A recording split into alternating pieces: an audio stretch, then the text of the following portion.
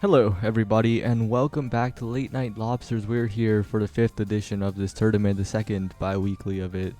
And maybe in 2 weeks, the name Late Night Lobsters might not even exist. But we have a bit of a spicy matchup for you today. Platinum exclusive versus Xian Shop. And I'm here with Frying Pan Man. Hello. Hey there. Hey, folks. I'm glad to be here, and I'm glad to be casting some Omega Strikers matches for you all tonight. Yeah, and our very first one's on Night Market, and these are two teams that I think a lot of people watching will generally know because Platinum exclusive, of course, is one of the Platinum exclusive rosters, and Xian Shop has had some very famous upsets over their past few tournaments. A lot of heavy hitters. I've seen some of their plays in previous tournaments myself, and I think we're going to have a very exciting match coming up. Definitely, but we're getting into it, and Night Market. Oh, yeah, okay, there we go. Night Market. This is a map that has been in competitive Omega Strikers for what seems like forever, and this iteration of Platinum exclusive plays a lot of damage, so it'll be interesting to see what gets banned. Probably the Kazan, given the character pool of Xian Shop, but if it isn't, that will be a big thorn in their side. Well, it looks like you guessed right. The Kazan is out of here, but Kai is also going to be leaving the field. I still think the damage is very good here for Night Market. We're going to see what they're going to mix up instead of the Kazan, though. Yeah, probably a Juliet here. Or Zentaro. Okay, the Druid Zentaro comes out, and of course the Mako as the goalie. The double brawler composition that we see on Night Market has been unlocked here. I'm interested to see what it'll be matched by over on the side of Xian Shop. Era? Okay, and X. So this is the double kitten versus double brawler. They are gunning for each other on Night Market. We're going to have to see who can outdamage the other and bring the match on their side. I mean, you put it perfectly. This is two kind of cringe compositions fighting it out, and cringe is another word for just good. And when there's a rapid fire start, the overall damage on the field will be incredibly high here. Yep, cringe but effective. Still pretty even on both sides so far, but Xianzu is going to get a first early barrier here. Going to be coming back over to Drew, getting the first barrier on the other side instead. Julok keeping up the defense, though, still having a good time there with Xianzu, keeping the ball over to Pineapple. Drew still keeping up a good offensive, almost getting it in with the ult, but they're going to get it out here. Guaimi's time to make it work. Xianzu a bit low, so going to have to watch that health, especially with the damage we were talking about earlier. Unfortunately, it's Pineapple going to be using that Mako secondary really well, getting it over to Drew and Midas, who are going to go and finally complete that kill on the Era. Yeah, and the KO is returned by Julak with a nice ensnare drums. Drew now with a flip in front of the net, but it is buffered and burned. Julak with great defense, and Gwimmy. That name, Omega Strikers has so many names that you think are pronounced one way but are pronounced another, and the Night Market Center proving to be a bit of a challenge for Platinum exclusive here. Whatever way you pronounce it, a lot of deaths on both sides, but it doesn't matter because Xianzu is going to use the striker advantage with a nice primary to get that first goal. One goal in, and this team is looking quite good. Even though they were the ones KO'd for Xianzu, went down. It didn't even matter to them, it felt like. They just kept on pushing forward, and Gwimmy and the magical maelstrom from Xianzu doing so much damage. That Swiss Might is taken off the field, and this 3v2 is looking very scary if Drew can't get both barriers here. Drew still, though, making it work, able to pick up the first barrier, not picking up the second. Now on its Pineapple to make the defense with the good Mako ult. Unfortunately, Guaimi is going to be taking that first barrier. Pineapple finding an angle out, though. Let's see if Drew can get it past. But not working out here. Guaimi going to get past the Mako secondary to get it in there. Xianzu keeping it up to Guaimi, not able to do so fully, though. Midas keeping it up with Drew, going over. Julok getting a good defense in there. Pineapple still got the burst on top of Drew, so the resource war is on their side right now. Alright, let's see. Going back to Pineapple, though. Going to be able to keep it up. Yeah. Drew almost came with the burst. It's a little bit of a weird situation, right? The stagger bars of Xian's shop were so incredibly low. Gwimi was almost taken out along with Xianzu, but they just can't confirm the KOs, and the KO that is found first in this round is actually in the favor. Well, not first, I think. Other KOs have happened, but the KO in that interaction is found by Xian's shop themselves, and Gwimi looking incredibly massive in front of the goal. Julak just saving everything as it's necessary, and Drew and Pismitis just can't maneuver fast enough. I understand. It's hard to keep track of those KOs with how easy it is to die against these comps, though. Gwimi has a good chance of getting a goal here if the ball can get back up to them, but it's up on Julak now to get it past Midas and Drew. Almost able to do so, actually getting it successfully. Gwimi's time now with the burst, seeing if they'll convert. Good dash into the burst, and a very powerful second point here for the team. Yeah, and I think Pineapple got a little baited there. It's super appealing to use the Mako abilities when the X is charging at you like that, but the secondary ended up sending it directly back to Gwimi, who had the flip available, and unfortunately even the Mako resources can't 100% save that. But on the other side, Drew and Midas starting to put together a little bit of an offense, but as soon as I say that, Xianzu, the mobility in the midfield, just overwhelming Platinum exclusive. This is looking like a 3-0 in the first set, not what I expected.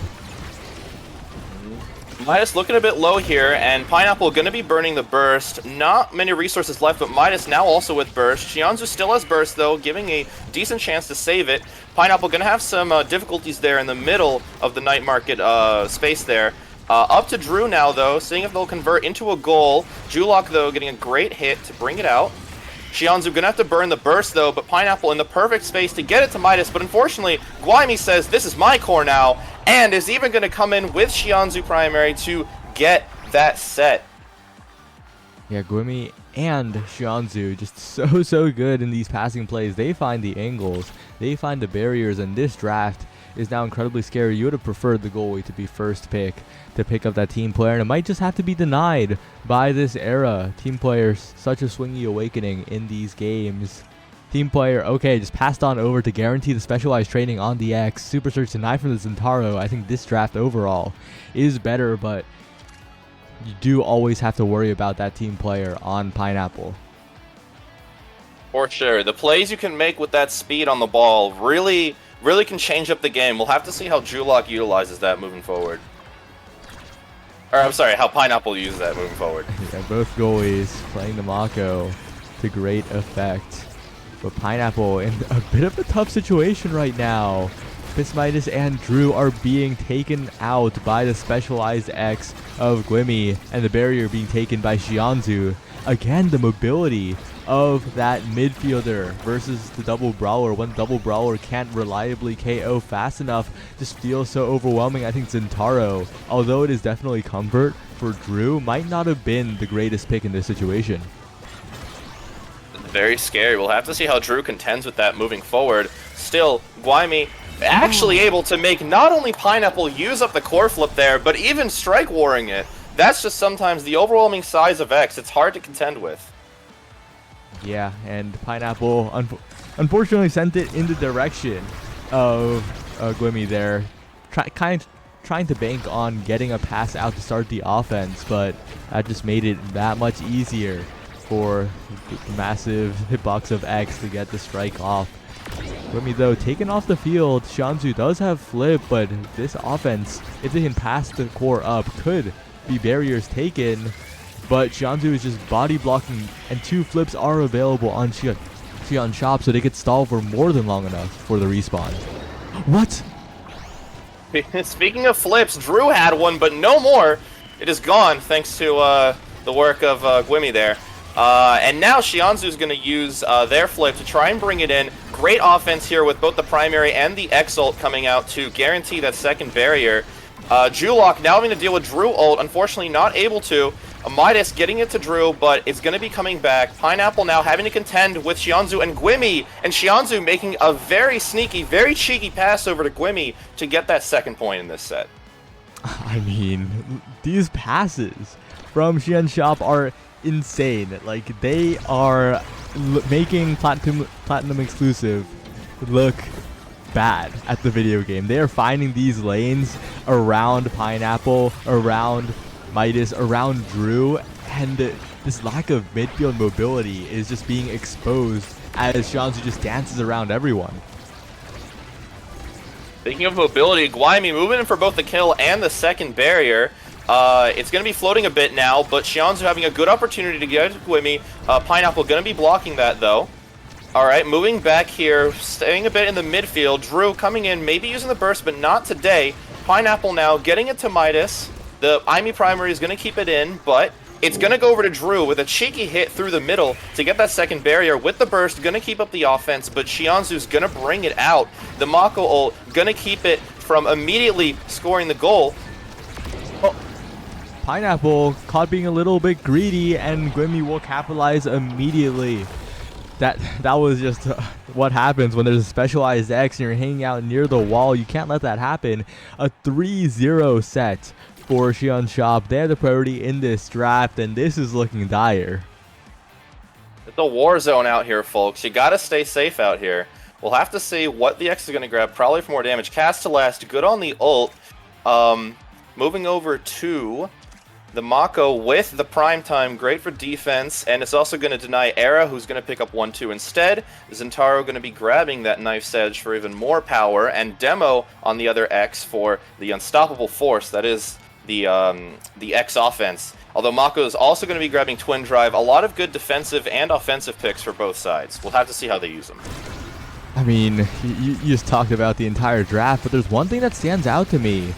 It's that Guaymi did take that cast to last, and that has me wondering a little bit, because they could have easily passed that cast to last down to Xianzhu, and that means Pineapple would have been forced to deny it if they didn't want the error to take it. Cast to last not really that great on the Mako character. The actual buff duration isn't a big part of the kit. It's more about the buff while you're channeling the ability, so which cast to last doesn't improve that aspect. And right now, maybe Platinum exclusive have scaled enough, but as I say that, Julak with a snipe through absolutely everyone off the Night Market Center. That's the first goal in the striker disadvantage. You don't always think of Mako as a ranged character, but that projectile can sometimes really do work. Xianzhu gonna try and bring it in with the primary early on, and Julak bring it in as well. It's on Pineapple's side now, having to contend with the swarming massive attacks that is happening in the midfield. Having to spend the ult there. Everyone is low, but Guaymi is the one that's going to take the full of it, dying here. Although we got to see Midas Giz getting the stagger back, but they'll have to stay careful. On the offensive advantage here for, but not for long, because Xianzhu is going to get a cheeky hit in for the first barrier. Drew is also looking really low here. A lot of health being exchanged on both sides. It's Guaymi and Xianzhu's turn to make the offense. That Maelstrom's going to come in, do a lot of work, but not enough for a barrier. Guaymi taking even more damage, maybe dead soon. Yeah, that stagger bar is looking dangerous, but this Midas not too safe either. And with that shrink almost taken out of the map, but Drew with the KO combo, and Pineapple will not let that barrier fall, keeping it alive. And they need to push with the striker advantage, but the respawn for Guaymi is almost here already, and Xianzhu just winning every single strike war, getting the beam out as well. And it's just so difficult for Platinum exclusive when they're losing all these interactions. Guaymi is even taking the midfield, and Drew's gonna have to make some magic happen. Does take the barrier, but the goal is still open. They need to get this goal here. They need to start the comeback, and that passing play will start it. Yeah, Drew had a lot of great opportunities to make the offensive there, and it shows. Getting a nice goal here and finally putting Platinum exclusive on the board. We'll have to see if they can keep it up, though, moving forward.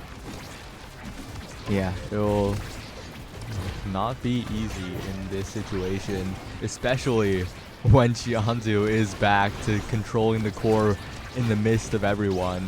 Guaymi, though, looking a little low, taking so much damage, but that's a lot of abilities burned by Drew and Midas. No, still saving the Bull Rush for the KO. And now that the damage war has gone the side of Platinum exclusive, it's a lot scarier for Guaymi to play.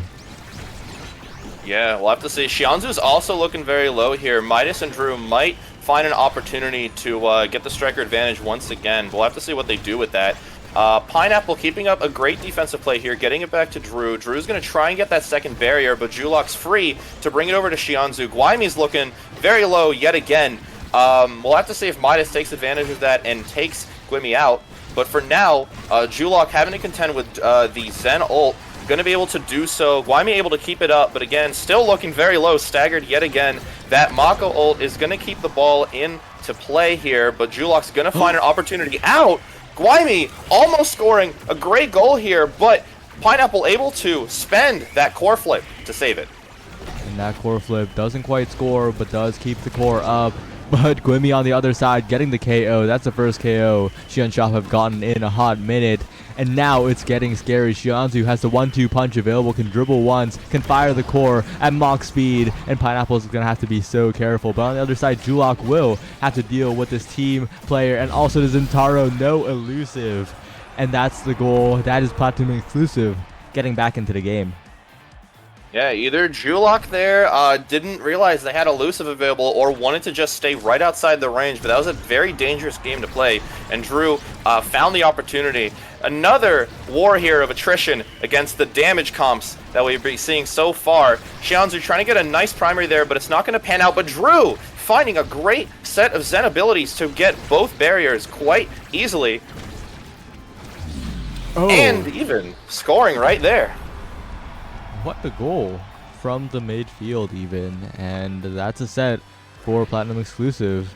This draft could be very scary. A lot of the power picks for the Brawlers have already been left behind though, but things like Stagger Swagger will probably be denying the Chrono Boost from the era and taking it for the X here, but if the Stagger Swagger is picked up, I wouldn't be surprised either, especially on the Zentaro, because the additional speed and of course the durability, it's just so incredible in a matchup like this. Stagger Swagger, I think, the only true defensive awakening left in the entire game, and it's picked up by Drew, uncontested, Monumentalist opted for by Xianzu, and I think Drew will just take over this game.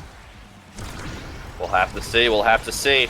Xianzu getting an early hit past Midas there, although again the damage is coming out on both sides. Drew finding a great opportunity with the charge Zen strike to get that first barrier. Alright, a good defensive game being played, and unfortunately though for Xianshop, that is going to be a death here, putting them in the striker disadvantage. Drew going to be using that to get the second barrier. Have to see if Julok and Xianzu keep up a great defense. Guaymi is back though.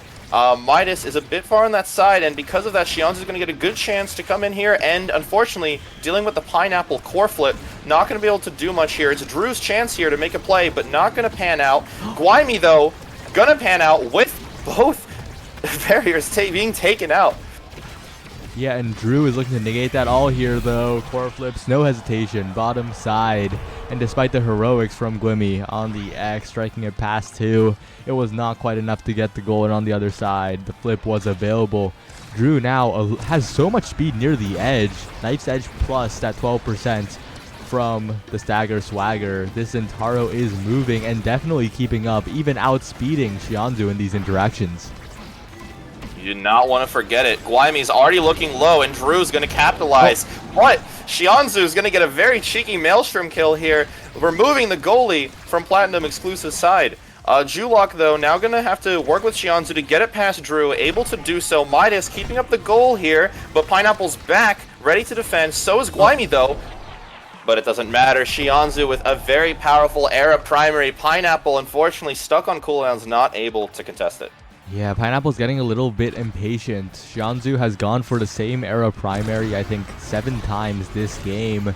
And Pineapple's just getting a little bit too obvious with the strike timing, a little too impatient, hitting first, which means that the era beam, the bewitching beam, will just get the barriers and get the goals. But, you know, you don't have to worry about that. If Xianzu is off the map, Julok's going to have to sacrifice the bottom barrier, stalling as long as possible with the ensnare drums. You got to watch out for that Drew core flip. When the barrier goes down, that Zentaro will be looking to score. But Xianzu respawns.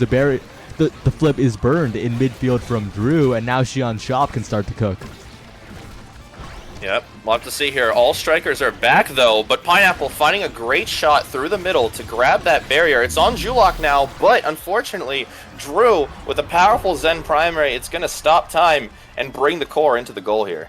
And Drew, this comfort pick is paying dividends. I was a doubter, but this guy knows how exactly to space out the goalie with the special and just create scoring situations when the core is drifting in the center of the net. Drew, though, has to be a little bit careful, but remember that stagger swagger, making it so that Drew does not have to worry nearly as much, already regenning so much. But on the other side, it is Gwimmy taking the barrier and creating a chance for Xianxia. The Storm, it's a very powerful tool, especially with how Xianzu is making use of it. Midas going to try and strike ward Gwimmy here, but it's fortunately not going to pan out. Gwimmy finding a very good shot into that top corner, making it 2-2 here in the set. We'll have to see if Platinum Exclusive can bring it to set 5, or if it's time for Xianxia to take the full point. Yeah, this is a critical point in this game, and that magical Maelstrom guaranteeing the top barrier, beautifully played from Xianzu, but you got to be a little bit careful. Almost a double barrier coming out from Platinum Exclusive. I think Platinum Exclusive fans were kind of wanting that one, unfortunately falling a little bit off center. Gwimmy now midfielding with the X Maximus. Pineapple smartly sending the core away from the rampaging X and away again, but Xianzu continues to press forward even while staggered. And these passing plays that are enabled by that Xianzu with the stagger bug, but the era is unstaggered for now. Drew has the flip available, burns it, it's buffered, and with that KO, Xianxia are looking to close it out. Still, though, it might be anyone's game here. Both are looking pretty low. Gwimey having to spend the burst, you don't want to lose it. Able to keep it in, though, due to Xianzu helping in the back line. Pineapple spending the burst, not picking it up, unfortunately, but Julok and Xianzu being a great defensive era against Drew and making it over to Gwimey, unfortunately passing it over to Midas. Xianzu's going to keep it in, though. That Bullringer almost bringing it into that second barrier, but not quite. Pineapple making a great defensive effort, but you gotta be careful because I just checked the weather report and Xianzu's Maelstrom is here to kill Pineapple and also picking up the second barrier. But still, Midas says, never mind. And never mind yet again, because unfortunately, despite resetting the striker advantage, Julok is going to find a very clean hit into the goal, into that small space where they weren't checking, unfortunately.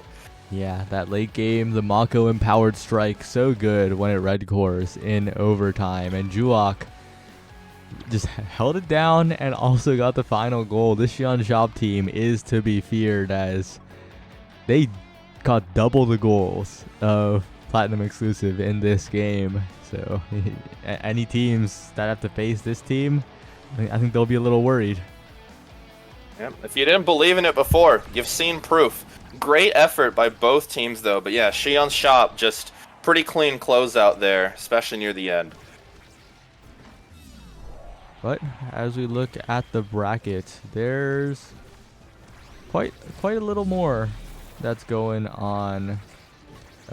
There's certain matchups that I have my eyes on.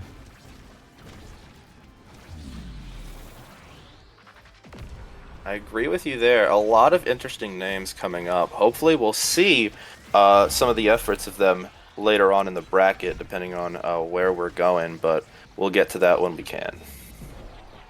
Yeah, it looks like we're lobby hopping. Let's get out of here. We're joining the soon-to-be strikers and 2.5 women. I'll ping up the code or whatever. Thank you very much. That's interesting. That's the first code that I've seen that's lowercase. Oh, no, that's not lowercase. That's a capital I. Yeah, that is a capital I. By the English language. Truly, a very devious trick from the Omega Strikers game. That's one part of the lobby code leaked. Oh, but this is interesting. Liari is in for Soon-to-be Strikers this time against 2.5 women. Very interesting, definitely. We should be getting into the game pretty shortly.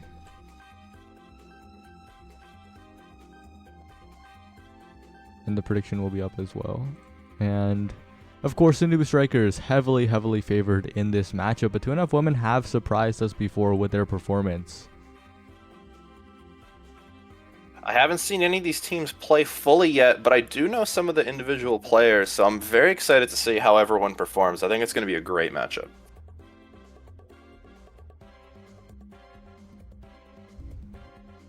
Yeah, and this 2.5 Women roster, they started in OSAS. They did quite well in their time there. They've long since graduated, and I think this was one of the more hyped up rosters. I think similarly in the vein to Xion Shop, not to that extent, of course. Xion Shop, I think, the biggest up-and-comer story in Omega Strikers. But 2.5 Women, they've surprised, I mean, I'm repeating myself, but they've surprised us before, and they could do so again. It's fair to repeat yourself when it's true. I've definitely seen some great games from Xion's Shop, but that doesn't mean there isn't room for more than one team upset. I'm excited to see how they perform after what you've told me.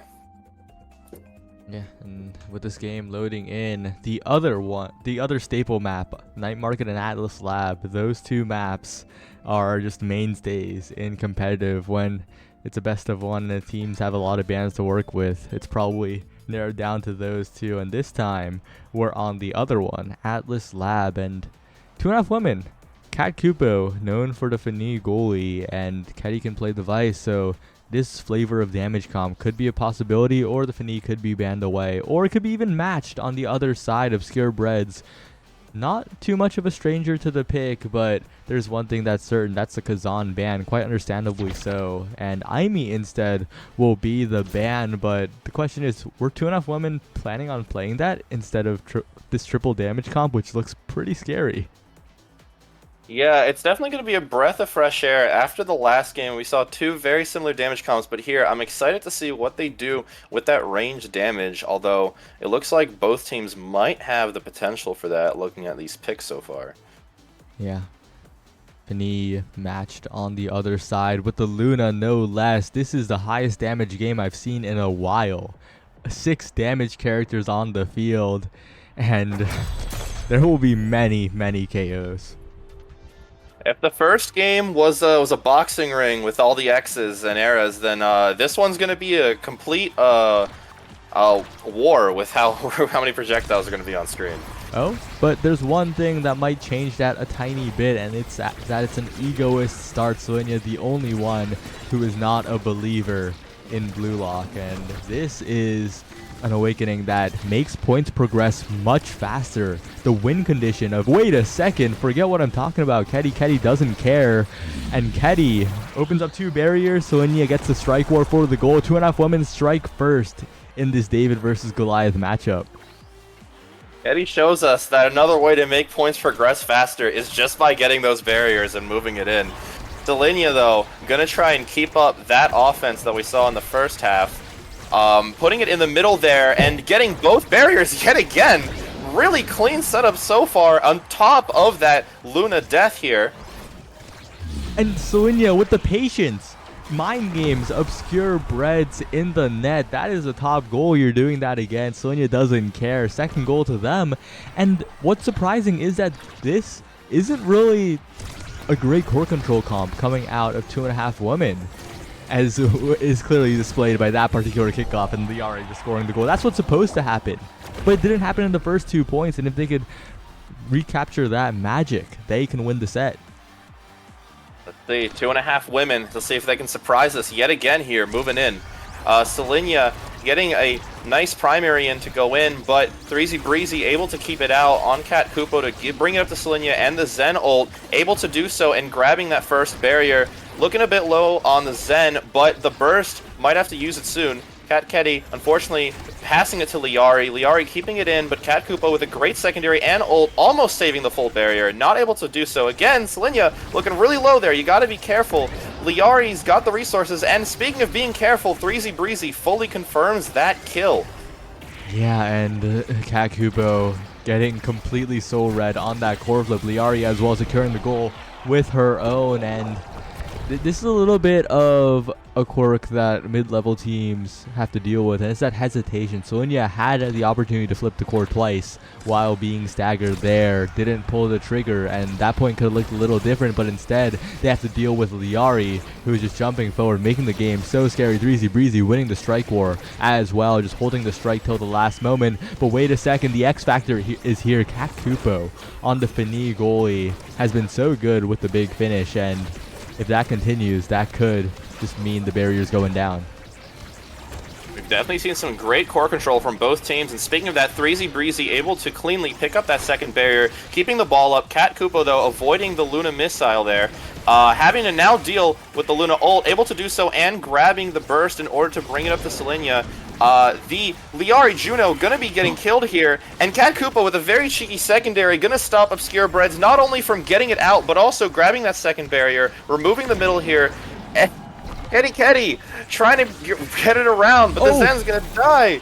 And Obscure Bread's primary, unfortunately, just out of reach from the core. Great shot placement too. If it wasn't there, it would have been blocked by the primary from Obscure Breads. And with that, a huge first draft for 2.5 Women. A lot of the picks they want come up, and a lot of unfortunate denies will have to be made. The rapid fire probably the pickup here. No, the hot shot taken away might be a little bit of a mistake, because rapid fire is scary, and Juno has many other ways of getting core speed. Super Surge, though, passed down to Selenia. That is a big power pick, and of course cast to last for that stun duration on device. You'll always take that, but that first pick, hot shot versus rapid fire, I think that could come back to bite them. We'll have to see how Liari goes into the later drafts, but speaking of the now, Selenia able to get that first barrier very cleanly. The ball is being kept on that side. 3Z Breezy looking a bit low. Ketty gonna try and take advantage of that, grabbing the ult. Unfortunately, not gonna kill. Good corner placement by 3Z Breezy, and speaking of corner placement, both barriers gonna go down on Cat Kupo's side. Selenia still looking low, and Cat Kupo gonna try and use the primary, but unfortunately not gonna work against that strike war. 3Z Breezy getting a clean first point here in the set. That's what 3Z Breezy does. You know, he's been on this Luna for quite a while, and he knows exactly what's gonna happen. Of course, the fundamentals, striking away from a projectile as well, but right now the real demon, it seems, is Liari. They're pumping damage against the Juno, but it's still not quite enough. And a great special coming out from Cat Kupo. That's exactly what you need. The flip, no hesitation from Selenia, and they get it past the Fini secondary as well. A very clean set of Zen specials there, bringing it in, keeping the core close. Obscure Bread's not able to get a lot of chances to get it out, and Selenia's going to take full advantage of that to fully go in for those points, and even pick up the first barrier here at the start. Yeah, big barrier take, especially since the Sunubu Strikers have been a little more effective in that aspect of the game. Ketty now trying to find a passing lane, but these slimes from Liari are just taking over. But the barrier still stays up. Cat Kupo defends with the help of her teammates, and now it's up to Selenia to stay alive. Body blocked by Ketty. 3Z Breezy can't get the KO, but you gotta watch out for the center, Selenia. Don't get blown up. Damage onto Liari. The flip will get the barrier, but that's a resource expended on the side of Sunubu Strikers. 2.5 Women sitting a little pretty. Yep, Liari gonna try and throw in a slime there. Not able to fully connect, though, for the goal. Still, it's Liari's turn on offense. Cat Kupo gonna try and use the ult there, but the ball's gonna just slide out just a bit. However, Ketty getting a nice shot in and almost trying to kill with the ult, but gonna be killed themselves instead. Cat Kupo, great burst there to keep the ball up. Obscured Breads, though, gonna have to contend with Selenia. See if they can pull it off, having to spend the burst here, going to Liari, and Liari using that slime to redirect the ball right between the two members of 2.5 Women, and it's gonna bring it in for another point for the Obscure Breads team. I mean, the Sunubu Strikers getting that goal felt so bad, because that Juno doesn't even have any core speed awakenings. That's just overtime Juno for you, and Liari played that situation perfectly. Cat Kupo and Ketty didn't react in time, and that's unfortunately just what happens when you're playing against a team like this. You gotta deal with those situations, and Selenia and Ketty are feeling the effects of the coordinated damage from Sunubu Strikers. It's just so much, but a great Supernova covers it all. Obscure Bread saves it there. that's the types of saves that you need to see from your goalie, and the KOs as well. The Sundubu Strikers, you know, they're a North American Strikers League team for a reason. But Obscure Breads, almost a scary situation getting it out of there. Yeah, Finny's secondary can be pretty scary for both sides sometimes, I feel like. However, 3Z Breezy now with control of the ball, not able to get it past Selinia. It's on Obscure Breads to get it over to Liari. It's 3Z Breezy's turn yet again. We'll have to see some projectiles come out. Selinia looking really low, gonna have to be careful here. Great uses of the Aimi ult on both sides. Unfortunately, we talked about the scary situation before at the secondary, and Cat Kupo's gonna find themselves in it with that unfortunate set of slimes to capitalize on that, and getting the set for Sundubu Strikers. Yeah, Sundubu Strikers taking that one, and you know, this is not great. The Deadeye available is so scary. Might go for the missile propulsion, but no, it's just Deadeye. Missile propulsion will just be the consolation prize for Cat Kupo, but this means that Juno is free to deny the Stagger Swagger away from 2.5 women. Sorry, oh my, there are a lot of teams in this tournament. And importantly, Sundubu Strikers get a lot of damage and they deny the Stagger Swagger, and the Ari possessing it also becoming much more durable. This just means that the damage war is swinging severely in their favor, especially with the prize fighter on 3Z Breezy as well, who already has extra special. 2.5 women might just get KO'd on cooldown here. So Cat Kupo keeping up a really good defensive front, able to get it over to Keti Keti. Having to get past Liari, able to do so successfully, but it's Liari's turn yet again. The Juno coming in, but not for long, as the Juno is dead. Not much you can do with slimes there. Cat Kupo keeping it up, however, having to contend with 3Z Breezy, able to do so. Keti Keti almost picking up that first barrier, but not able to fully connect. Great defense from Obscure Breads. Have to see if they get another chance here, but the ults from both Finnies are coming out to shake things up. 3Z Breezy gonna find a time within all of that to grab that missile and score the second barrier. Keti Keti looking real low, but it's 3Z Breezy's turn to make another offensive push. Really good patience, and Obscure Breads secondary gonna be able to kill, but unfortunately also leading to both barriers going down. Liari, however, saying, I'm taking control of the game, getting that first point for Sundubu Strikers. Yeah, reading Cat Kupo like a book, and the Sundubu Strikers looking pretty calm, cool, and composed. I've been alerted that Liari's playing the first half of bracket, and Grumella, the usual midfielder for them, will be returning for the second. But that doesn't matter when 2.5 women are playing it so well. Both barriers going down, they find the KOs, and Liari Stagger Swagger doesn't matter as much. But never mind, the Stagger Swagger doing its magic. Liari healing all the way back up, and Keti is the one who has to be careful here. Selinia going for a play, barely builds core flip, tries to send it through, but Obscure Breads has already read that timing, and now 3Z Breezy is the one who will look to score the goal. Ooh, and speaking of deaths, both members of 2.5 women are unfortunately going down. A great offensive push on the first half, but it looks like Sundubu Strikers is trying to take it back here. Gonna have to contend with that striker disadvantage, and Cat Kupo almost being able to block it, but the primary is not going to be able to work against that Devious Slime.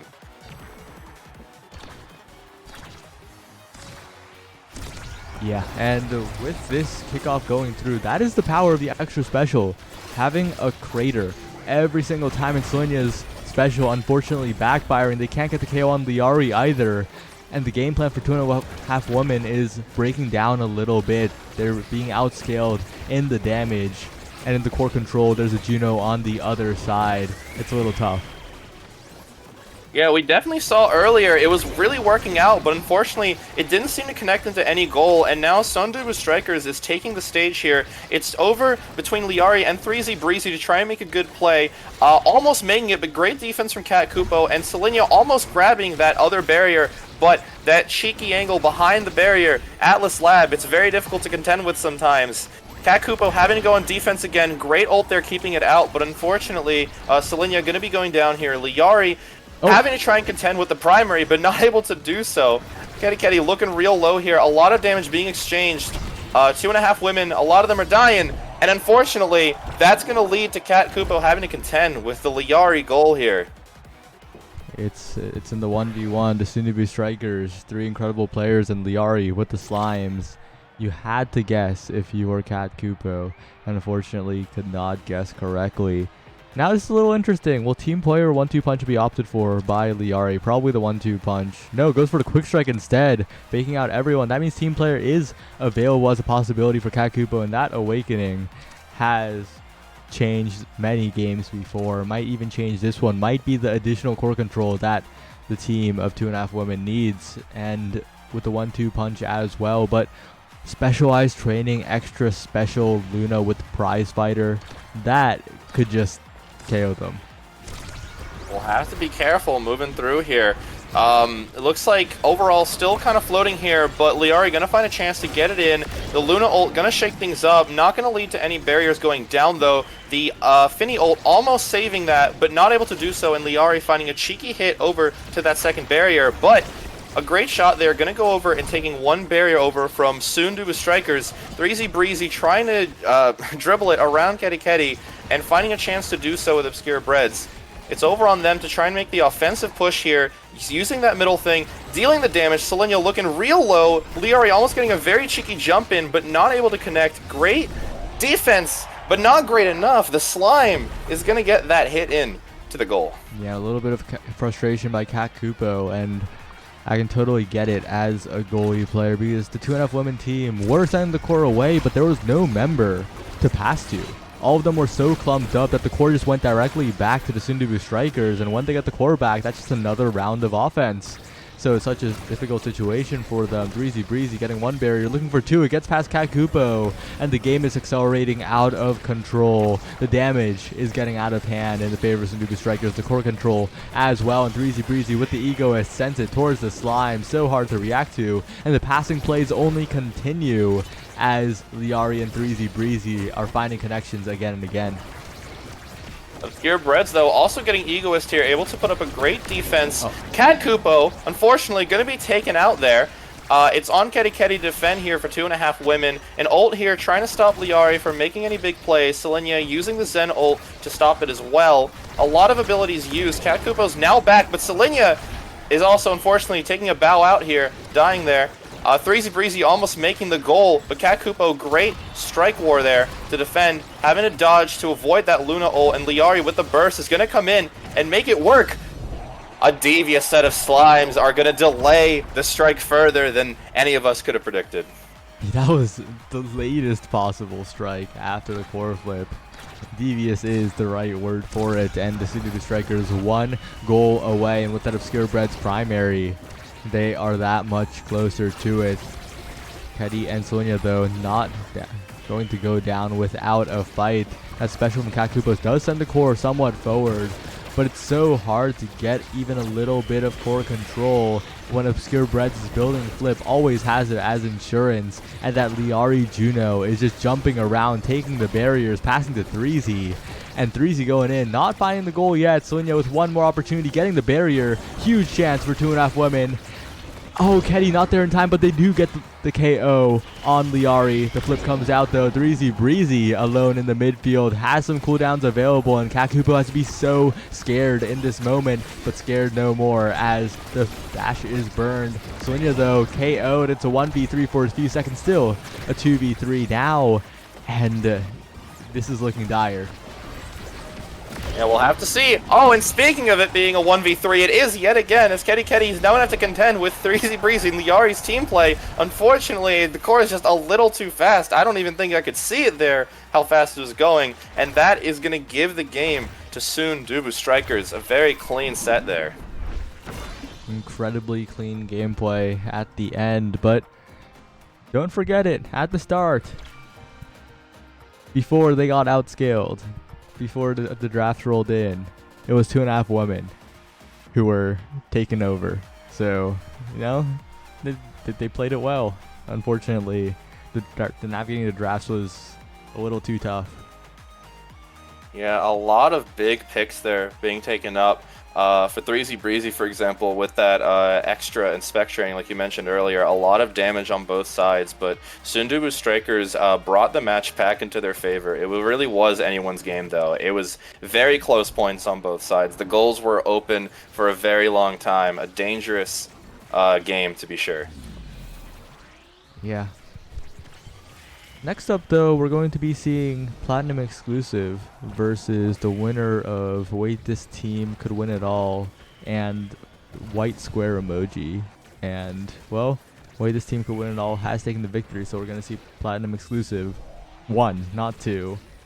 The roster that has Fudgy Waffles, Baga, and Cows. Oh my, this is definitely a roster.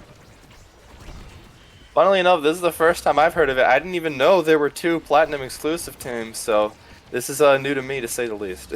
But I'm excited to see how they differ from the last game we saw with Plat 2 non-exclusive. Yeah, it's a little funny because the North American Strikers League rules allow you to have a very big sub pool to minimize emergency situations where teams can't field any players. So Platinum Exclusive just actively plays all their subs, and that means there's enough players on the roster that are active to just have 2 teams for weeklies. It's pretty funny. That's very fair. Well, either way, I'm excited to see what all of them can do. A lot of great games so far, and I think we got a lot of great games coming up. Yep, and the next one is going to arrive. We're going to leave this lobby, hop into yet another one. I should probably add you on Omega Strikers, but my friends list is so full. It's insane. That is fair. Liari has told me the same thing, so I understand that multiple people have had this issue.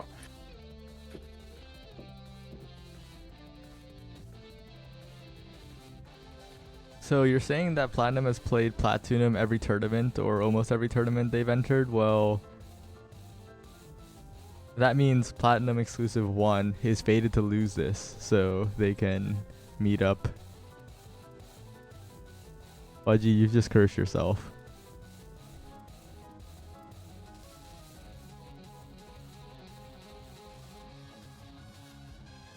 Wait, it's a wave emoji? It displays as a white square on my side. What's going on? Huh? It's supposed to be a wave emoji? Is it because I'm using the night mode plugin? No, no, it's clouds. Wait, on my side it's... I'm lost. I can't keep up with the emo team names. The clouds of fate. They're coming in. It is also clouds for me, if that helps you figure anything out. Okay. I think we're correct here. I'll just assume we're correct for my sake. Because if we weren't, then I would have to check my eyesight.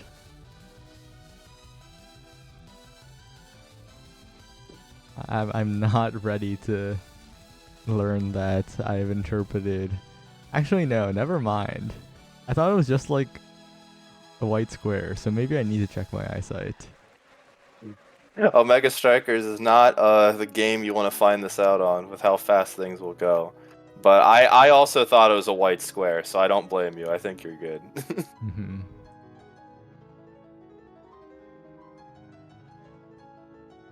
Achi says, isn't a cloud just a wave in the sky? And she's so right.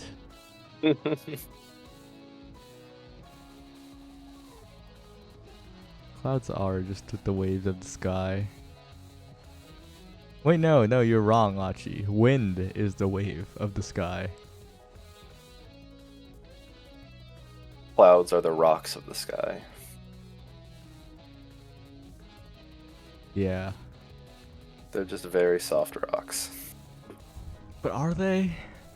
Well, I don't know. I'm trying to follow your metaphor here. I'm doing my best. I don't know what I'm cooking. I'm just waiting for this map pick ban to happen. We're cooking some amazing content here for y'all about clouds and waves in the sky. So I hope you go to bed tonight after Late Night Lobster thinking, what did that metaphor mean and what it can mean for your Omega Strikers gameplay?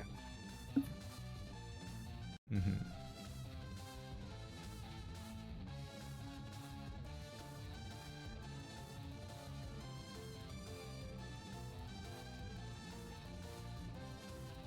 But these teams, as the Mega Strikers players are, taking a hot minute to map pick ban, and I think there's no, okay, Fudgy is cool. Fudgy has banned the Night Market. Fudgy from Platinum Exclusive 1, which means that we're either going to go to Atlas Lab or we're going to see a new map from the pool. That could be very exciting. I was just about to ask, are there any maps you would like to see that are an Atlas Lab or Night Market? I'd like to see Inkies one of these games. Inkies that would go hard. I agree with that. Yeah, there's a lot of teams that enjoy Inkies quite a bit, and even more teams that don't enjoy Inkies, but the teams that do enjoy Inkies perform incredibly well on the map. Very fair. Seeing a lot of the damage so far, I'd be very curious to see a Taiko Temple game one of these days. I think that could gel very interestingly with what people have been cooking up. Yeah. Oh, but Inkies is off the map, and there's... Zay Forever has just banned the same map that Fudgy Waffles banned like 3 seconds ago. Omega Strikers players are not beating the can't read allegations. It's over. Amazing teamwork from both sides here.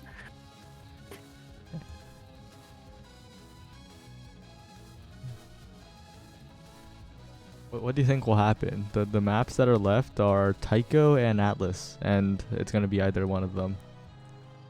You know, I'll believe in my faith in Taiko Temple. I don't have any specific reasoning for why it'll come up. I just want it to happen. Honestly, same. I don't want to see Atlas Lab again. Not because I hate the map, but because variety is always nice. They say variety is the spice of life. Mhm.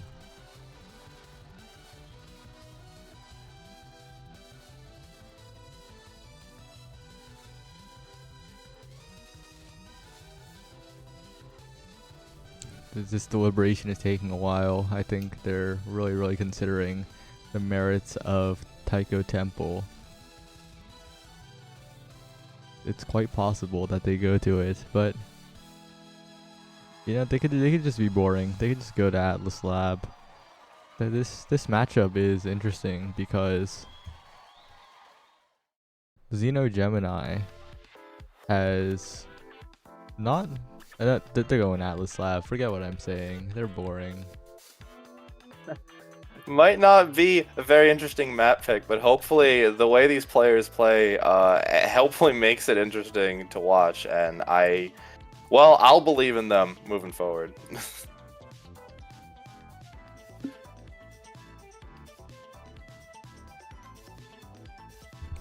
They're saying we can't show our Tycho comp, and well, Atlas Lab it is.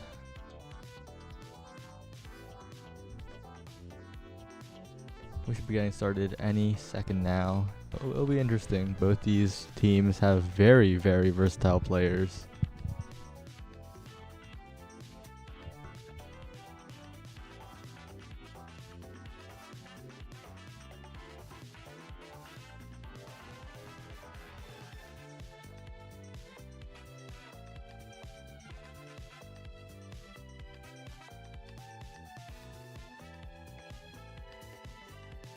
Striker Kai in the chat. His teammate Xeno Gemini coming up in this game. What happened, Mr. Kai? You're not here. Your teammate has abandoned you to play with Zay and Josh. But we're getting started. No more yapping. You don't have to hear me ramble about things and forcing Frying Pan Man to try and keep up with my tangents. Don't worry, I got you. I'm doing my best out here. I'm just excited that the match is starting up. Let's see what we got cooking. This is a duo, the Cows Fudgy Waffles forward duo, that can play damage again like we saw last game. My question mark is on Vaga though, that goalie pool. Yeah, with the now ban, they are going for a lot of KOing on the side of Platinum Exclusive. And if Vaga can support that, that will be big, but Cal's signature Zentaro is banned away. They might just go X-Era. There's a non-zero chance they pivot to that.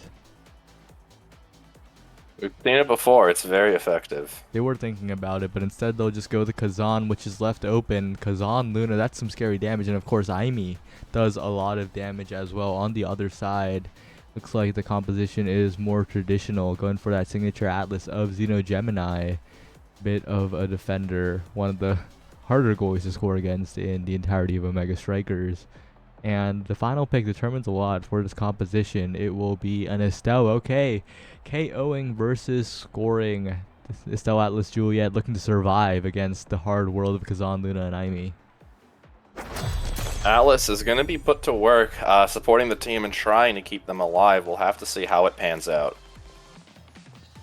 Starting Awakenings are built different and timeless creator. And this timeless, such a massive benefit for Vaga. Xeno, unfortunately, not as happy with that particular starter Awakening on the Atlas. She would have wanted something better and less beneficial for the Aimi on the other side, but Fudgy Waffles is the one taken low, and that's as expected. This composition at level 1, Luna doesn't have Crater, and Cows can't unlock the full potential of the character, can only use one form on Kazan. But will hit level 2 soon, and the moment that happens, the game will get a lot scarier. Yep. Still, Cows is keeping up a good offensive here. The ball's coming back to Fudgy Waffles, and speaking of an offensive, Estelle's looking a bit low, but Zay Forever is going to be staying alive thanks to that Atlas ultimate. It's Josh's turn to use that Juliet ult, getting a clean second barrier here. With the striker advantage, it's on wait, this team could win it all to bring it up, but the striker advantage is gone now. Cows is back, trying to make the Kazan plays. It's still Josh's field to hit it through that Aimi ult. And Platinum exclusive, not respecting Josh at all. Strike warring the Aimi turret was just another day on the job for Josh. Go wide open into the bottom side of the net. But the one who has to worry now a little bit is Zay, getting chipped out by the Kazan. Very little meter available. Vaga trying to blow up the center, and Fudgy Waffles will confirm the KO center damage or not. Josh can't return the KO, and that means that the barriers are looking very scary, especially when Vaga is throwing out those glitch pops. Speaking of the barriers looking scary, Fudgy Waffles is going to pick up that second barrier. Going to throw the ult to try and deal that damage to Josh. Josh having to either use the burst here or possibly die before it happens. Zay Forever, though, until then, is going to keep it up. Josh going to try to find a dash punch, not able to do so, but still, they're working together, able to get a clean goal. Zay Forever, though, going to time a great play with Josh here, hitting Fudgy Waffles out of the way, and Josh finding the shot in between them. That would be very hard to counter. Yeah, Fudgy not seeing it coming, and even with the elusive, the comms could have covered for that as well. So, great team play coming out from what this team could win. Does not look like a pickup team at all with how they're playing. Both barriers going down, and Vaga burning the Cyber Swipe, which means Zay Forever looking very, very powerful here. Josh waiting out the glitch pop, looking to make another play, but it is instead Cows looking for both barriers, but only getting one. Tragedy for Platinum exclusive. Yeah, I love what Cows did there, using that Kazan primary. Even though Xeno was in front of them, it didn't matter. The Kazan hook just works really well, but it doesn't matter because this team could win it all. Is going to use the Atlas secondary to keep the ball up, and Josh to bring it in for the first set. Just a great play here, but this draft is a little interesting. The Juliet might even want to deny the team player here to shut Platinum exclusive out of a way to come back in the game, but no, Big Fish is taken, which means team player on Vaga, that X factor that we always have to talk about. And this draft is very, very sparse. 3 sparks on the board means that teams don't want to be stuck with them, but unfortunately, with the only creation user on Platinum exclusive being Aimi, they won't be able to deny the Monumentalist and be forced to take the Spark of Strength onto Kazan. Not a bad pick by any means, especially in closed form striking for that Kazan, but still quite unfortunate that Xeno Gemini, despite being last pick in a 3 Spark draft, still got to pick up the Monumentalist. We'll have to see how both teams bring it to light. I'm sure they can use it in a very versatile fashion. Speaking of that, though, Zay Forever and Josh going to work together to pick up that second barrier. Wait, this team could win it all, could be getting that goal, but Zay Forever is going to have to try to do it alone, along with Xeno Gemini, to defend against Fudgy and Cows after that death. Great offensive play by them. The Kazan strike box very deviously keeping it in.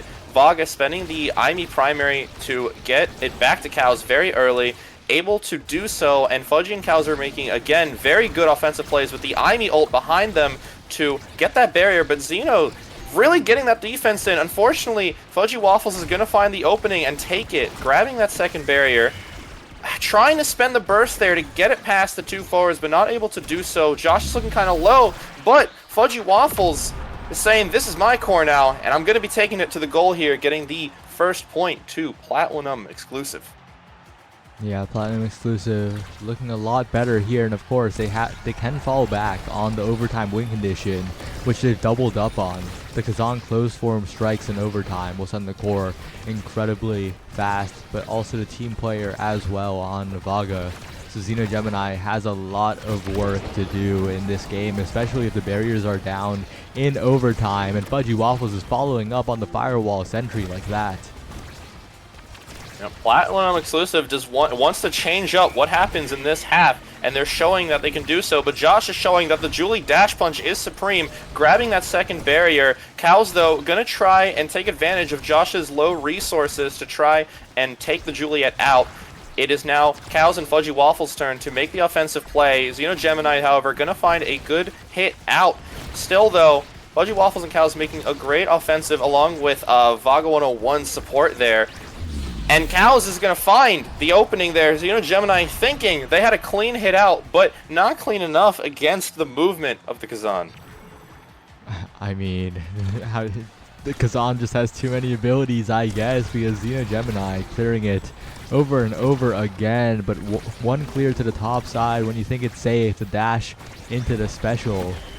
And that's all it takes. Fudgy Waffles going for the KO onto Josh, but dips and dodges, ducks away while going for the orb, and Josh stays alive. Even if he didn't, the res was there as well, but miscommunication. Two flips used on the side of wait, this team could win.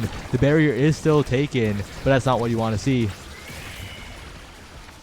Well, gonna have to spend their core flip here. Xeno Gemini now having to get away from Cows. Kazan plays yet again, able to find a really nice hit in between the barrier and the Kazan open primary to do so. Vaga having to defend, almost dying to that burst, but still just keeping enough health to do so. Still, it's the offensive turn of Zay Forever and Josh, but Josh is going to have to move back, still able to keep the ball in. But Fudgy Waffles is moving in with the burst, and Cows with the Kazan primary going to be enough to take Josh out for a bit. Zay Forever and Xeno going to have to try and defend here. Able to do so really nice. I love the plays coming out from both sides. Fudgy Waffles' turn. Josh coming back, though, to bring it in. Zay Forever trying to make it work with the Julie primer, almost making it do so. Cows, however, going to be able to get that ball back with the core flip to bring it in. Oh, no! Barriers. Vaga thought Fudgy Waffles had it, but Fudgy let it slip by to Vaga, probably wanting to utilize the team player there. That, again, the communication not there. And that miscommunication meant that the goal sailed in a point where Platinum Exclusive should have just taken the set. Now, with the way this team could win, having a way back into the set, it's getting a lot scarier. Wait, this team could win it all, is going to try and make it work here. They forever going to try to spend the core flip, but unfortunately it's just going to miss. Vaga and Cal still have a great chance to defend it, and they find the opening to do so. Josh is going to take the time to do damage, but either way, the first barrier going to be getting picked up over here. Vaga and Fudgy Waffles able to get the ball out. Cal's able to help in getting that second barrier.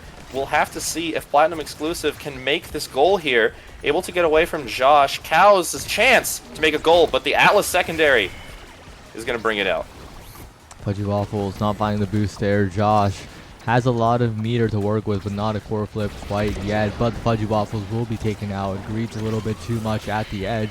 Xeno with a goal line flip, and the Crystal Thorns by Vaga. The special by Josh. Flip not even utilized.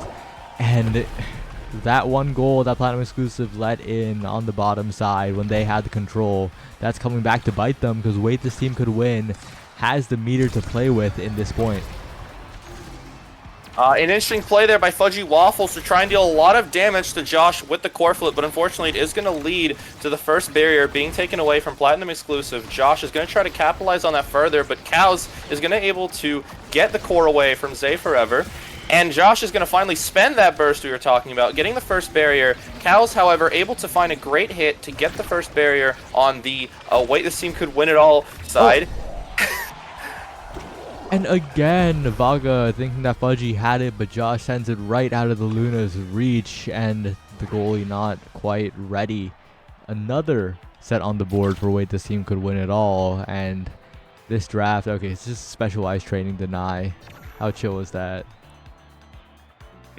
I cannot keep up with these rounds. They're going very fast, but yes, for sure. Spec training is going to be denied, but we've got Egoist out here. We're going to be seeing a lot more burst from Kazan. Julie with the Stagger Swagger is going to be staying alive. We have been seeing Fudgy Waffles go for Josh quite a lot here, and possibly even more so with the Missile Prop pick. Also, the Cast to Last here from the Xeno, going to be getting a lot more defense here, so a lot of good picks all around. We'll have to see how they use them. Yeah, and Xeno has triple creation, and normally that wouldn't be super notable, but that additional duration on the Timeless and the Cast to Last actually might matter a lot for the Expanse now. Probably not that much, would have probably been much happier with getting Speed Awakenings or whatever, but this Atlas Expanse does get a little bit scary, and of course the healing as well affected by all of that. But forget about that, the offense from Wait, this team could win it all is the spotlight here, and Josh in position, the strike warring Vaga for that goal. Don't need burst, don't need abilities, just hit it right in. A very clean goal from Josh, and now Josh has the burst. That is a very good thing, but it's also going to be dangerous because we're already seeing Fudgy Waffles going to be trying to find a kill here. Josh is going to take some damage, but is also going to pick up that first barrier. Cows is going to be moving in, but also Vaga is going to be moving in with that I-Me dash, going to be grabbing it in for the first barrier on their side. Vaga, unfortunately, not able to get a good clear, and it's going to lose both barriers. Platinum Exclusive's goal is now open, but Fudgy Waffles able to burn the core flip still. Zay Forever has very good control of the ball on top of getting it to Josh, and Josh, the strike wars, we've seen it before, and it's coming here yet again in a great play for that second point. Yeah, it's just dominating performance from Wait, this team could win it all. They could win it all, and they're proving it right now.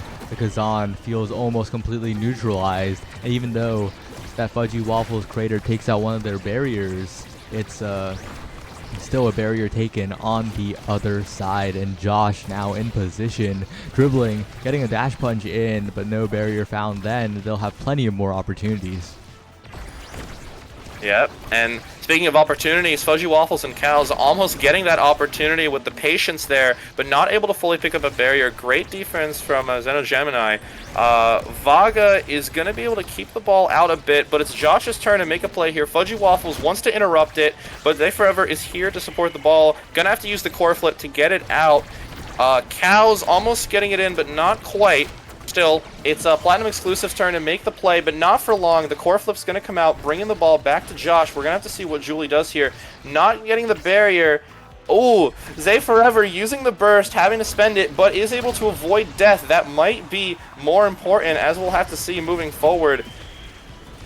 Yeah, avoiding death there is huge, especially against a composition like the one on the other side. Cow is trying to use the Egoist, but will just get KO'd by Xeno Gemini, who sees it coming from a mile away. The barrier still will be taken. An opportunity if Vaga or Fudgy can get it past, but Josh has flip, and the defense flip will have to come out, and the flip on the other side defended quite easily by Xeno Gemini. Overtime should be where the team of Platinum Exclusive is favored, and there it is, the closed form strike is good, but there's still a mountain to climb for them. Josh will have to be careful moving in here. Not a lot of energy for the evasive. Zay Forever is closer, but still not yet. So we might be seeing a lot of damage coming out. Already, Josh is going to get hit by that ult. Moving in, though, Cows is also going to be taking a huge hit here. The Atlas secondary, unfortunately, not stopping that barrier from coming out, but Josh and Zay Forever are going to make a great play here to take out both barriers in a couple of nice fell swoops, having a striker with Fudgy Waffles, able to get it to Josh. The striker advantage is gone, and Cows is going to be grabbing the ball, trying to move up, but Josh is going to block that secondary. It's Josh's turn again to make the play. Vaga, however, saying, no, you don't. I'm going to use my secondary.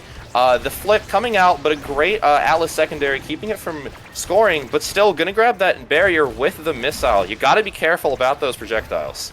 Yeah, so hard to notice, but the Lunar Rocket is quite deadly in those scoring situations at the bottom pocket. And Fudgy Waffles aiming the secondary perfectly. Platinum exclusive, 1 goal away from continuing this game, staying alive here. And wait, this team could win it all is looking a little foolish, as they might be letting a game-winning opportunity slip away.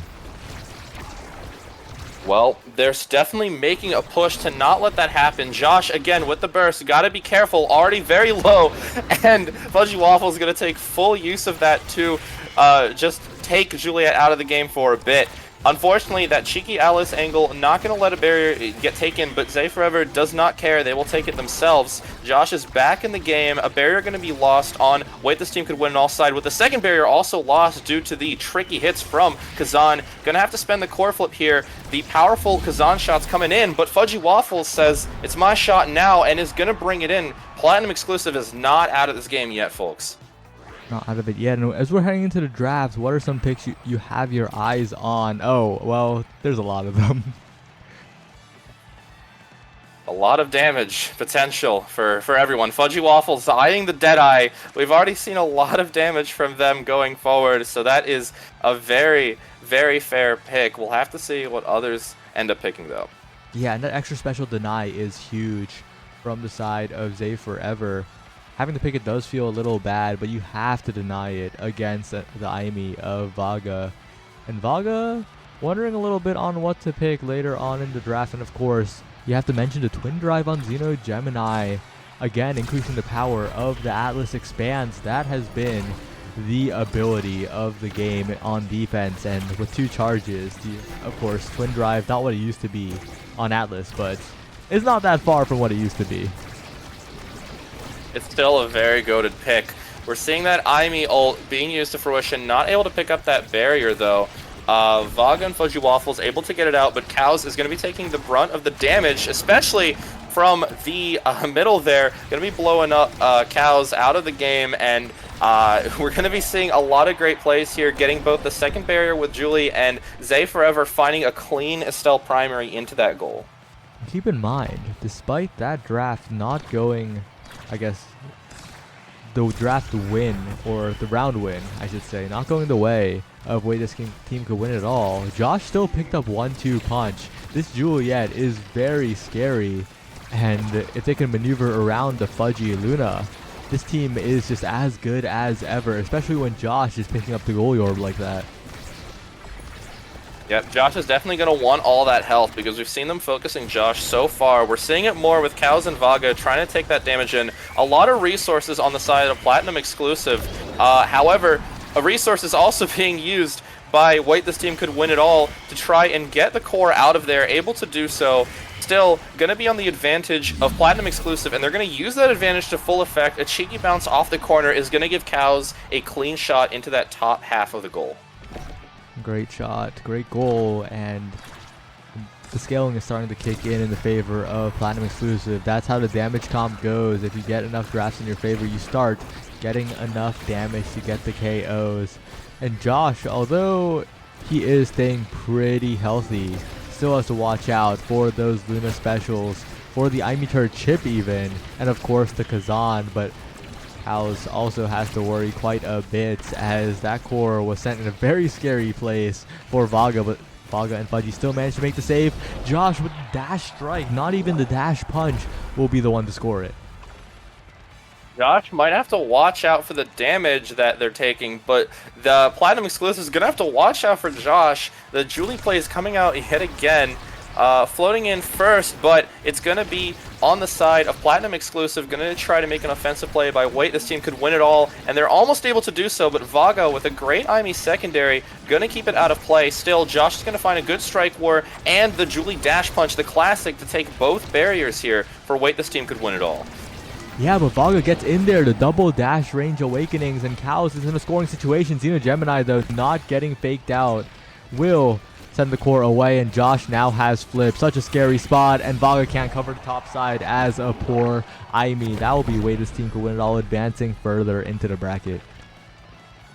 It turns out, Wait, this team could win it all, really could win it all, and I think they had a very clean victory. We did almost see Platinum Exclusive bring the momentum back, but it seems like in this last set, Wait, this team could win it all, found their footing yet again, and they just took it right there. Yeah, and it's sure to be an interesting game coming up next, because they're against the Off-Rollers, and that might be our stream game. But Josh, when Josh was in position, it was looking very dominant. Yeah, Josh made a lot of really great plays here. I think it makes sense why Platinum Exclusive tried to focus a lot of that damage onto Josh in that latter half, and it definitely worked initially. I'm very curious, though, why the momentum ended up swinging back the other way. I think Josh just decided, I'm going to start making plays before I die, and that's when they were able to get those points, and a lot of great teamwork on both sides made the games very even, but not even enough.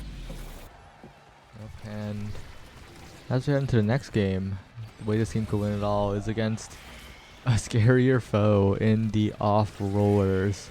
Gumi, Vaughn, and Joker coming in. They've had a pretty chill bracket so far, defeating the 5 Kais and Hot Strikers in your area. And, well, this is the real test when it comes to a bracket like this. We'll have to see if the team name, Wait, this team could win it all, really comes into play here, but I'm very excited to see how both teams perform.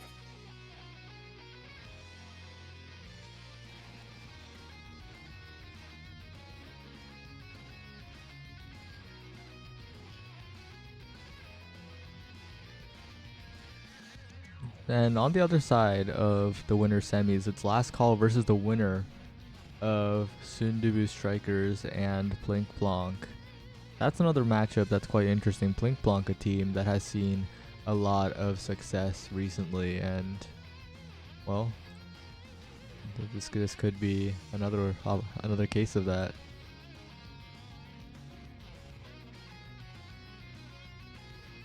Fair enough. I think there's just a lot of teams that I'm viewing in this bracket that I'm excited to see how things pan out. A lot of interesting games, and yeah, every game is a surprise to me for sure. I mean, what are your thoughts on this matchup? It's the Gumi, Von, Joker versus Xeno, Zay, and Josh, and you've watched one of these teams in the game beforehand. Yeah, no, they definitely performed there. I could go either way. I definitely want to see Wait, this team could win it all, try and make a really good push here, but it's definitely going to be an uphill battle. I'm curious to see how even this game is going to be, who's going to be making the big plays. It's really hard for me to say immediately, though, who is going to pan out on top.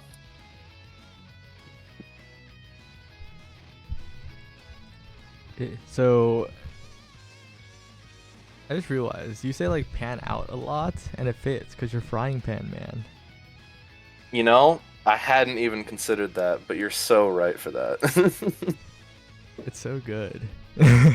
It's part of my charm, my character. I've put a lot of work into it, clearly, and I appreciate that you've noticed. Yeah, definitely an intentional measure. Everything I do is intentional, and we'll have to see how it goes into this game for sure. Alright, but this is another game where Taiko is off the table, the Off-Rollers not wanting to play it. And actually we're here with Oni Village or Inkies. Wait, this team could win it all, deciding between those two maps. This could be pretty spicy for an Oni Village game, and I think Wait, this team could win it all has a good chance of opting for Inkies here, because Oni Village against the players on the off-rollers is an incredibly scary proposition, and Xeno Gemini, well, actually no, there's a good chance they opt for Oni because of Xeno Gemini mainly playing melee goalies. It's an interesting dynamic. Oh, they're playing Inkies. Okay, forget all of my yapping. Oni Village, screw that map. We're going to this sick map, Inky Splash Zone. I am very hyped to say not only a very different map pick, but a very interesting map pick. I haven't seen this one in play for quite a while, at least personally. So I'm very excited to see how the teams make use of the water cannon. Okay, we should be getting into game shortly. I'm not quite sure if this will be the actual order of the players because it is the off-rollers and Gumi is on the goalie slot, and I'm not sure if Gumi is playing goalie today. We'll have to wait for confirmation on that.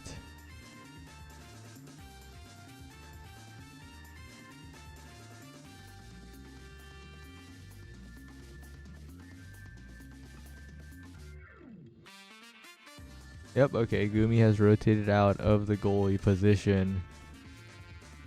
And Joker has 2, so it will be Vaughn as expected. The classic. Classic.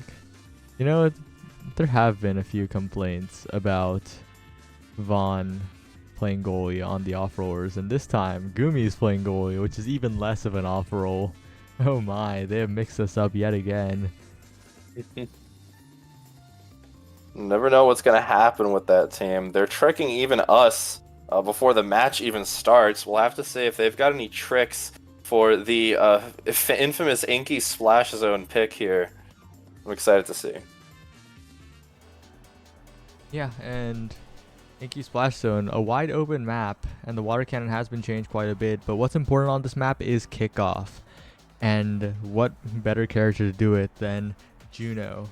There's a half decent chance Juno is banned away by way this team could win, but the off-rollers will ban away Xeno Gemini signature Atlas, and I think that's a good choice.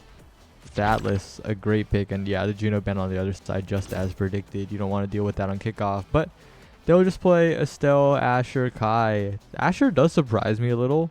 Maybe it's a good start for the Asher, but on Inky Splash Zone, I guess Asher is a good pick, especially if you're picking a Mako's buff it up a no. They'll just go with this variant of the composition. And yeah, sorry for interrupting you, but an Octavia was just locked in by Zay, I believe. No, is it? No, by Josh. Okay, and picking Octavia against one of the best Octavias, some will say the best Octavia in Joker, is definitely interesting. It is an aerial start and it is a wide open map. We'll see how Josh performs. Yep, Josh will have to be careful with that health, already at half, but is keeping the ball up. The Mako primary, though, going to bring it back to Gumi and Vaughn.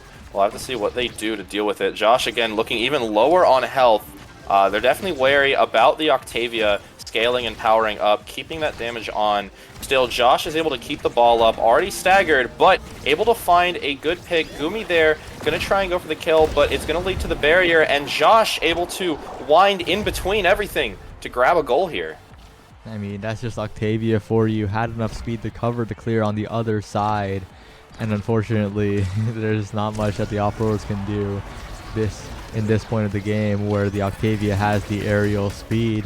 Vaughn trying to navigate the corner, but it's still a little bit scary as it's so hard to get in on Xeno Gemini here. The passing plays are just being interrupted over and over.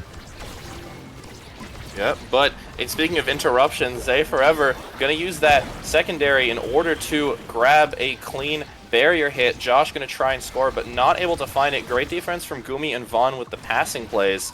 Now it's on Xeno Gemini to get it away from Joker, and a nice burst, not only keeping the lock from going away, but also leading to the death of Joker. Xeno Gemini gonna now have to contend with Vaughn. The burst maybe coming out here, but not yet. Josh almost making it in, but Gumi with the great defensive plays there in the barrage, going to be able to take it out. Well, it's floating here now, but we'll have to see what team starts the next offense here. Yeah, and a preemptive elusive from Joker could have made something happen and does get through the ensnare drums. Great patience on the Asher, and with the water cannon trying to make a play, but the water cannon is a little bit changed from before. Doesn't matter, Vaughn will find the core flip from midfield and sink it into the bottom pocket. It works there. The pressure from Asher in the bottom part of the goal there, on top of that very fast pass, really hard to contend with, but we're going to be seeing 2 bursts on the side of wait, this team could win it all. We'll have to see how those come into play. Gumi, however, going to be spending a burst now, the core flip, to get it out. Josh going to try and ult a bit, but not able to get much out of it. It's still on the side of the off-rollers to try and make the offensive play, but Xeno Gemini keeping a great defense, and Josh finally spending that burst to get it out of here. The speed coming out from Octavia along with the water cannon, gotta be careful. Joker is in prison, gonna be stuck there, but is now back to get the core. Still, with the threat of Mako primary, not much is gonna be done on the offensive play. Still, Vaughn and Gumi are gonna find an opening, but not quite, and Joker is gonna be going down. The striker advantage is real. And that snipe is so real as well. Xeno interrupting the pass between Vaughn and Gumi, disrupting their rhythm. And it just again, it just feels like wait, this team could win, especially in this first set with only aerials on the table for the players, is really just taking over with this Octavia speed. And even when the Octavia speed isn't there, Zay is there with the strike primary on Rasmus. First set going over to them, and if the draft luck for the Octavia is here, the Castellas could be game winning, but no Castellas today. No dice.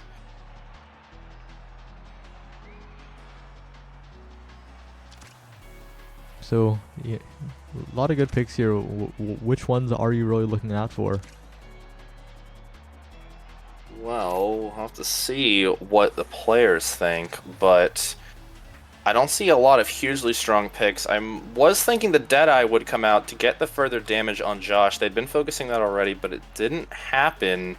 I am curious about that Estelle Prime Time. We're going to be seeing a lot more core control from Vaughn moving forward. Yeah, and it's a bit of an unfortunate situation on the damage front because the off-roller's composition isn't really damage heavy. So even if they opted into damage, there's a good chance that if Josh gets a few good elusives, they really just can't get the KOs. And I think they're realizing that and playing more towards Joker surviving and trying to score before the Octavia can get unlocked. But it's such a dangerous game that they're playing, especially on a map like this. That's very fair. We'll have to see where it pans out for them. But speaking of panning out, Joker going to try and core flip in order to bring the score there, but not going to work. Vaughn, unfortunate secondary there, going to lead to the barrier being lost for the off-rollers. However, Zay Forever is going to be taken out here. The water cannon coming out to try and keep the ball back, but Joker going to try and force the ult in order to bring a goal over there, and Vaughn is going to find an opening with all those projectiles, getting it to Joker, and finally scoring that nice point here for the off-rollers in this set. And I think some people in chat have caught on. The off-rollers are playing their main role. Something is up, you know? And despite that, Josh is still undeterred, still pushing forward. Wait a second, a little bit of core chasing going on, and Josh without meter will be slowly taken to a watery grave. The passing plays now. Vaughn trying to find something to Joker, and the body block will be enough. Xeno Gemini prevented from moving downwards for the save. Yeah, with Mako, you really have to be careful. On top of the slowdown from charging those abilities, you can end up having a lot of them blocked off, and Joker took full advantage of that in order to get that second point.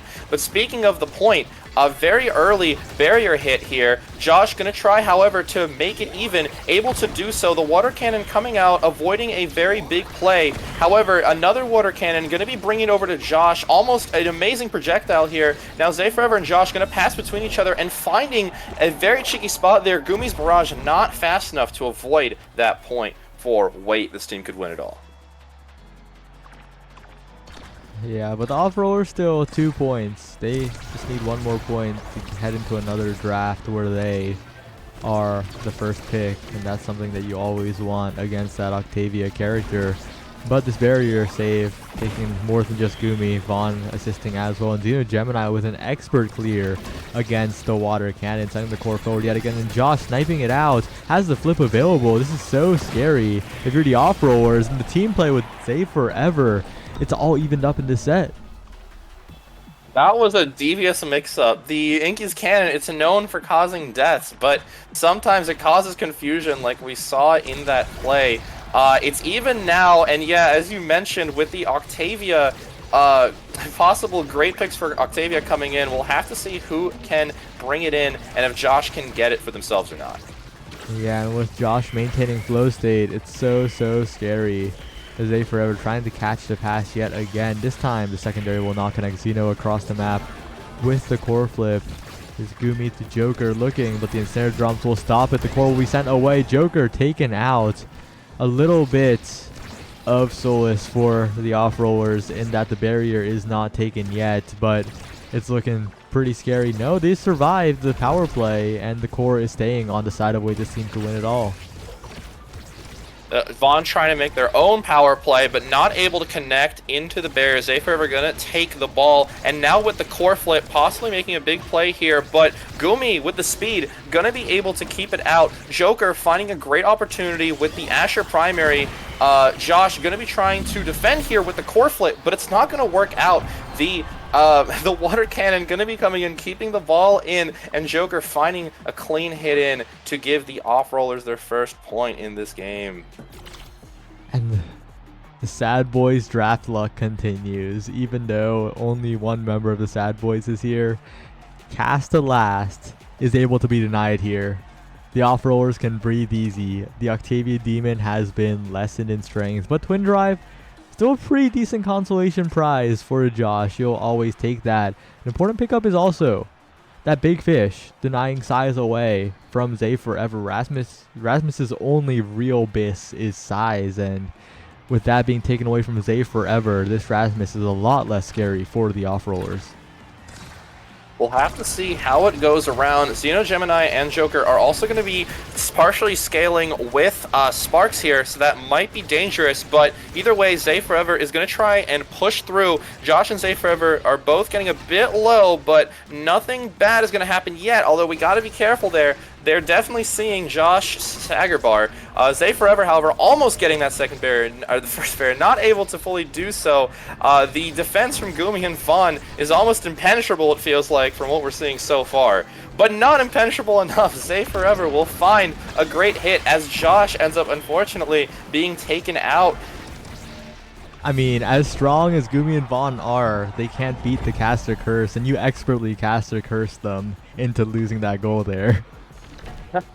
I apologize to them, but it's fine. I think they still have just as good of a chance here to bring it back, but that's going to be hard against Josh Octavia coming in with the primary, with the secondary. That's what it takes. The Joker is still keeping the ball in pretty well, but Josh is going to find an opening through, but the Joker is going to find an opening to send Josh to a watery grave instead.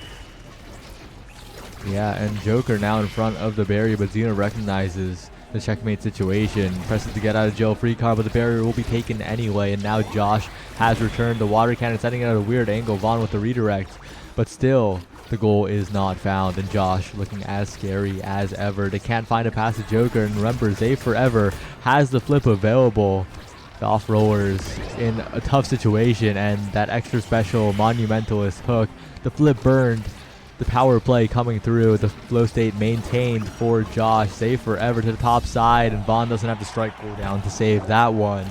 The passing plays from Wait This Team Could Win It All are just overwhelming. It is a very oppressive offense, and yeah, like you said, the flow state being kept there. Josh is doing a great job of doing that. It's really hard for Gumi and Vaughn to be able to contest that, and we're seeing it again here. The flow is being maintained. Josh and Zay Forever trying to find an opening to get through, but Gumi and Vaughn are going to get it out of there quite quickly. It's on Xeno now to try and defend against the Asher, but not able to do so. Josh is saying, this is my core now, but the interesting interactions there with the Octavia ult are going to lead the ball to fly back, giving Joker and Gumi a perfect chance to score instead. That was so silly. Just as you said, the Octavia ult sent it forward, and then the core slipped around it, diming up Joker for that play. Unfortunate if you're away, this team could win it all, but if you're the off-rollers, a much-needed point in these trying times. Gumi now setting the core down for Joker, and these are the types of plays we need to see. Gumi pressing forward a lot more, Joker in position, Zeno not flipping, and that will mean the score is tied up. Still, going into this next point, though, both Zeno and Josh have bursts, core flips, but Vaughn also the core flip, and Joker very close. So overall, a very even spread of resources here. We'll have to see how they end up getting used. Zay Forever keeping the ball up there, but the Giga Blast going to come in to try and split Zay away from the ball. Still, Joker's going to be going down. Josh looking a bit low, but staying back in order to keep that health. Vaughn with the burst is going to try and keep it up. Gumi as well, avoiding the hit from Josh. And finally, the power play is done. Joker is back on track. Josh still going to try and take the chance to bring it in. Gumi using the Giga Blast to avoid any devilish setups. And Joker almost getting a devilish setup themselves with that Asher ult, but it's not able to work out.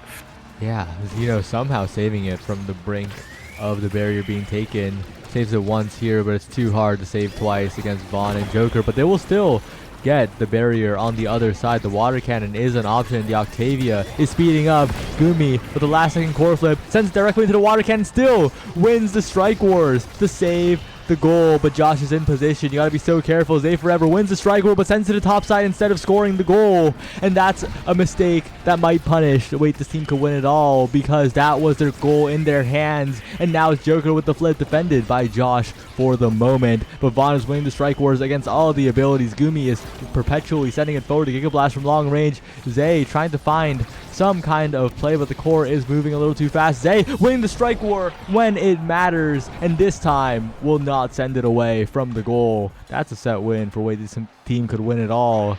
And Octavia once again at the top of the draft.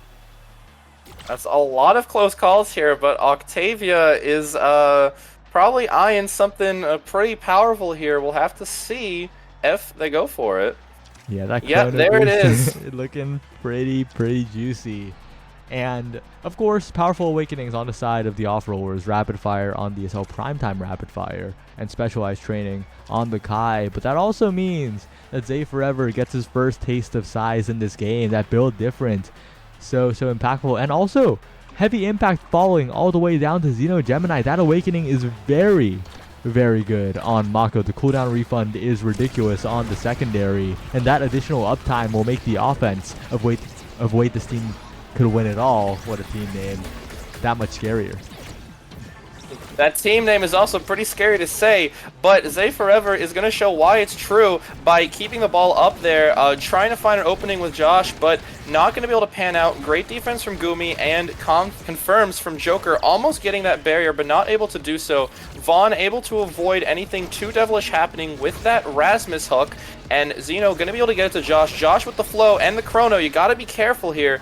Zay still having the ball alone, Josh having to back off a little bit and losing the flow, unfortunately. But Zeno, the first one to get core flip, so having a lot of defensive power here is going to help, especially with the Joker ult coming in and getting that barrier. And Josh being taken out.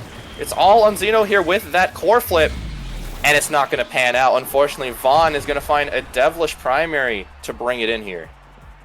And a bracket update from Achi. Pling Plonk has defeated Sundubu Strikers. I was yapping about how Pling Plonk was doing well. I didn't actually expect them to beat the Sundubu Strikers, but they did. And Last Call versus Pling Plonk will be the game after this. But forget about that for a moment. The Joker with an incredible angle to take that barrier, but Gumi has to be a little scared of Zay here. But Joker acting confident, mysteries and trajectory for a moment, but Vaughn is there with the follow-up.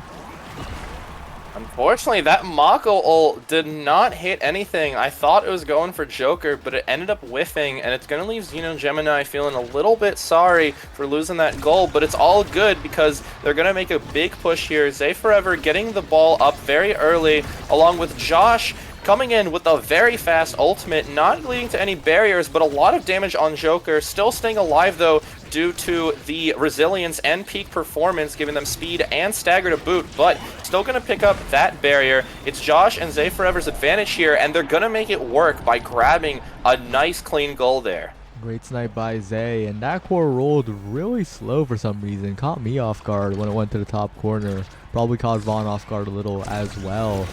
But way to seem to win it all. Can't be complacent yet. They still have 2 more points to score if they want to win it here, and their core flips are being stuffed. Josh, though, maintaining flow state, not being KO'd just yet, regenning back, and this lack of KO power is really biting the off-rollers as...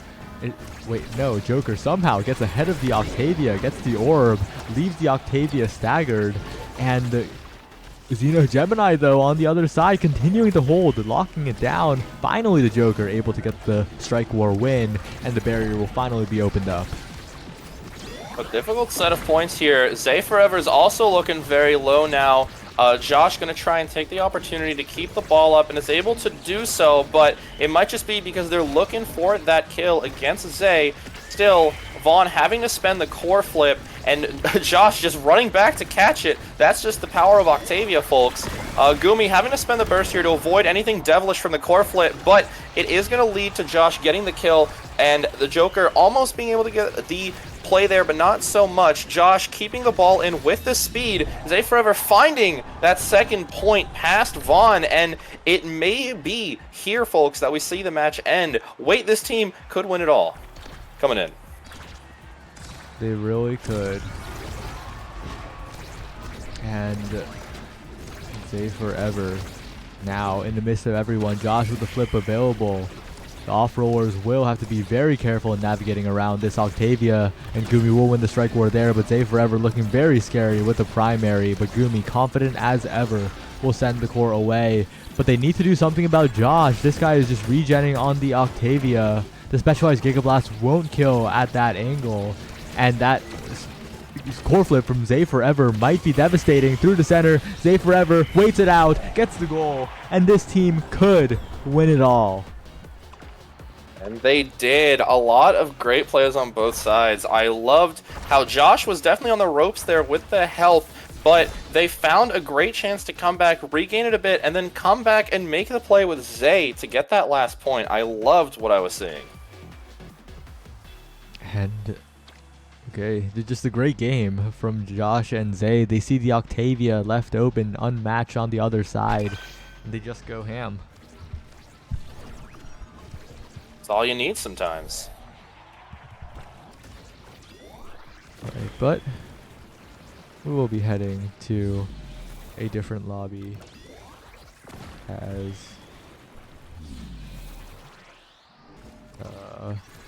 Borg has invited me to a lobby. Wait, but I need the code. I can't invite you if I don't have the code. Oh, I found the code. I sent it in on stream. There we go. I appreciate it.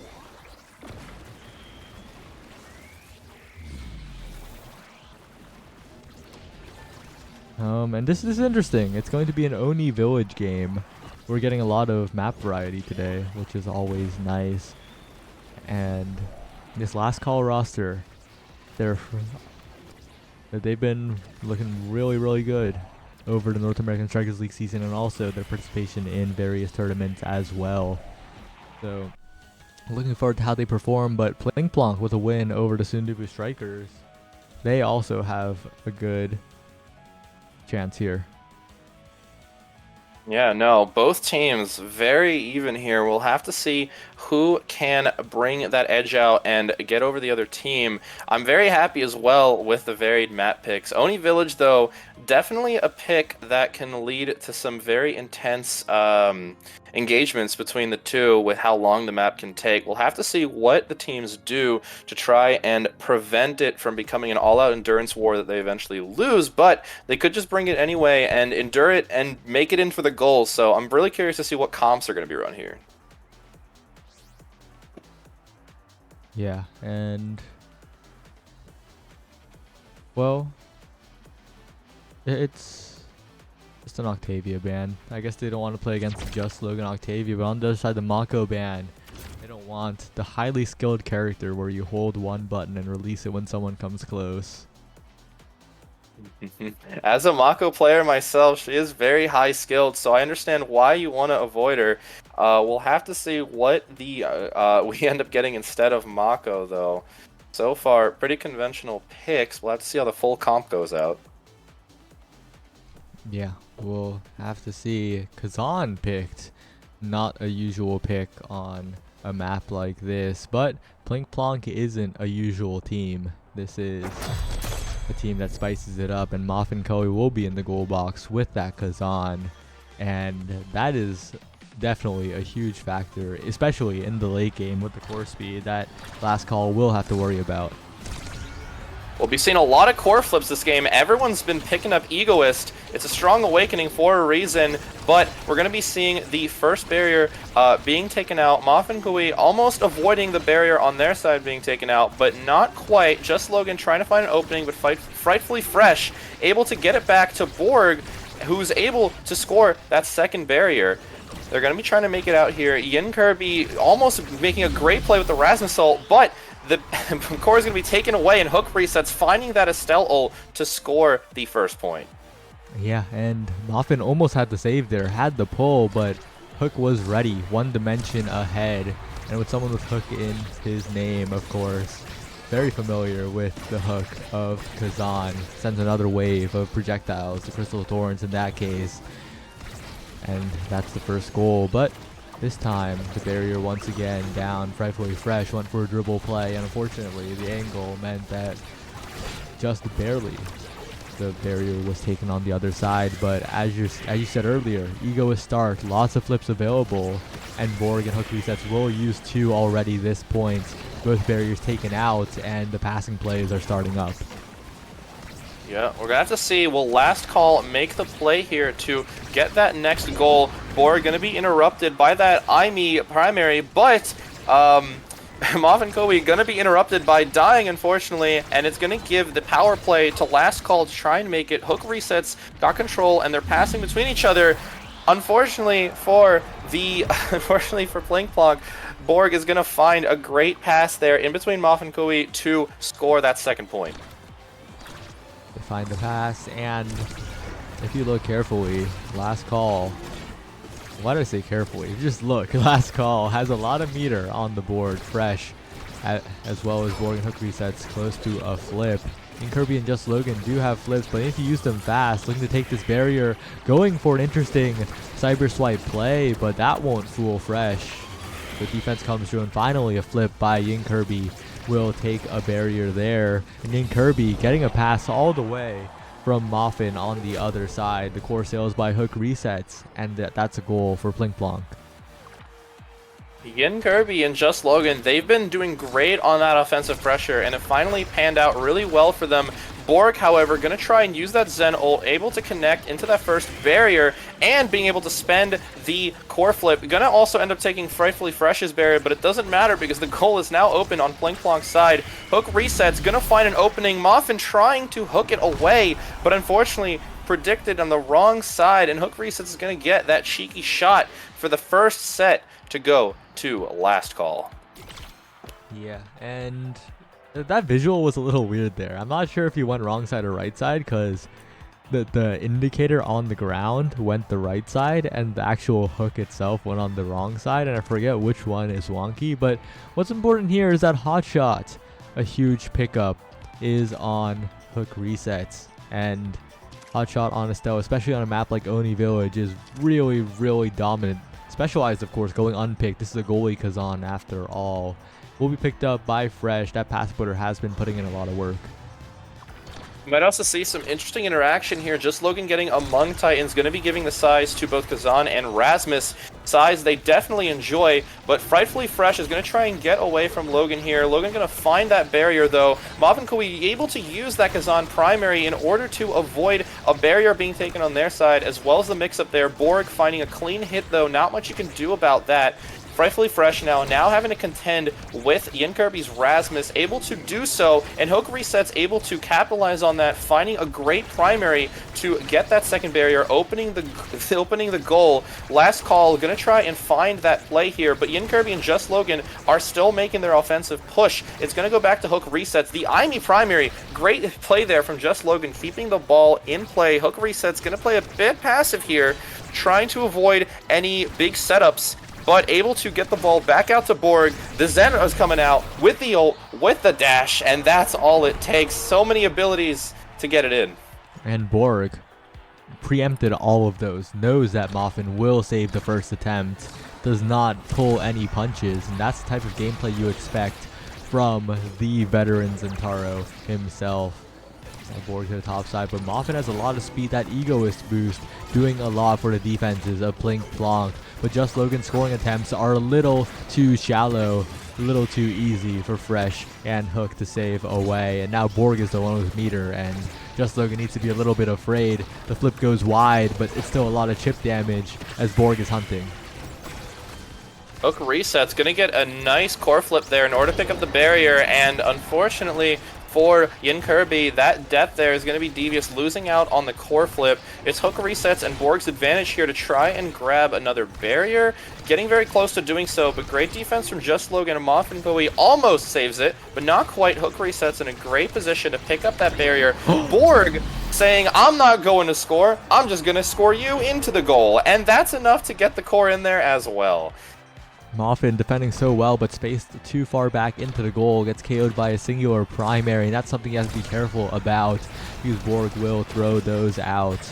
Borg now with meter to play with, and a lot of speed as well, sending the core to the bottom side, but getting clipped by the open primary of Muffin. Great defense by the goalie of Plink Plonk. Hook now with a lot of meter pushing up, and the passing plays are going to start coming through for Last Call.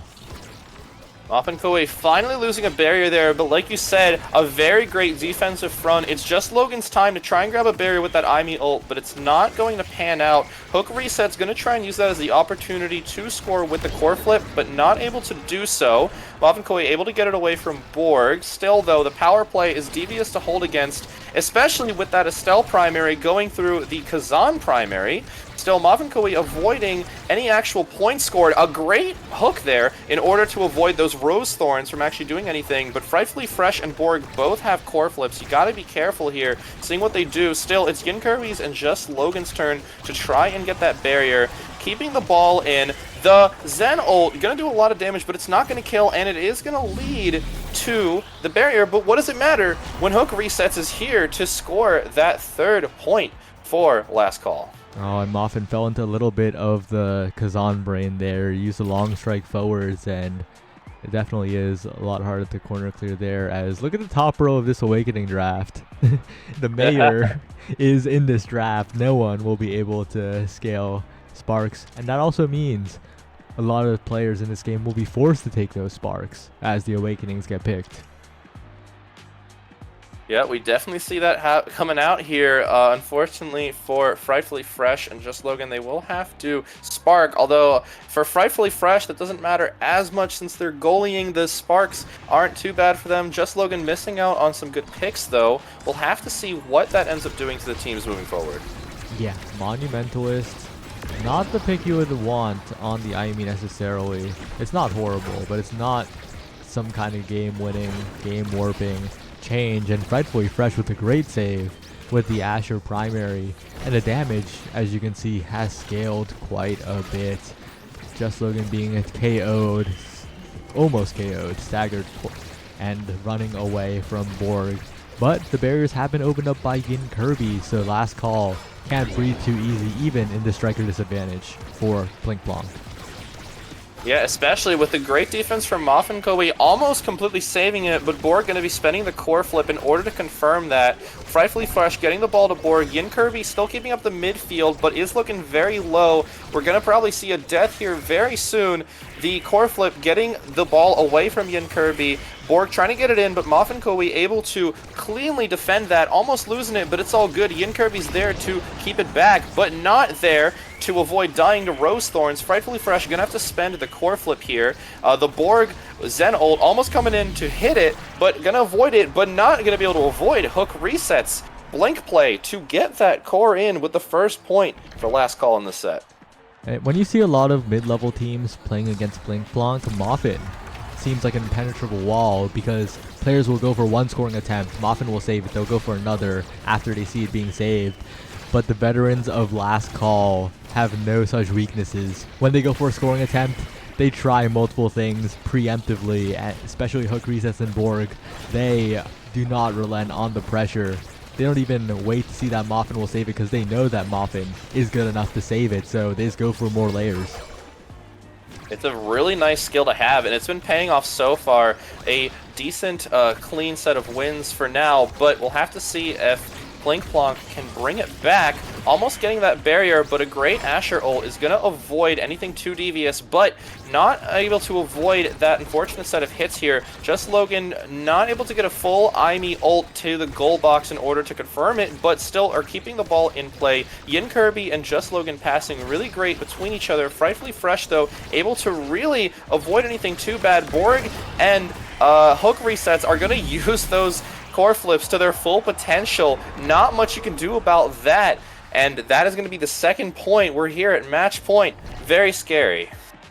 Yeah, looking pretty spooky here as Frightfully Fresh is also pretty high in the meter department. Will own barrier though, and that's not what you want to see. That's a way for Just Logan to get back into the game, but there's only so much an Aimi can do against the goalie Asher primary that just stops you in your tracks. The passing plays are attempted. They come through for a little bit, but the path splitter from Frightfully Fresh will hold on to the barrier, and I think the Aimi pick just hasn't really found its footing at all in this game.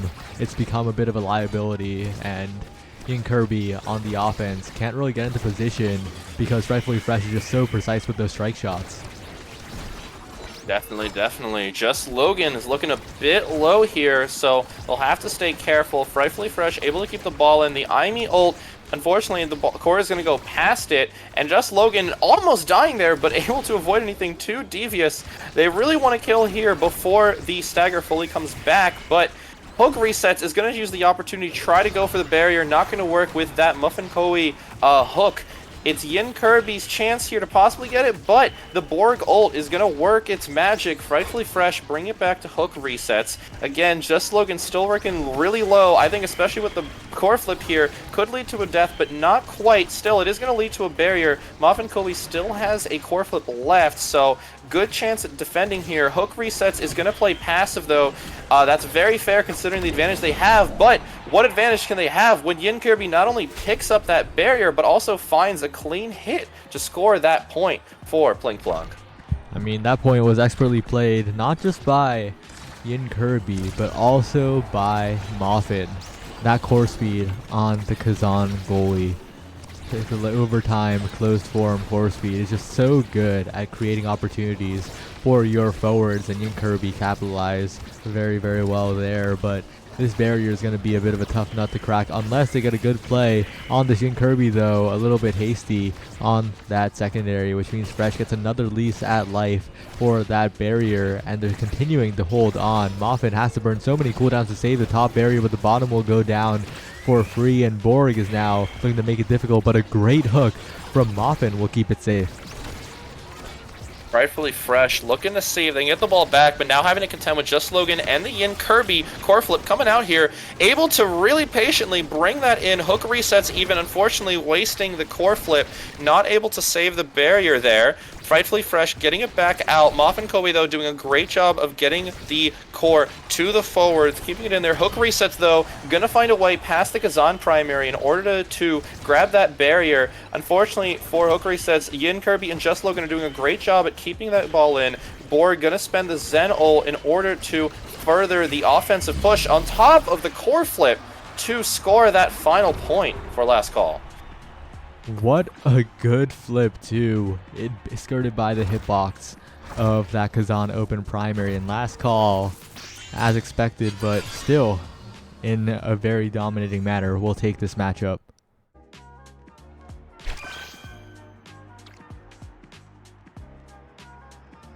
Pling Plonk, though, they're still pretty far in the losers bracket despite losing this one. They'll be against the Platinum Civil War, Platinum exclusive versus Platinum exclusive, that's happening in losers top 8. Interesting to see which Platinum exclusive they end up playing against. We definitely saw a lot of great plays from them, so they have a great chance to make their way out of losers and come back. We'll have to see what they do with that chance.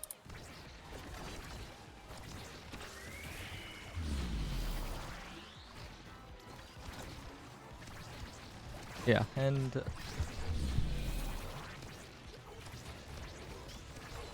how do I put it? This is an interesting matchup coming up. Wait, this team could win all versus Last Call. The team name's Rhyme, of course, but Xeno Gemini's Atlas is probably going to be banned away, and Last Call can play KO quite well. So I think this is the matchup that way this team could win it all are the least compatible with, because they can't pick the Octavia get out of jail free card to try to cope for Castle Ass or Chrono, and they can't pick the Atlas goal either because they'll probably be banned away. So you just have to fight them on even terms, and especially because Xeno doesn't play those ranged goalies generally. I think Last Call have a huge advantage here. Yeah, I definitely see where you're coming from. I also think on top of that, so far in the games with Wait, this team could win it all, Josh has been taking a lot of that damage. That's why the Octavia pick is so dangerous, but even on Julie, we saw a lot of damage there too. We'll have to see if Last Call continues that trend, but from what we've seen so far, a lot of teams have just been banking on those KOs to get the power plays to make those points, and I think it's a very good prediction to see that we're going to be seeing a lot more of that danger coming in. Yeah, no, I could be totally wrong. The ban strategy could be totally different, but we'll have to see in the map pick ban. And I don't know, I've run out of things to talk about. What do you eat today? What did I eat today? Very good question. I had a few sandwiches. Not a very exciting dinner, but hey, it was a very filling dinner with how good I am at sandwich making, just so you know. Frying pan? Did you use a frying pan for the sandwiches? Well, I did recently. I didn't this time, but I was recently donated a an iron skillet. So I really am a frying pan man now. I'm gonna have to make full use of that moving forward, and give updates on whether it pans out. But I'm very excited to use it myself. That's cool. I had one meal today. It was fried rice. It was pretty chill. I still need to eat lunch though. Very fair. Fried rice goes hard. Yeah, and I'm wondering what the map picks will be for this matchup, because I think both these teams are willing to go to the more unconventional map picks, especially because Last Call, I think, will get a decent chunk of respect from what this team could win it all in this pick ban phase. For sure. I'm very curious as well myself what maps are going to be picked. We've seen a lot of the more conventional picks. There's not too many unconventional picks left, and a lot of those unconventional picks usually don't end up going forward. So I do feel like we might be seeing something more regular, but it's up to these teams what they want to play. Yep, it really is. And yeah, I'm lost again. It's been 2 hours and I've run out of things to talk about. I will say though, Zay Forever, a Platinum exclusive member, is not on the either Platinum exclusive roster and is playing with a team that beat Platinum exclusive 1. So that's a little interesting. I did not know that, but that is really funny.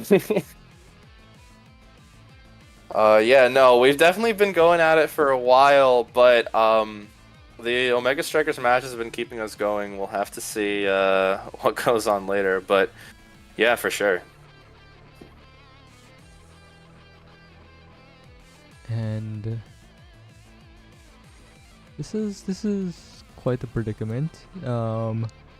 Apparently, this is the first tournament in a while that Borg has won coin flips in, because Borg has had some pretty significant unlucky coin flip experiences in the past. Has gone entire tournaments without winning a single coin flip for the map pick ban priority. This tournament though, this is Borg's tournament. As much as we might not like to admit it, one of the biggest parts of a battle is luck, and yeah, well, at least it's in Borg's favor now. I'm curious to see if Borg ended up winning this coin flip. Alright, so we are heading into the map pick ban. Way this team could win it all bans Oni Village. They probably saw that last performance, and also Last Call is very comfortable on that map, and Imes and Inkies also off the board from Last Call. I guess that's pretty expected. I think a lot of teams don't want to play on Imes app anyway, and Imes app also removes quite a bit of flexibility from Last Call because the Rasmus goalie not as big KO pressure as the Rasmus forward on that map, so they don't want to lock that pick away from Rightfully Fresh, I guess. That's part of the reason. Also because it's volatile. Also because, you know, there's a lot of factors going into this. I'm oversimplifying. And, you know, I'm cheering for Wait this team could win it all this game because Stay Forever has just banned Atlas and Night Market. This guy does not want to go to the normal maps. We respect Zay for that one. Definitely do. And now it's all up to Last Call to pick the final map.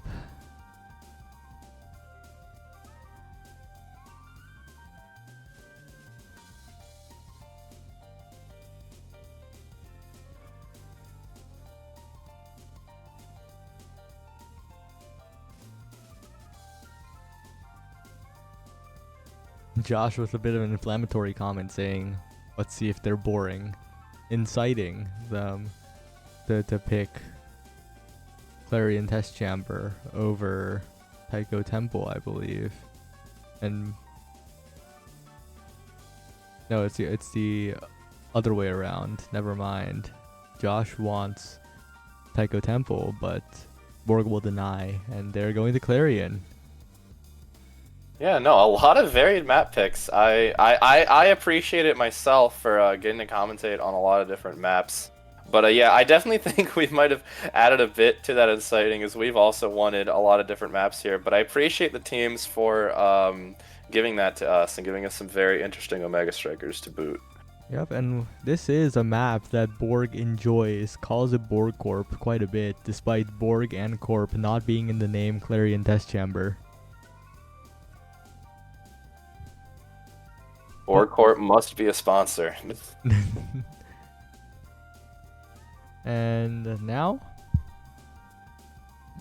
I'm interested to see what the starting awakenings are on here, because a lot of the compositions and a lot of the gameplay on this map is decided by the starters. Of course, gameplay is always decided by the starters. It's Omega Strikers, but this map in particular, I think, is warped heavily by how extreme or quote-unquote normal the starting awakenings are.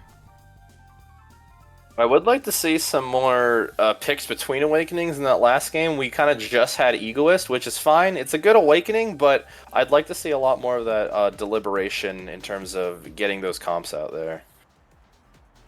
Yeah, and there's a good chance that Frightfully Fresh will pick up that Aimee goalie as hovered. There's a good chance that it isn't, of course. Fresh on the Rasmus is a possibility as well, but this very composition is a non-zero chance, probably closer to zero though, and they'll take even the whisper of Octavia out of the possibility in this game, as it's probably a buff start. Yep, and Kazan's also going to be being removed, so two very technical but powerful characters being out here. It looks like so far we're seeing the X-era Mako. It's going to be X-era Mako both sides. Oh no. I think it might be, because this is probably a Caster Chrono start, no, it's a Juliet, which means the other starter must not be that bad. for Juliet, but it's probably cast Chrono. One of those two. I could be wrong though. You're right. It is Chrono Boost here coming out, and as well as Big Fish for Borg and Josh, the two main brawlers. So very interesting picks here. We'll see how the buffs come out on both teams. Yeah, this is once again the starters warping the draft. There's a good chance that both these teams wouldn't have picked these compositions, but unfortunately, the starters said no. Chrono Boost start warping the game as usual, and everyone speeding up to ridiculous levels as the speed boosts come in. I thought they nerfed Chrono Boost, but maybe I was wrong after seeing that. Josh is going to try and find that first barrier, and is going to. It's even on both sides now. Zay Forever going to be running the Maelstrom, but Frightfully Fresh is able to avoid losing the barrier. A really nice vertical hit to get it away from Josh. Josh picking a good time to dodge there to avoid the snipe from Frightfully Fresh. Still, Borg has the advantage here coming in, but not for long. Oh. Josh is coming in for to kill and also to die as Hook Resets finds the opportunity with the IME primary to kill instead. And Xeno Gemini mistimes the primary, which means the bottom barrier goes down. An unforced error, unfortunately. And that means it's getting very scary for Wade to Team to win. But a great snipe by Zay, interrupting the pass attempt. And earlier on, I think the players need to be careful, especially Fresh, panic striking after getting carried away by the Arenado of Zay. And Josh will capitalize, and I think the players a little bit shaky on that variant of the map. Borg getting uncharacteristically dash punched into side street, hanging out there, especially for someone who was pretty decently active in the beta like Borg. That's something that's not as usual. Anything is possible out here. Speaking of that, both barriers are going to go down for last call, but they're going to avoid any devious goals here. Xeno Gemini still keeping good defense. Borg going to try to come in, but it's not going to work out. Still, though, getting another chance to do so. The X Bullringer, the rotational move coming back out. The offense from the X ult is going to be great, but not going to lead to the second barrier. It's on Zay Forever to get it out there. Good burst there to avoid anything, but the Mako ult's going to avoid any big plays from the burst. Josh, again, looking low, like I mentioned, and on this version of the map, that's dangerous considering how much damage the being hit into the bumpers can do to you, as we're seeing right here, but maybe it can lead to opportunities. Josh being bounced over to there, almost getting a very cheeky hit from the core flip, but not able to fully convert. Great defense from Frightfully Fresh. Yeah, that was almost a disaster for last call, but they survived. They still send the core forward and they avoid the ensnared drums from Xeno, but Xeno is one of the best wall type goalies. This guy is holding it down and the barrier still stands, and Fresh is going to have to sweat a little in this open net. Moving in here, Borg is getting some good offense, but also a bit of damage, but Zay Forever does not care. They just want the goal, and they're going to find it. A great intercept there away from the pass to score here. And on this variant now, it's getting a little bit strange as the damage will come through more than ever. It'll stick a little more than ever. Not just the players, but their stagger bars as well, and Borg got to be a little bit careful. Popping the X Maximus to try and get away, but look at the stagger bar of Zay.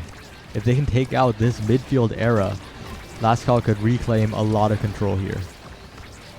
Now, on this map variant, Mako's not the only one that can trap people in a prison. You got to be careful of the Obscura fields, but you also got to be careful of that very sneaky Mako primary coming in to score that barrier on Fresh. Fresh now going to have to get it out of there if possible, having to 1v1 against Josh here as they go past Hook Resets, and the ult coming out, but the ball's going to be hit away thanks to Hook Resets. Zay Forever in a good spot to help out Xeno with goaling, but deaths on all sides. Xeno almost dead, but more notably, Josh has been killed here as well, and that is going to lead to the first and second barrier as the goalie also goes down. Zay Forever in a bit of a lonely spot as Hook Reset finds the first point for Last Call.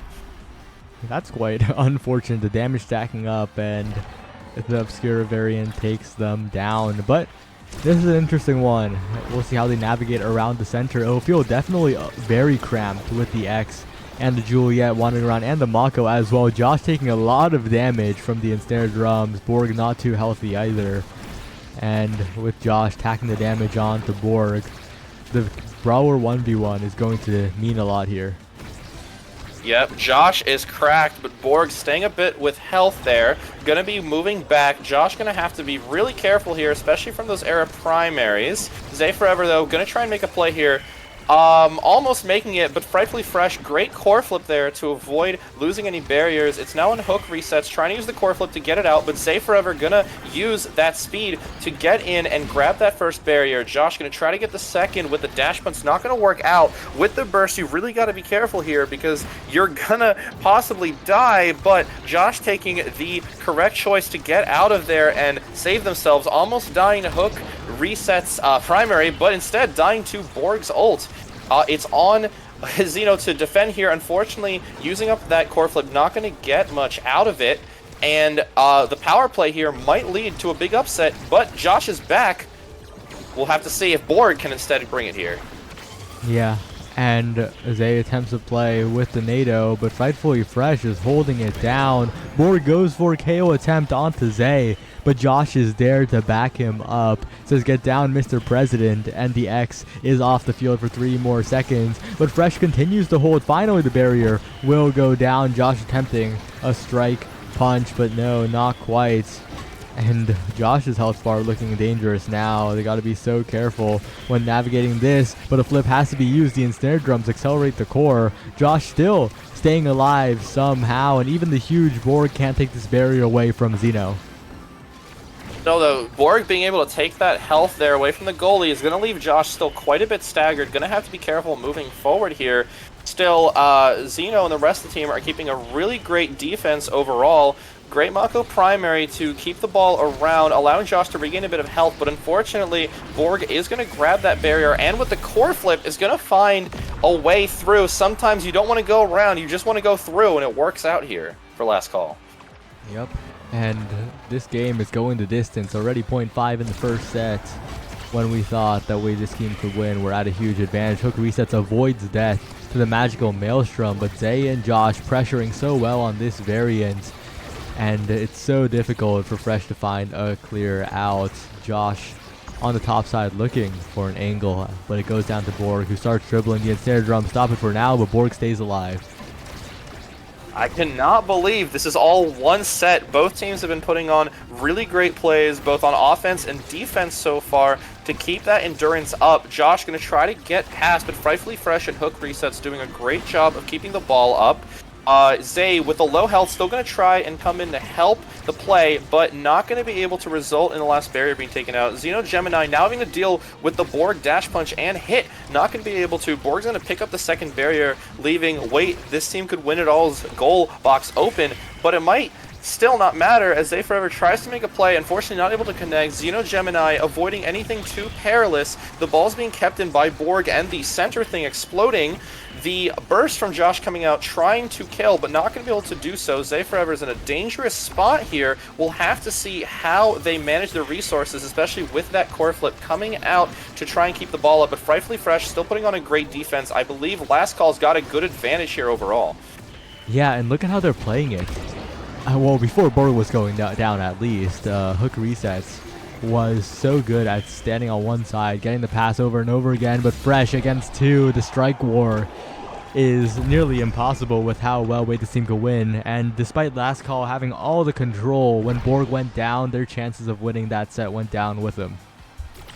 There were too many layers in that last lasagna. Not much you can do to defend against that. A lot of pretty powerful picks coming out. I'm curious to see what the Julie goes for here. Possibly more damage is always useful, and we see that there with spec training. We might be seeing Cast to Last coming down to X, but no, not, because Zay is going to deny it. Wait.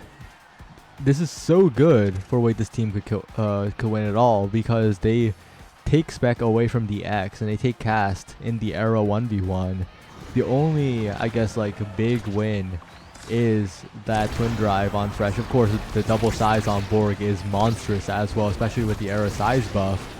But if played well, this is just really, really good, especially with Zay getting it. But as I say that, Borg with size, I guess, is too powerful as Borg is taking over this game. Yep, power's quite good there. Josh trying to use the ult to make a play, but it's going to go past. Frightfully Fresh trying to find an opening to get the ball to Borg, finally able to do so through hook resets. Borg's time now to shine. Unfortunately for Borg, wait, this team could win it all. Is going to find a great opening, and Frightfully Fresh unable to avoid the high-speed ball from hitting into that barrier. Josh going to try to keep it up. Gemini, gotta be careful here. They're very far up and also very low on health. Going to be switching to Zay for the defense, but unfortunately a little wide on that pass is going to allow Borg to pick it up instead. Unfortunately, Zay underestimating the size of Borg, and that strike box reaches just far enough to catch the core on that clear.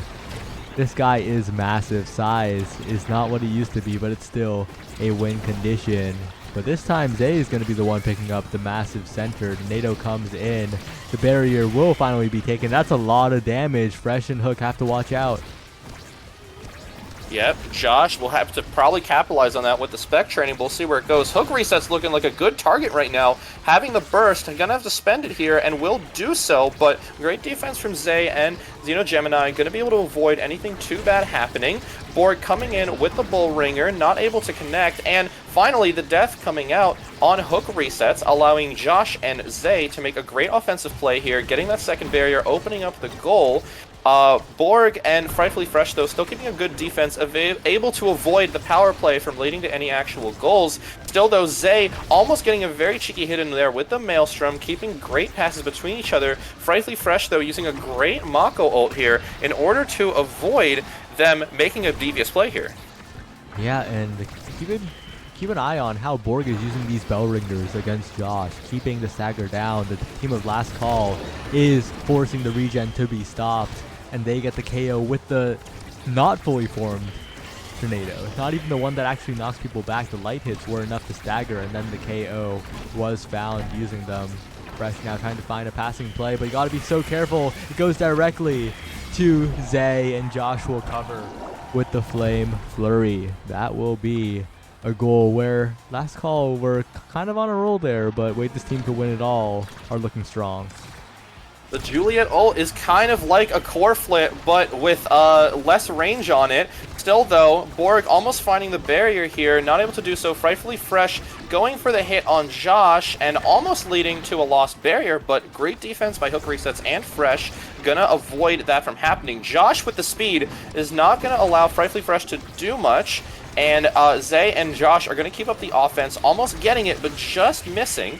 Hook resets, able to find a great core flip in between that Mako ult in order to make it over there. Trying to pass it around the middle, but Zay is just too fast. You can't do much against that speed. However, on top of all that, Xeno Gemini finding a very cheeky hit into the other side of the Atlas Expanse in the middle there, getting a great hit into the goal. What a shot. And that's part of how you can accelerate that variant of the map. That's usually extremely slow. Hook resets, tries to NATO it, but Borg once again caught in the side streets. And that's not where you want to be, as wait, this team could win it all are ramping up. This team really could win it all, because this is winner's final that they're sitting in. The winner's final where if they win, they're in winner's side of Grands.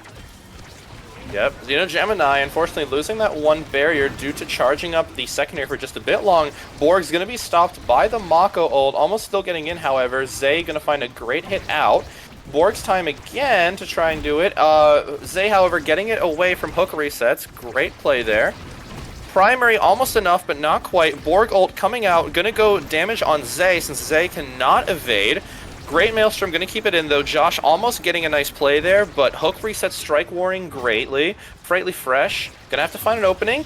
And Zay, however, does not want that opening to be found. Almost getting it out with the core flip, not able to do so. Coming out from the Drakkar vents, however, almost able to get the barrier. Josh looking a bit low there, and a bit dead, unfortunately, as well. That KO is huge because Last Call was struggling to get the core out, but now it's looking good for them. The passing play around everyone, but that trajectory is not what Hook wanted. Zay forever will defend it away, and Josh has respawned. Fresh and Hook now with flips available, but they don't want to use them in this point. They want to save them for the next one. But if Josh continues being a nuisance, they might be forced to. Defensive flip from Hook resets. Baited out by Josh, and now Josh is a bit of a menace here. Flip also used from Fresh. Last call need to put together a passing play because this is getting out of hand. Yep, Borg's going to do a great job of keeping the ball around. However, just in the same vein, Wait, this team could win it all is doing a great job of defending, able to get it to Josh to hit a very nice Juliet dash punch into that second barrier. Both goals are now open. A great endurance match by both, but it looks like Wait, this team could win it all, trying to make a play, but Borg is saying, I'm the king of the jungle, and is going to hit that goal, keeping it even for this set, possibly giving Last Call a chance to pick up the next set. Yeah, and Last Call is a little bit more favored on this variant with how much size Borg has picked up, with how cramped this map variant could get, and with the nados that Hook Resets is putting out. And also, because Josh is taking so much damage, but Way this team to win it all is still in this. The stagger bars are low but not empty. And Borg, while he is punching forward, is still mortal. But Josh stuck in the goo. This might be a little difficult. Yep, the main brawler being stuck in there, not going to do a lot for Wait. They can finally win this, and especially that death, Frightfully Fresh, Borg, and Hook are going to try to find it here with the power play. It's time for Borg to dash punch. However, Xeno Gemini going to make a great defensive play. The flip, however, is going to be enough to give Hook Resets a great shot into the goal, giving Last Call the first set. We're going even here, folks. That they are, and Hook Resets has a chance to pick up a huge awakening in that Monumentalist. Might offer something else, but that is the most likely pickup, especially on this map where there are a lot of maps, a lot of variants with narrow lanes. Monumentalist is incredibly strong on the era. And of course, the other team feeling pretty chill as well. Wait, this team could win it all. Zay forever picking up the stagger swagger. He'll never say no to that. But the Juliet, unfortunately, left to take fight or flight. Not the worst thing in the world by any means, but a lot of good awakenings on the side of Last Call. You also have to watch out Borg with the 1-2 punch. Not the best X pick, but it is meaning that Borg is going to be a devilish storm of attacks. We can already see Borg using that to full effect to get Josh down to half health. Still not enough to kill. Zay going to try and make a play there. Almost grabbing the barrier, but not enough. Borg, however, going to make a great play to grab the first barrier. And the Bullringer coming in to kill Josh. That damage is very dangerous out here. Great Maelstrom to avoid anything too bad, but Borg is going to find an opening. Zay and Xeno were just a little too close to each other, and Borg's going to take full advantage of that to score. Yeah, that bell ringer, so much knockback, positioned it perfectly. That's power of the 1-2 punch. Of course, it isn't specialized training, but it's very close. Might even be the second best X awakening, that 1-2 punch. And it is just really, really good that Borg has picked it up, that Josh hasn't picked up something comparable. The Brawler War is firmly in the favor of Borg right now. Yeah, we'll have to see if Josh can bring it back. Still, though, taking a lot of damage here. Got to be really careful. Borg is going to definitely take full advantage of that. Josh, however, trying to take the initiative instead in order to make up for it. Hook Reset's going to use the opportunity to flip. Not going to connect into a goal, though. Great defense by Xeno Gemini. Frightfully Fresh still has a flip, but is going to use it there. The only flip left is with Zay Forever, who's going to immediately use it to try and get it up to Josh. Hook Resets, though. Bring it up, but it's going to just go up to Xeno. Frightfully Fresh going down a bit, finding it to Borg. Still, though, having to contend with so many people, Borg's not going to be able to do much, and is taking a lot of damage from the Mako ult and Josh. Hook Resets having a devilish Maelstrom, but wasn't even necessary after the Strike War won by Borg leads to the second point for Last Call. Yeah, and that massive Monumentalist NATO scares Xeno Gemini. Doesn't even let him get close to the core as the elusive comes out. And, well, when Hook is NATOing like that, what can you do? This guy was known on Era since the beta for a reason, and he is continuing to perform. Borg is going to try to perform as well, but Josh is finding a great opportunity to take Borg out of the equation. This could lead to a nasty play on the side of Wait, this team can win it all, and they're getting great passes. The Julie Punch going to lead to the barrier. Borg is back, though, And the chance here, while the ball is floating, is going to lead to Zay getting taken out. Josh is now a bit alone, and I feel possibly in danger here. The Borg damage is going to be coming out, almost leading to that barrier, but Xeno with the great primary keeping it away. Zay is back now, setting up a Maelstrom, but it's Josh's turn to try and make a play here. Great patience, not immediately striking there, just staying with the ball. Frightfully Fresh having to guess, but not guessing correctly, giving the first point of the set to Wait. This team could win it all. Yeah, the comeback could start now, but this variant is very scary for Josh because this variant of the map ensures brawling. But as I say that, Josh just outplays Hook and Fresh in the pocket, gets the barriers, looking for the goal. And although I would favor last call on this variant, when they're 2 barriers down that early, it's going to be so difficult, especially with Josh picking up the center size. Yep. Borg going to try to make it 2 barriers as well, though, but a great primary from Zay is going to avoid that. But speaking of primaries, a death here against Josh is going to leave Wait, this team could win it all in a pretty bad spot. Still, Xeno keeping up great defense. Zay moving in the right spot to keep the ball in play, allowing Josh to come back. We'll have to see how they make full use of that. Great pass there through the middle. Borg's, however, back with the X rotations. Frightfully Fresh, though, going to find an opening, not going to be able to fully capitalize on it. Zay's going to get the ball back. Frightfully Fresh still has Core Flip to spend, might have to do it here with the offensive pushes, and is able to successfully do so. Still, though, Zay is going to bring it in. The Mako ult keeping Josh from doing anything major, but it's also going to lead to an unfortunate set of redirects. Yeah, that core speed jump scared both Hook and Fresh. It went so fast between the 2 of them, and they couldn't get a strike out in time. And if Josh can get 2 barriers like this team could win it all. Fresh burning all of the resources on defending that point, but Josh now with the flip available, it's looking almost inevitable. 1 pass is all it takes to the bottom side, and Josh takes the lead for Wait, this team could win it all. Fast point. It was hard to even really see everything that was happening. Just a lot of clean passes, a lot of clean hits to lead to a great set for Wait, this team could win it all, especially because not a lot of strength on the field, but Spark of Rezel for the stack. I was thinking they might go extra special considering they already had spec, but not a lot of big choices here overall. Yeah, not the great choices available, but a big factor here is that Hook picking up the Among Titans, not opted for by Zay. This means Borg is getting even bigger. And that rapid fire, no slouch on every single character in the game, and X will be just fine with it as well. That Bell Ringer, a great tool, especially on a lower cooldown. And this Borg guy is truly massive. That's all sometimes that he needs, but Josh is also really massive right now, getting both barriers and almost leading to a goal, not able to fully connect thanks to the great defense from Fresh and resets. Still, it's on Zay to get it over to Josh, able to do so, but Frightfully Fresh is fully free to get it to Borg. Josh is there to contest with Borg now, and pass it to Zay, gonna get a very clean hit and a fast goal for Wait. This team could win it all.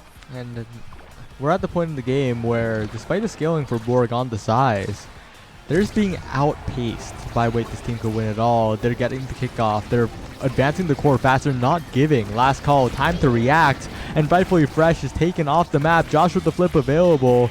A strike out from Borg, but that just means Josh has a free goal. This team could win it all. They're 1 point away. They're playing it fast. They have found the solution to the equation. They have found X, and they're going to keep using it until last call has something to say about it.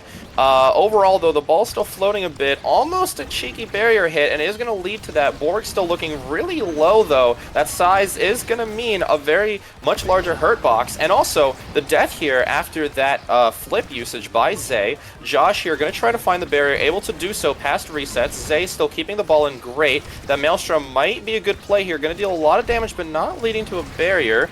Borg's going to try and contest here. It is going to lead to saving the barrier, but still, Wait, this team could win it all, is keeping the offensive up, although Josh is looking a little low. Yeah, Josh has to be careful, but Borg has to be careful as well. That's a lot of damage. Some chip from the NATO as well. And this guy's denied from the goalie orb by Xeno. Great micro play by the goalie of wait, this team could win it all as Hook resets, trying to build up a flip here. But you gotta be careful, your brawler could be dying on the other side, and as overtime hits, if Josh can get a hand on the core, if Borg is stunned up like that, if the barrier is taken, the last call, it's so dangerous for them.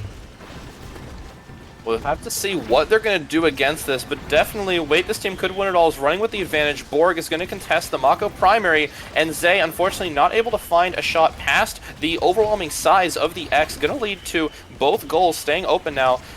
Frightfully Fresh still has the flip, though. Is going to have to use it, but Josh is going to be bounced right back in position to grab the core and score it in. Say it with me. Wait.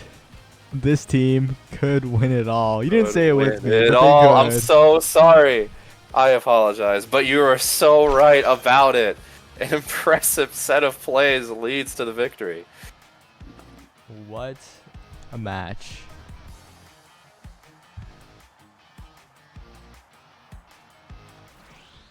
And also powerful. Not to pivot away from it too fast, but I'm going to pivot away from it, okay? Please do. This ending quickly means that we could just hop right into off-rollers versus Sundubu Strikers because the off-rollers delayed their game by 3 minutes because they're playing Pokemon. You know, that's just the kind of dedication you get from Omega Strikers, folks. This is just the powerful set of coincidences that leads to efficiency in the system, for sure. Alright, new lobby. And... well, we have a bit of a banger to stream thanks to that. Pokemon has saved us yet again.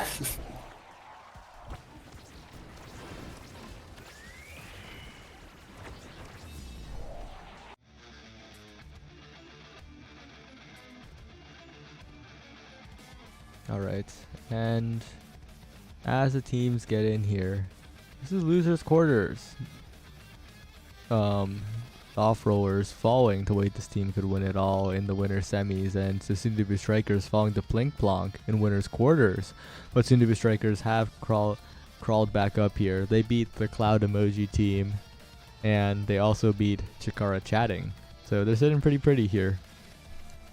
Yep, they're warmed up. They're ready to go in. Off-rollers, though, are going to have something to prove. Both teams got a lot on the line here to see if they can make it.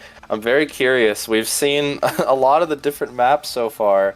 I believe one of the only ones we haven't seen yet is Imizap. I don't expect it, but it would be very funny if it somehow came into play.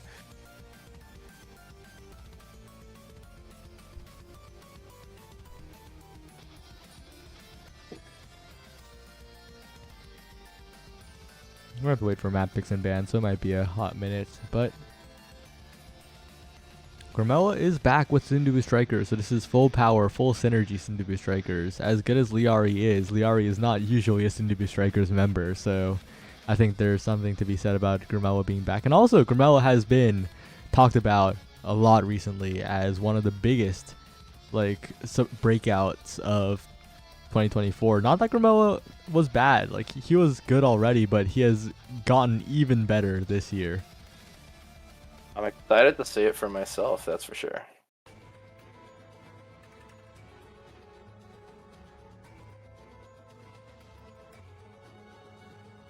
Also, I'm curious how it'll work out, though, because Liari was a pretty instrumental part of the previous games. Mm-hmm.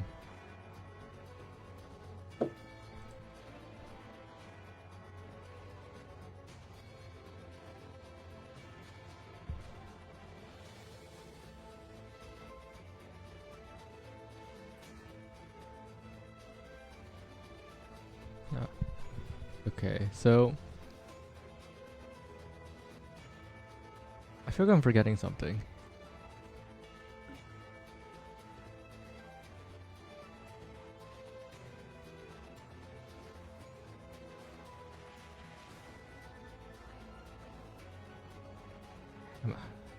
Do you know what we're forgetting? Um, that's a very good question, and unfortunately, I don't have an immediate answer. It was a very vague question, so I don't blame you at all. I don't know what I'm forgetting either. I hope you remember. That would definitely be nice, but we're sitting in map pick ban. Oh wait, you entered OSAS, right? Yes, I did actually enter Ye- OSS. Yesterday. How was it? It was decent. We how did we do again? We went up a couple matches in winners, I think two or three. I don't remember the full number. We lost in the semis of winners, I believe it was, and then tried to make it out of losers, did win one, but I believe we lost before losers semis, something like that. Yeah. So a decent run overall for first week. We've done it before, so we had a bit of the experience coming from that, and a lot of our games were close. So I had a great time overall, but yeah. Yeah, and fifth place is nothing to scoff at, right? Fifth place Not out at all. of like how many teams? A lot of teams out of like 30 teams. Fifth There was a lot place. of teams this week, Yeah. for sure. I'm happy about it. Yeah, we did a good job. I'm hoping to qualify sooner than later because I was also hoping to do some casting for OSAS later down the line. Hmm. We'll see how it works out though. Yeah, the OSAS graduate into caster pipeline is incredibly real. There have been many such casters like that, whether they graduate by ranking up past the thing and are unable to play for another season, or they do well in the finale or whatever. But yeah, definitely looking forward to see you in the future OSAS weeks as well, whether that be in the video game or on the desk. Yeah, I appreciate it. I'm excited for both opportunities. But the off-roller is taking a hot minute to decide whether they will go to Taiko Temple or Night Market. And honestly, decisions are hard.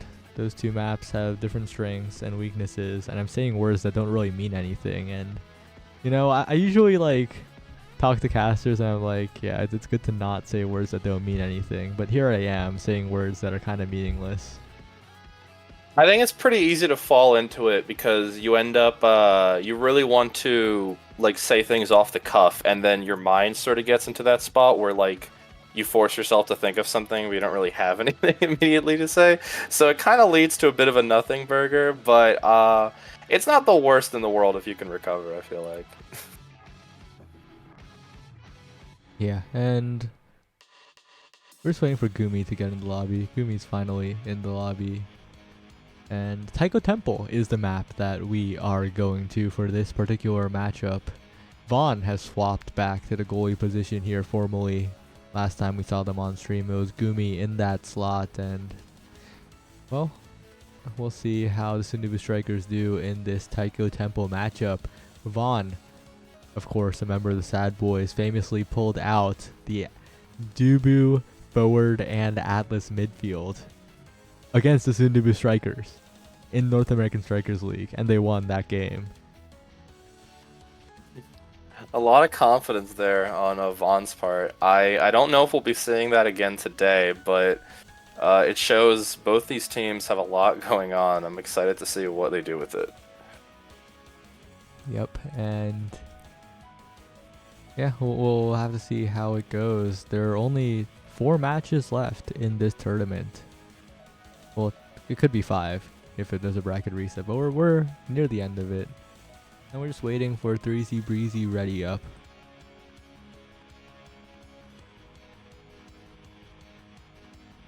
So close.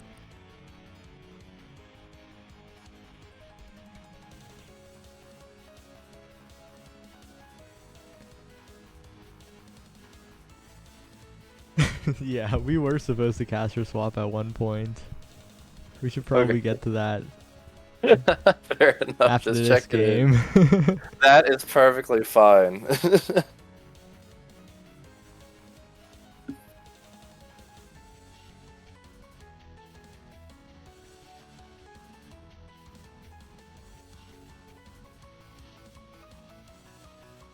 Okay, we should be good. We're heading to Taiko Temple. This should be a good game. The map is very goofy sometimes, and all these players are very familiar with how the map works, so we'll see a lot of crazy bounce. We'll see a lot of players intentionally bouncing it off the center instead of shooting it forward to mix up timings. Yeah, the middle bouncer Taiko angle is really fun to use. I've made use of it myself, and in general, I'm a big fan of Taiko, at least personally. I'm not a big fan of a lot of bouncers, like on the Clarion Court map, but I don't know, this map has put me a bit onto bouncers. They feel much more, I guess, intended here, at least whenever they end up getting used, but they definitely can lead to some interesting hits, to say the least. Interesting picks coming out.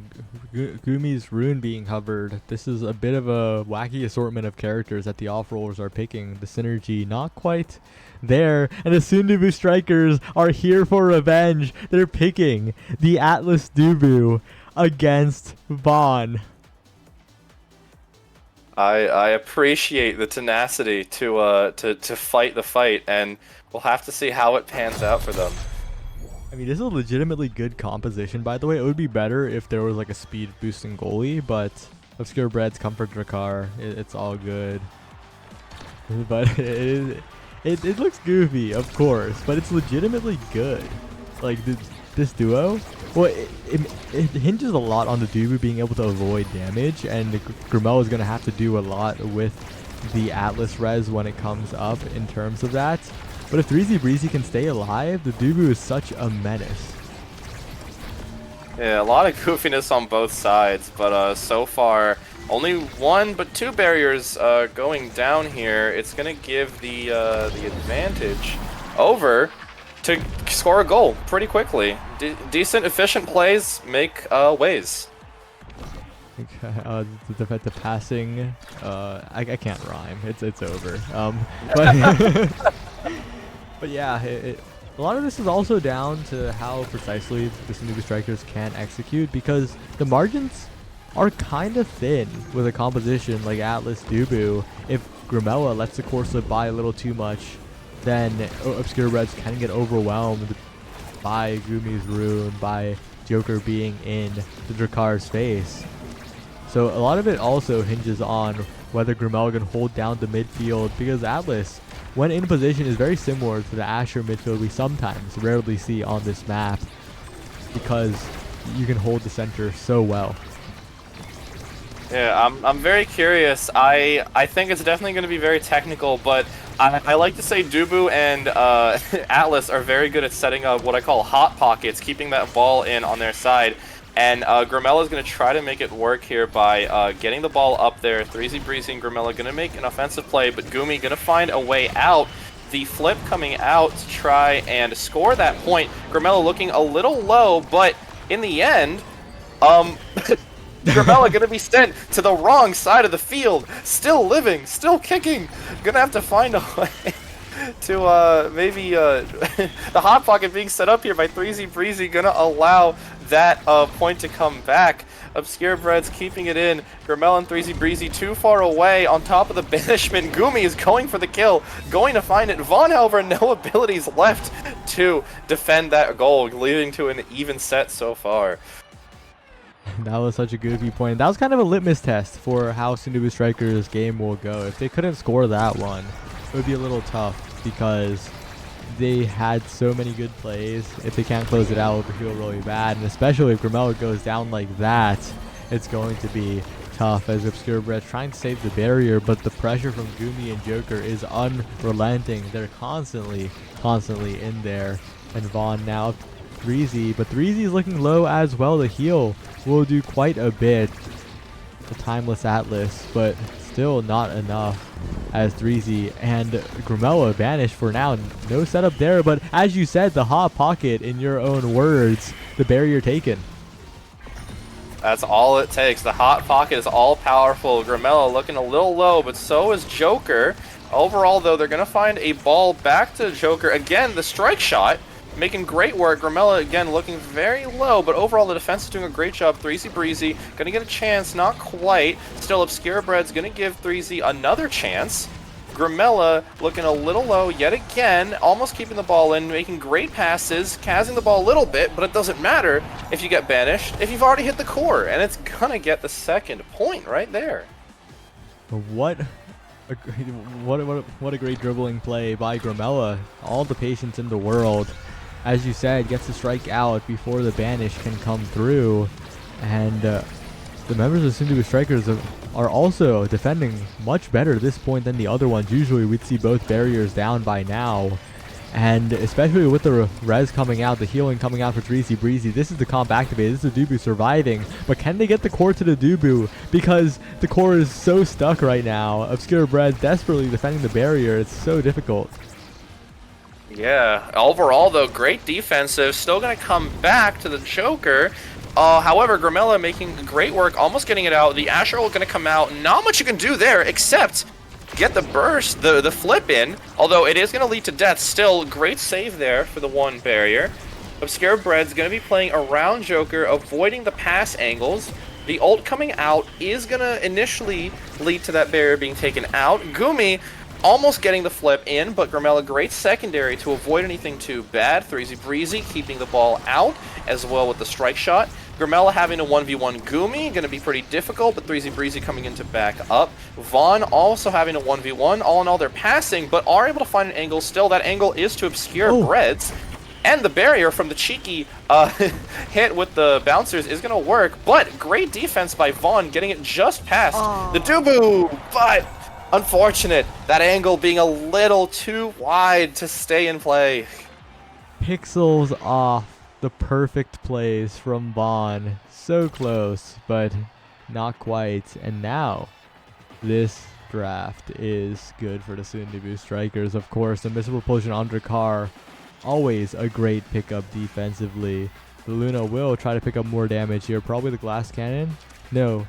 Just waiting here for what the other players will pick up. Trying to maybe drop something down for the Rune. The Spark of Focus will be the choice. And, well, the Dubu. These picks aren't great, but Big Fish, I guess, size is always good.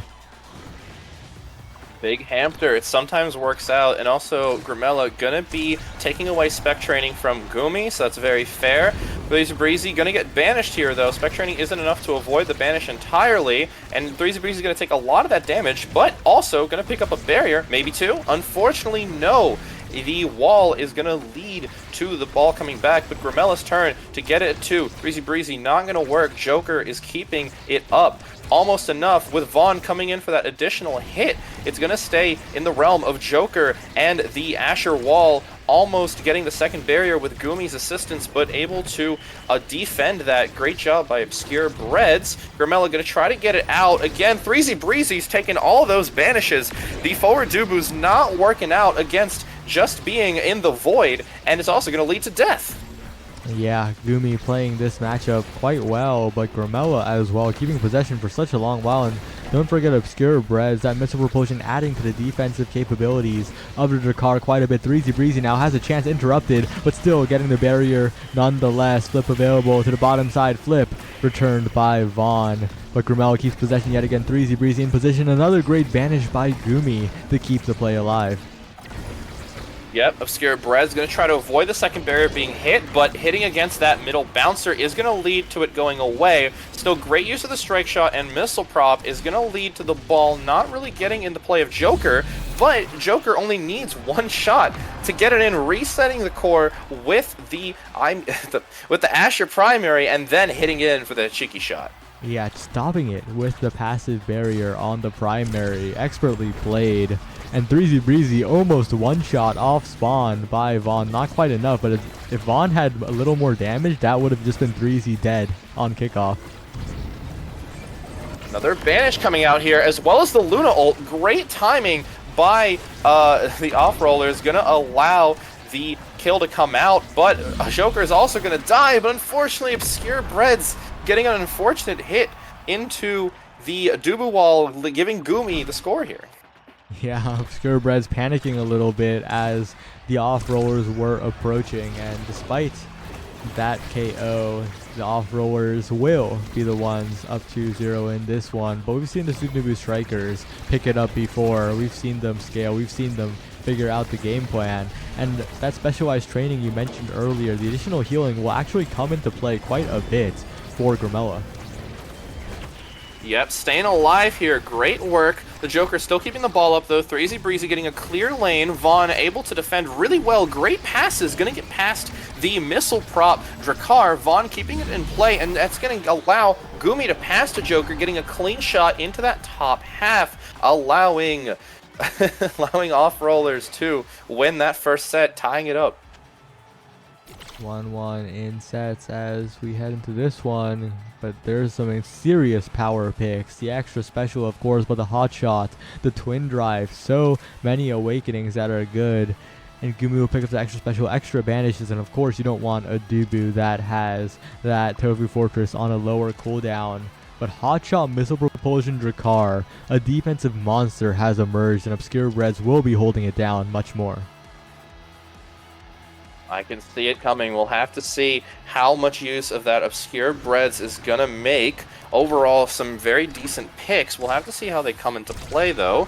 Joker going to get an early start here, getting past the Dubu wall and almost past everyone else. The two banishes are going to lead to almost 2 KOs. A lot of death. Atlas, the Grimella, going to be able to save themselves with that special, but it's not enough. Both barriers going down. Obscure Bread's going to have to deal with the very sneaky Luna missile from Vaughn, hitting Obscure Breads out of the way, and Gumi getting a clear shot in because of it. Yeah, great plays from Vaughn, great plays from Gumi and Joker, of course, disrupting absolutely everybody there. But these banishes are turning deadly very fast, and this permanent striker advantage is ridiculous when Gumi can get these KOs so efficiently. And of course the extra special as well. The core trapped by 3Z Breezy, but they'll still find the clear. Sunuba Striker's not out of it just yet. The respawn comes through. The expand sends it backwards, but Obscure Breads has another strike ready. The defense is a little bit panicked, but they get it out. Hey, that's all the momentum they need. They might be able to make it work. Grimella finding the shot out, but unfortunately for the team, Obscure Breads is going to be taken out. Grimella now having to hold the defense instead, but the Joker says defend against this. You found the angle and took the shot, and that's all you need to get it past. Maybe it's a little Jover because Grimella was defending quite well there, but Joker just bypassed the defense entirely, and this is just a dead 3Z Breezy. The banish makes it so, and with Gumi having that extra special banish, this team has scaled so much. Joker with the flip available, mowing down these barriers. One flip, one goal, and that's another set for the off-rollers. It's been difficult. That extra special pick for Gumi has been insanely efficient. Just being able to banish, and then great job by not only Gumi on the kills, but also Vaughn for following up with that Deadeye special, the nuke. It's been coming in, it's been doing a lot, and it's hard for 3Z and Grimella to be able to survive all of those. Monumentalist is on the table. Will be picked up for even more kill power, and there it is, Gumi. Now we'll be KOing from the entire map, it feels like, not just near the bumpers or near the wall. And this is getting pretty dire as we're heading into the next one, because Spark of Resilience all you want. Gumi will just kill you with knockback. Yeah, Sundubu Striker is going to have to find a way out of this. It's definitely going to be an uphill battle, though. The Asher Wall going to lead to 3Z Breezy actually being able to take it back, but Gumi says, nah, it's not your turn. You're going to the Void, and 3Z going to take a lot of damage from it. Still, though, setting up the Hot Pocket, I'm telling you, I'm trademarking it because it happens so much, and it's Grimella and 3Z's turn to make the offensive play. It looks like they might have found their footing. Still, though, now Obscure Birds has to deal with not only the Joker, but also the supporting hits from Vaughn and Gumi. Still almost able to do so, but that second hit gonna lead to both barriers being gone. Both goals are open now. We'll have to see who makes the big play, but 3Z making the flip. Vaughn preemptively attempting to dash. An interesting idea, but it doesn't work against the patience of 3Z Breezy. And the funny thing is, Vaughn covered that with the eject back, and it might have actually been a save. So Vaughn's still playing that situation quite impressively, but the banish 3Z Breezy is dead, deceased. The flip comes in, and the off-rollers have not slowed down despite losing the last point. Yep, Gumi here might be able to pick up a very clean goal if they decide to use that flip. Still being aware of it not using it too quickly, though, and Threezy going to try and block out with the wall, getting a cheeky hit and trying to get around the wall, but Dubu's just a little bit too big for that. Joker's chance to move it up, but Gramella's going to stop that with the secondary. Joker's looking a little low. They might want to take advantage of that and take Joker out. But again, Gumi still with the flip, a very big threat. Obscurebreds, however, now has the flip, so might be able to counter that. Interesting hit off that bouncer, not going to lead to the ball going the way that Obscurebreds wanted, and having to deal with that Luna ult is going to lead to some damage, but not going to lead to any goals, which is very good for Sundubu Strikers. But that creation is looking so scary. It disappears just in time. Gramella flip burned Gumi with the dribble away, and a KO attempted by Threezy Breezy. But the Dubu hasn't scaled enough to get the KOs with the Tofu Fortress. Now the bounce is attempted by the Sundubu Strikers. Joker continuing to send the core forward. Obscurebreds having to defend, and Threezy Breezy taken out just in time for the core to sail into Joker's hands. Vaughn, what a critical KO. Yeah, I think what we're seeing here is once Threezy and Gramella get up there, they're able to really hold that offensive play with the Atlas and Dubu abilities, but it's really hard to transfer off of loose hits due to both those characters not really having any substantial movement abilities. And on the flip side, we have Gumi and Vaughn with the dashing abilities, allowing them to convert really easily, and it's going to lead to a early death here for Obscurebreds. Gumi, though, cooking a little bit too hard. Own barrier once, Obscurebreds coming back. Maybe a chance for the Sundubu Strikers in this one, but Joker looking to make that chance 0% as he continues onward. Despite being low on stagger, Gumi will send it 3 million times to the bottom side. I feel like there was another clear angle, but it doesn't matter because Vaughn will follow up on it nonetheless.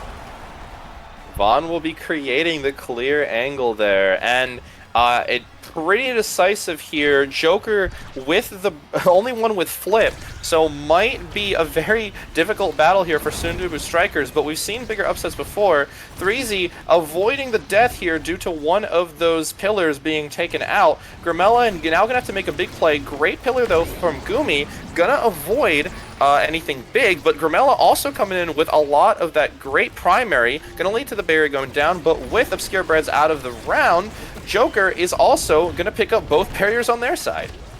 Yeah, and Threezy Breezy. Oh, Obscurebreds from downtown. The core floated in the center. The Drakkar animation started, and the Molten Bolt across the map will send us to a 0.5. Those are the moments that define the game.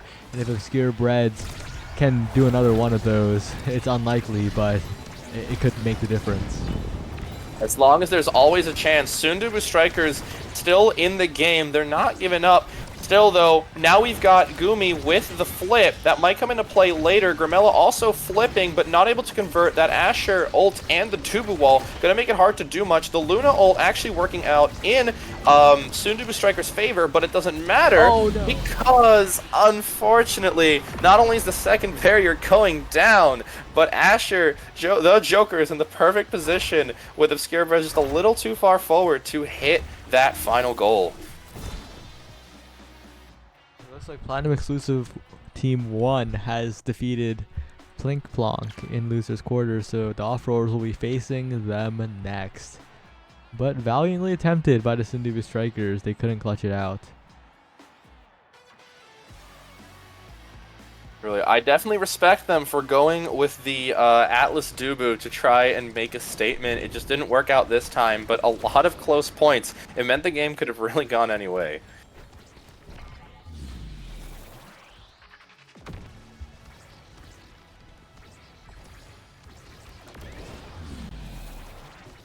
Right, but we're heading directly into our next game. Platinum exclusive 1 versus the off-rollers, and this was just semis matchup is going to be interesting. Fudgy Waffles, Vaga, and Cows versus the 3 players you just saw, and you know, with how well the Platinum exclusive 1 roster is playing, anything is possible. No, yeah, we've seen a lot of great games from both teams, and I've said it before, I've said it again. A lot of these teams are really impressing me with their plays, and I'm excited to see what we're going to be seeing from both of them here.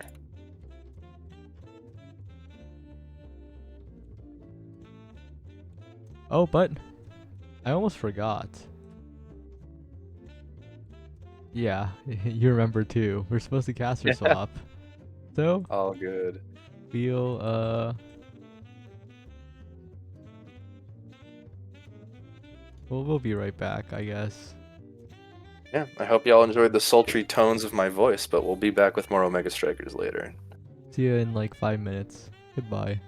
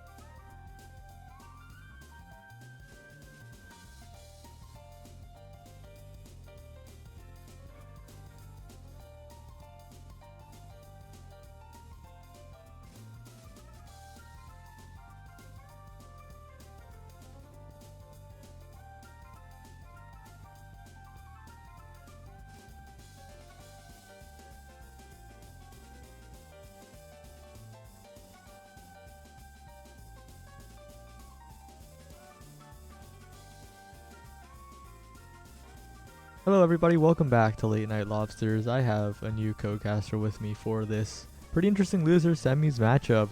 Hi Lego Mage. Hello, it's great to be here.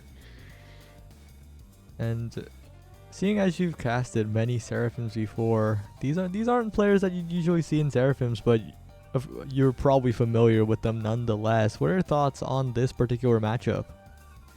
Oh yeah, no, definitely. Off-rollers, very suppose what's the word? Recognizable, perhaps even famous, you might say, roster out here. And of course, the other side, Platinum exclusive, also has some notable players, not as high end, but definitely recognizable names. So, I mean, I think it's definitely gonna be an interesting game. I mean, I've been watching the stream a bit in the background. It's been some real heat, real fire games. The last few ones. Is interesting to see that off-rollers actually went down into the losers bracket here. So the fact that we're even getting a game like this is already something unexpected. So I'm curious to see where this goes and if they end up actually making the losers run all the way to bring themselves back into the grands. Yeah, they've done this in the past, I believe. The previous Late Night Lobster, was it the previous Late Night? Well, one of the previous weeklies, they dipped into losers, but made it all the way back to grands nonetheless. And this is a team that is definitely able to do that. We're heading to Zap. That's the first time we've seen that map today. I think have we seen every map in the pool today? I think we have, which is something that hasn't really happened in the past. Yeah, it's definitely always interesting to get those kind of off maps. You don't see a lot of Clarion Corp. We saw an Inkies earlier in the stream. Definitely not one that is often picked, but I mean, I'm all for it. Night market games get boring after a while. I understand that, and personally, I really like Zap as a map. I might be biased in saying that, but it is kind of my favorite map. So curious to see what these two teams decide to pull out here. Obviously, what the starting awakenings are, and what they end up trying to go for.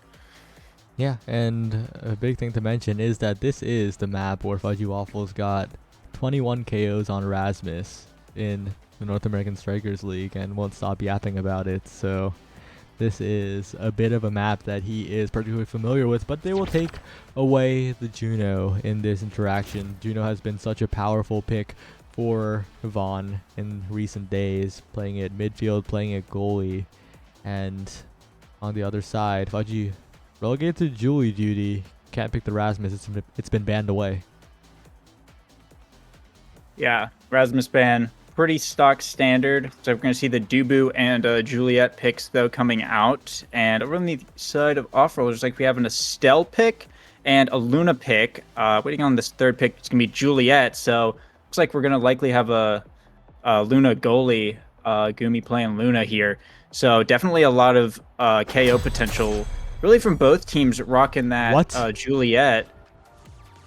Oh, it's actually Vaughn on goalie. Interesting. Oh, no, it's Vaughn on goalie. Okay, I thought it was Gumi on goalie. I thought it was Juliet goalie, and I did not believe they would do that. But Vaughn on Luna checks out because Luna has been one of Vaughn's best picks, especially in the midfield position, but also as a goalie as well, because Luna goalie is like Luna midfield, except you have to do less walking.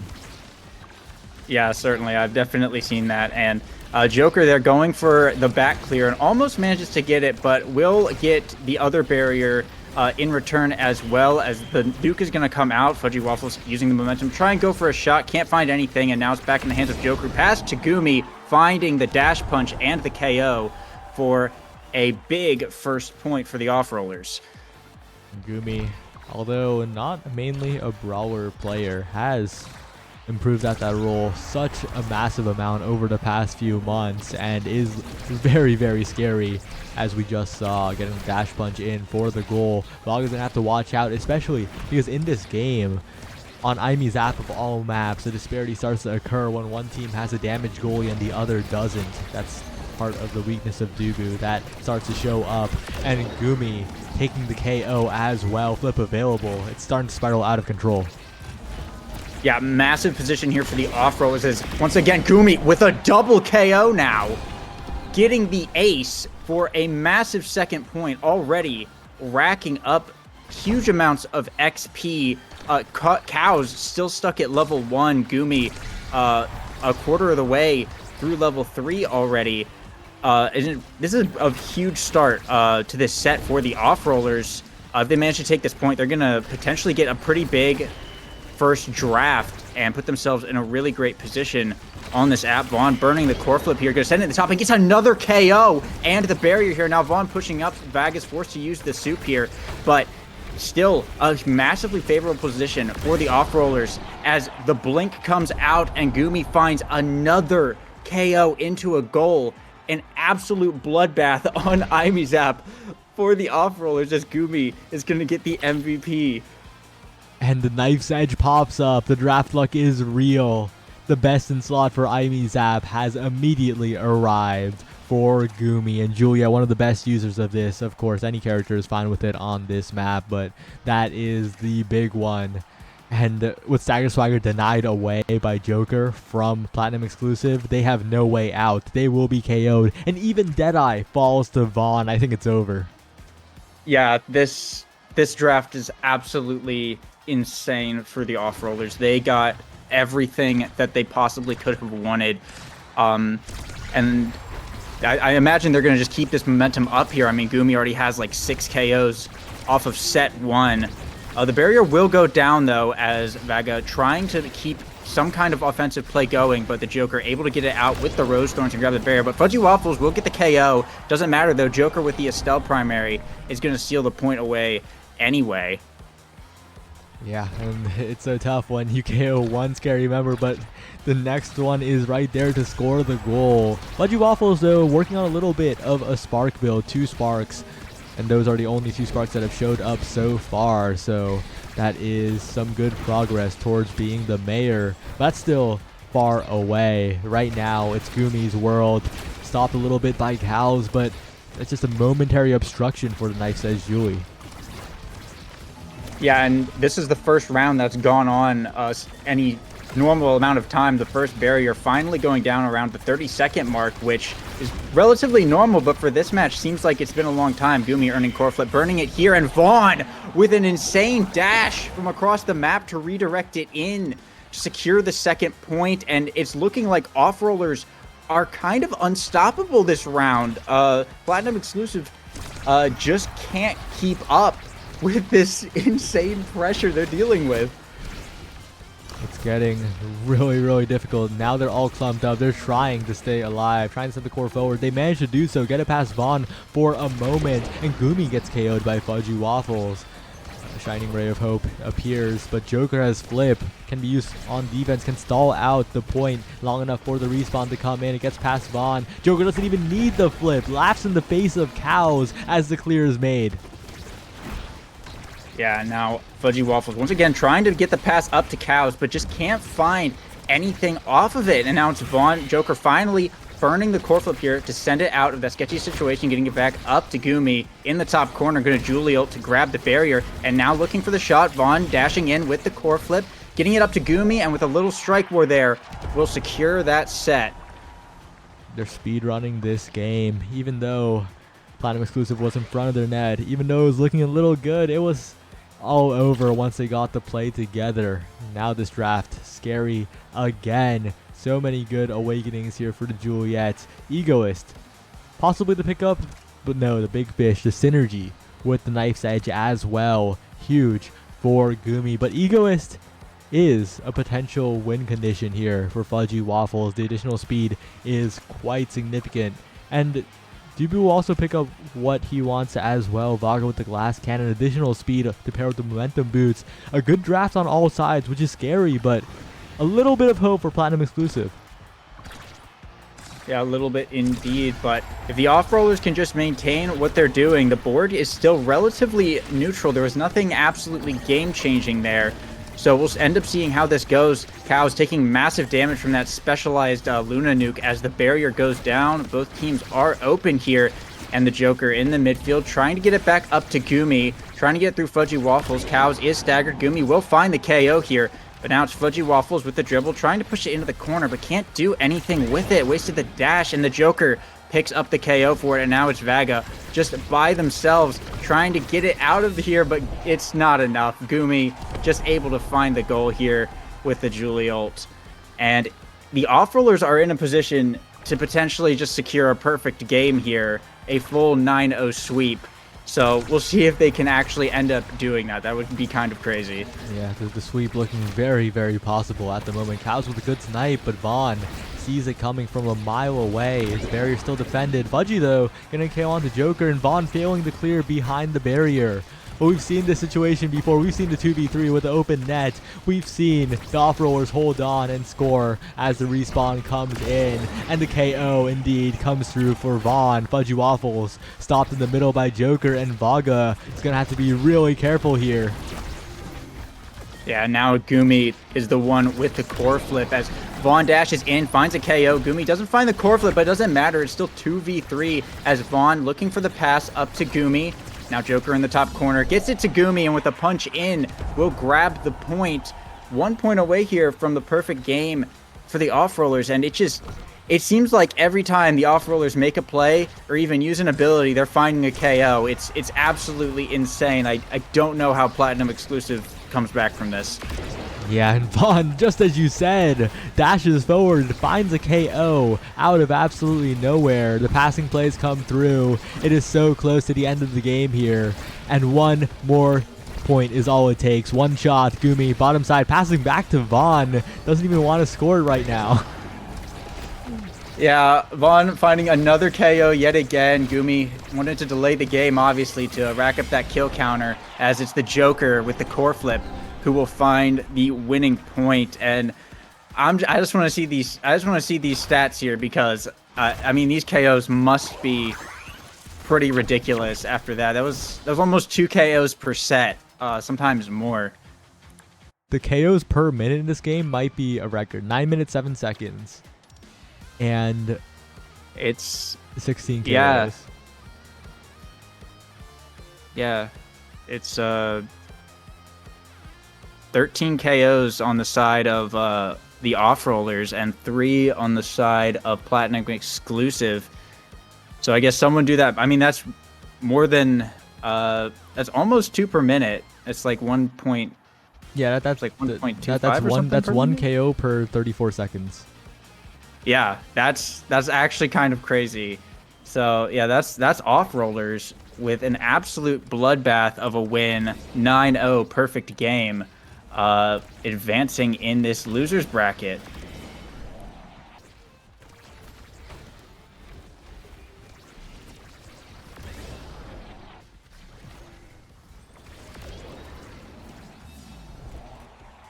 Sorry, I had to DM someone something, but that means the off-rollers are on a collision course with Last Call, a team that is also very, very scary, and we'll have to see how they do because Platinum Exclusive defeated the off-rollers are still on their losers bracket rampage. They've defeated the Sundubu Strikers, a NASA team, Platinum Exclusive, a NASA team, and Last Call is yet another NASA team in their path.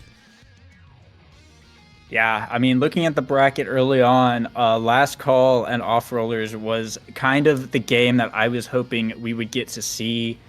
I guess anyone who doesn't know the lore, Seraphim is big Borg fans. We got Seraphim Last Call is kind of how it goes. So it'd be awesome to see a game at that, of this level. Obviously, very high level game, and 2 teams that both.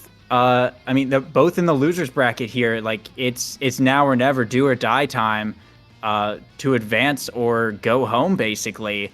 So I'm very excited to see this. I mean, personally, I'm not supposed to have bias because I'm casting. No, you can have bias. That's a lie. Oh, I can have. Okay, yeah, cool. Yeah, bias all the time. Yeah, no, I want to see Last Call take the whole thing. But we still like off-rollers though.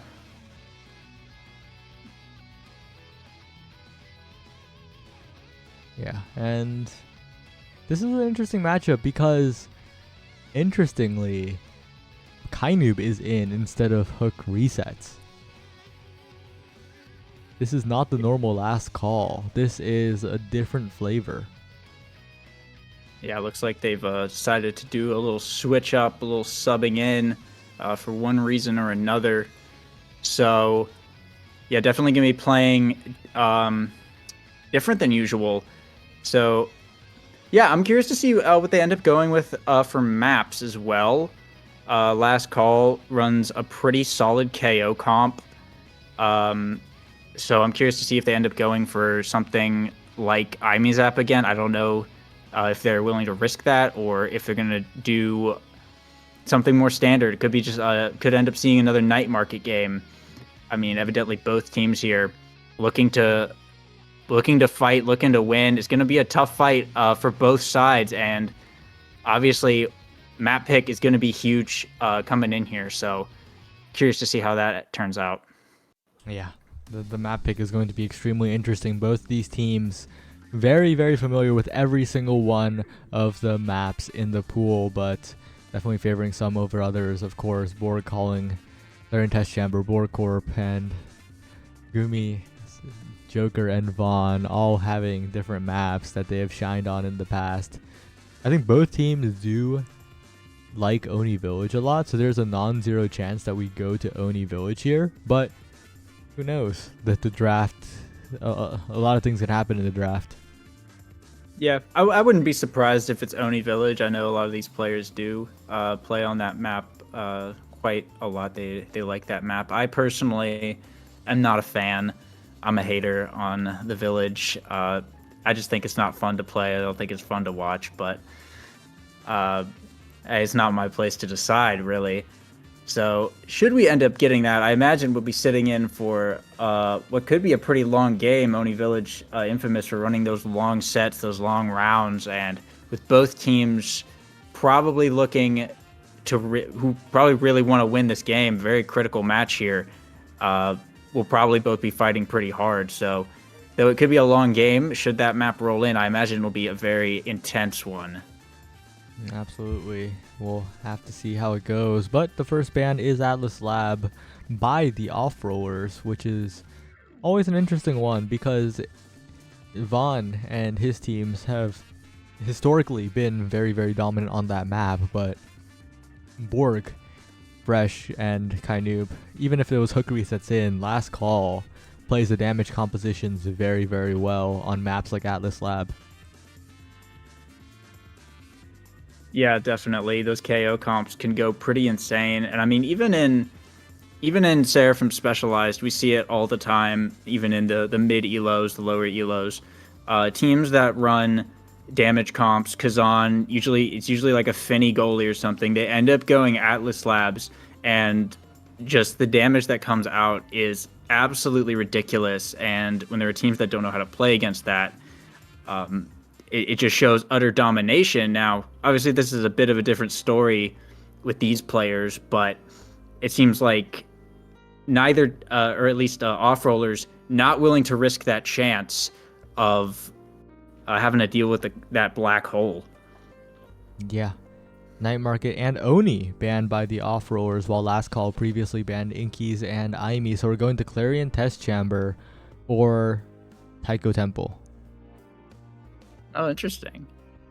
Yeah, definitely two. I mean, the two newer maps, obviously everyone's going to have less experience on them in general.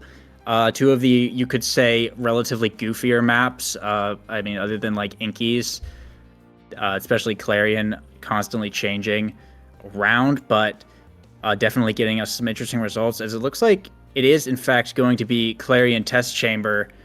So this could be pretty awesome. Saw some cool games on this earlier. Saw Last Call. They lost on this map earlier, if I'm not mistaken, right? Last Call, I believe so. Yeah, this is what sent them to losers, was on this map. So see if they can get a little bit of map redemption here as we run into this this pick phase, this ban phase, and see what these teams are going to bring out. Very predictable first ban coming out from Last Call that we see is the Juno ban, and of course the Juno has been quite a menace. We saw it banned for the same reason last game, and Mako taken away from Fresh. This is interesting. Will Fresh go with the Rasmus, the signature Rasmus, in this critical game? And he does so. Borg with a signature Zentaro most likely as well. And we're also very likely to see it now on both sides for the healing.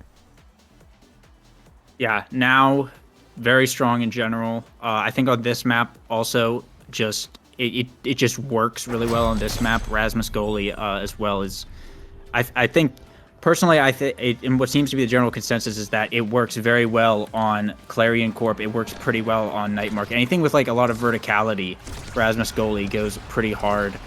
And so I do enjoy watching Fresh play his thing and do his thing on this character. So I'm excited to see how this pans out as we have the Naumir, we got all the Clarion members somewhere in the game on Clarion Corp, very thematic as we get into this. Borg already KO'd by Vaughn's strike shot here as Gumi looking to take down this second barrier, and now in the top corner, Vaughn pushed up into the midfield, looking to get it over to Gumi in the top, taking a lot of damage, gets healed by Joker as Borg does respawn though, as it's Kainoob who manages to get it out for now, but gonna have a tough time trying to actually apply some pressure, it looks like, as Borg is still stuck at level 1, and Vaughn does have that flip in the back pocket.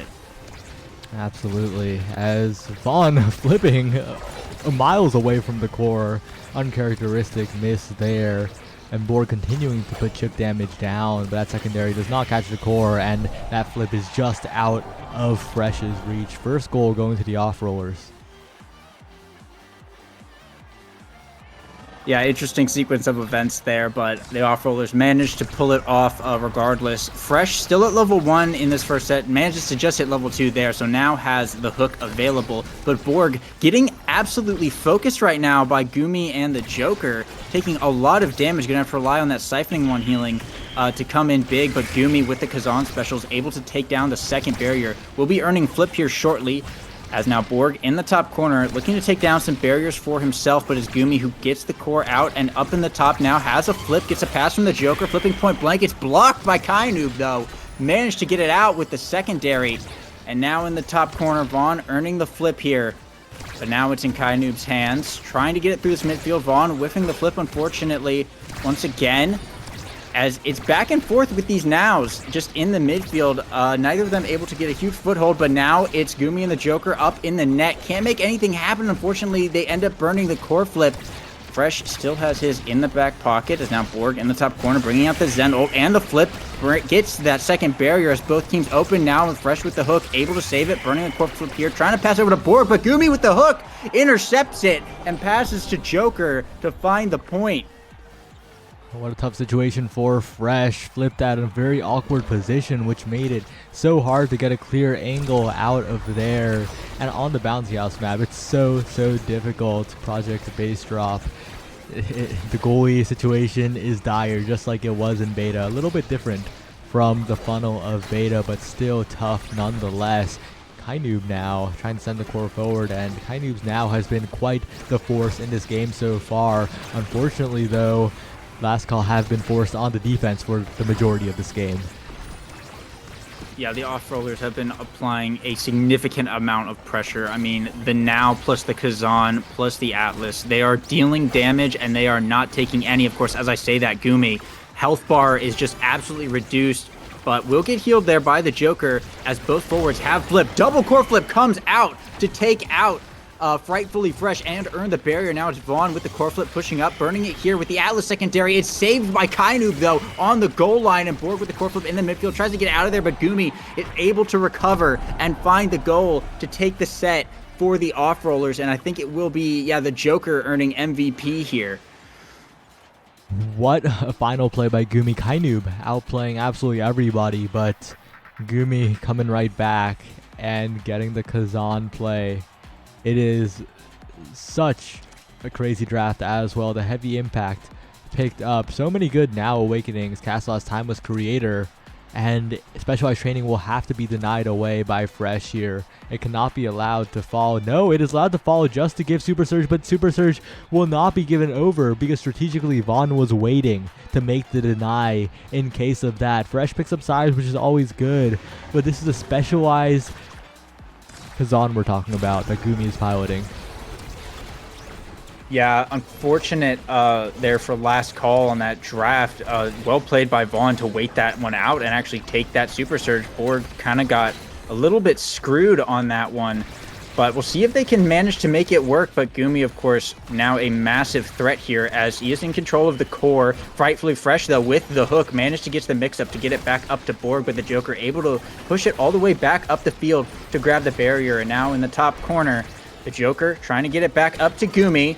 But Borg is able to get it back out. Vaughn in the bottom, bringing it up to the Joker. It does have Core Flip, burning it here, trying to send it back up. It's blocked though by Kainoob, managed to get it over to Borg to grab a barrier as we are 1-1 now. Goes for the core flip, can't quite reach it unfortunately, but now it's Borg with the core flip, pushing up, burning it here, grabs the barrier.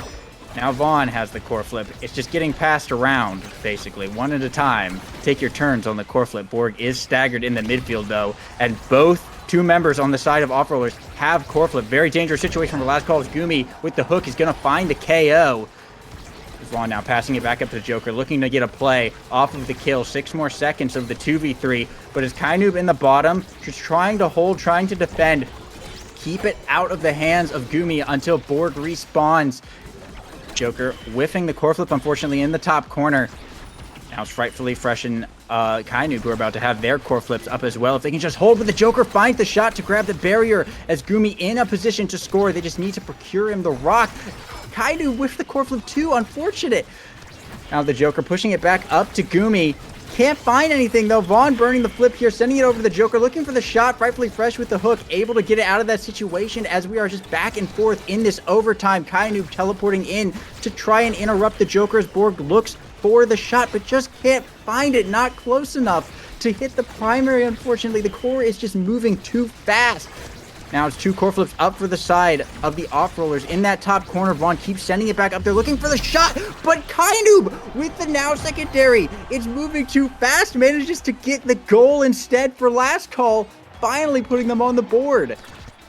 I mean, Kainoob was the regular season MVP of Season 2 of the North American Strikers League for a reason. That guy makes absolutely everything happen in the midfield, the best midfielder by a wide margin here. Borg dancing in front of the core, trying to fake out Vaughn, but Vaughn will be so patient there. And Gumi, that specialized training coming into effect, and now healing is there, but Gumi continuing to put damage down. The core flip now will find the second barrier. Core flip from Vaughn to send it back up as well. Kainoob in a dangerous situation, going to have to heal back up. Does have a core flip, but Gumi is going to be able to get it through him anyway and find the point there. Kainoob will be preserving that core flip going into the next round, though. It is just 1-1, so no need to burn it there. Bit of a kerfuffle off kickoff as, wild save by Vaughn there. Almost lost that barrier, but used the Atlas primary to just barely save that. But Kainoob in a dangerous situation again. Borg manages to grab one barrier. Going to lose a lot of health for it, though. As now Kainoob in the top, looking to make something happen, but Gumi's going to find the KO onto Borg. 2v3 here. Kainoob burning the core flip. Can't find anything. He's going to lose the barrier. Massive pressure coming out from off-roll. Is going to continue to get both barriers here, and now looking for a shot as Borg respawns. Brings out the Zentaro ult to try and get it out, but Gumi has a core flip up on the top and is just okiing Kainoob now so hard, and Vaughn in the midfield with the core flip. This is a dangerous situation. Burning it here, trying to send it back up.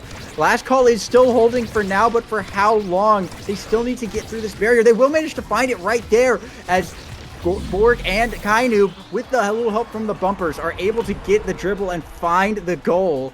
And finally now, last call is on set point and gonna try to take a set of their own here. Definitely possible, but they gotta watch out on this particular variant. But they're looking to do just fine here. The control from Kainoob is looking good, but Joker starting to speed up, looking a little bit like a mini Octavia at the moment. Almost finds a barrier, but Kainoob again, so clean on the defense, and continuing to press forward is Borg with the combo flip available for Kainoob as they're looking for this last barrier. Yeah, Kainoob still preserving the core flip. That will be one barrier going down as Borg does earn a core flip. Everyone over on the side of last call actually has core flip here. They could potentially get a big power play if they can just get it out of this bottom lane. Fresh burning the core flip there, try and get it out. They will manage to pick up the KO there onto Gumi as well. Potentially a huge KO here. Borg now in the bottom side, in the corner, burning the core flip, looking for the barrier, but the Joker with the now secondary is going to be able to block it as Gumi respawns. Vaughn burns the core flip and stalls it out to shut down the play, as now it's Gumi in the top corner looking for the barrier, but Kainoob just every play is able to try and find a way to shut down Gumi. It's pretty amazing, as now it's Borg with the dribbles looking for a shot, but they just can't get anything going, unfortunately. The defense from both teams has been pretty stellar, as Borg is staggered, and the core flip from the Joker is going to be what picks up the KO here, but no barrier just yet, as Vaughn with the strike shot is going to send it back up. That's finally the barrier going down here, as Borg's about to come back up. Vaughn looking to procure the rock up to Gumi. Joker and Kainoob, though, in the bottom with the strike force. Kainoob's able to get it back up. Still has the core flip. Is going to get the egoist proc as well. Can't find the barrier just yet, though.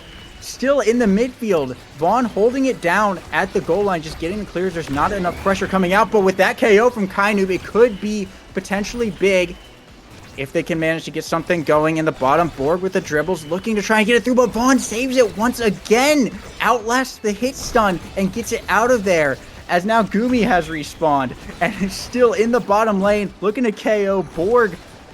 Can't find it just yet. And there it goes. There goes Borg. But both teams, even with all these core flips, have just not been able to find any massive offensive play in this round. And once, oh my gosh, Frightfully Fresh with a pendulum swing. Gets the save and goes up, gets the core flip to bring down the barrier finally. Now it's a pass down to Kainoob. Borg looking for the shot, gets blocked by the Atlas secondary. Still trying to keep his offensive pressure up, but Gumi with the hook is able to get it around Fresh and tie it up in the set. Set point for both teams. It's getting incredibly close now, especially on this particular variant. The KOs were coming through in full force the last point, but they'll be even more frequent here with the chip damage, with the regen stopping, and with players getting stuck in the goo. But Borg is looking to make it so much faster, has the flip available along with Kainoob. Both barriers taken on the other side. Gumi with the hooks, stalling the game out for just a moment, but it's Borg with the flip available, sending it up, but it's defended away for now. Yeah, and now two flips coming out for the side of off-rollers as well. We'll burn both of them to grab that barrier. Borg still has the flip, though, if they can get it back up to him. But Gumi, the ever-present danger should the core go back to their side of the field. That hook has just managed to get it around Fresh so many times, and Kainoob now stuck in the prison in a dangerous situation, staggered here. Just is playing for his life, manages to heal up for now, but in the hands of Vaughn, trying to get this core back over to Gumi, and with the Kazan primaries trying to find something, but they still aren't able to score it just yet. The Joker takes a lot of damage, forced to burn the now ult there to stay alive, as Borg in the midfield looking to set up a play, but double egoist proc now from the side of offlaners as they're looking to push up. There is so many core flips coming out for both teams this game with the full egoist start that it's made it where you would expect them to just be constantly scoring, but instead they're using them to save a lot of the goals. But of course, as I say that, Borg with the core flip finds the shot and takes the set for the side of Last Call. What a game. It's going the distance, and every point feels like it could have gone either way. And this draft is not the game-winning one for Last Call. Nothing that will blow the game wide open. But still, a lot of picks, should they fall down, that can make a difference. 1-2 punch, quick strike, and chrono boost are what I'm looking at. The dash extension, possibly, for Borg. We'll probably go the 1-2 punch here. And the Kazan, not left with a lot. The stagger awakenings are great, but we'll just go with the chrono boost instead. Wants the extra dash utility, something that I thought I would see out of Borg's Zentaro, but no. Yeah, that extra map presence is definitely going to make Gumi a much bigger threat than he already was. Of course, much bigger, literally bigger, as Gumi has earned the giant orb and become the big Kazan now. Kainoob, though, in the top lane, holding it down against 2 members of the offlaners here, and will actually, with a little help there, manage to grab that barrier as Borg makes a double play to go for the second barrier here, and with a little dribble, looking for a shot. Vaughn manages to clear it out for now, though, trying to send it back up, and now it's Borg who gets the size and is looking to make a play here as Kainoob does earn that core flip here. Frightfully Fresh with the hook, trying to get it back down into the bottom lane. Borg with the hook, with the core flip as well, but so does Vaughn. Vaughn using the secondary actually to stop Borg's core flip. Kainoob also burning the core flip as it does get shut down. Once again, all these players have demonstrated an incredible ability to stop other people's core flips. It's been insane. Like, I think more core flips have been stopped than have earned things this game, which is not something I am actually used to seeing. Yeah, and with the core flip passes as well, instead of direct shots, now the defense has to evolve to match that as well. But Fresh with a bit of a panic flip there. Kainoob was covering, but now with that resource gone, Gumi is looking so dangerous. A special burned as well, but Kainoob will still make the save. Gumi unable to find angle still, but Joker with the crossfire, the primary is perfect, and the off-rollers take the lead. Yeah, that was solid defense from last call from Kainoob, but obviously the Joker managing to find that one here. And I mean, I think it's a good moment to point out, I mean, it's an egoist start. Everyone has egoist. Everyone's getting mad energy. They also both have Now on their team. Now is an energy battery. She gives herself energy by just dropping the secondary on herself. And especially the Joker has the quick strikes, is just having core flip up so often. It's absolutely insane. But Kainoob, the one to score the goal there, as the levels are starting to catch up.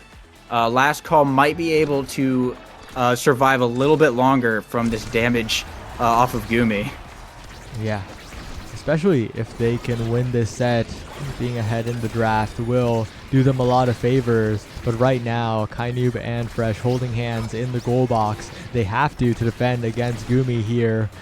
The core will barely miss the barrier, and they breathe a sigh of relief, but Joker continuing to pass the core up, and this time it is Vaughn who steps up, gets a primary into the top side. The off-roller is not slowing down just yet, and look at their meter. It's looking quite good.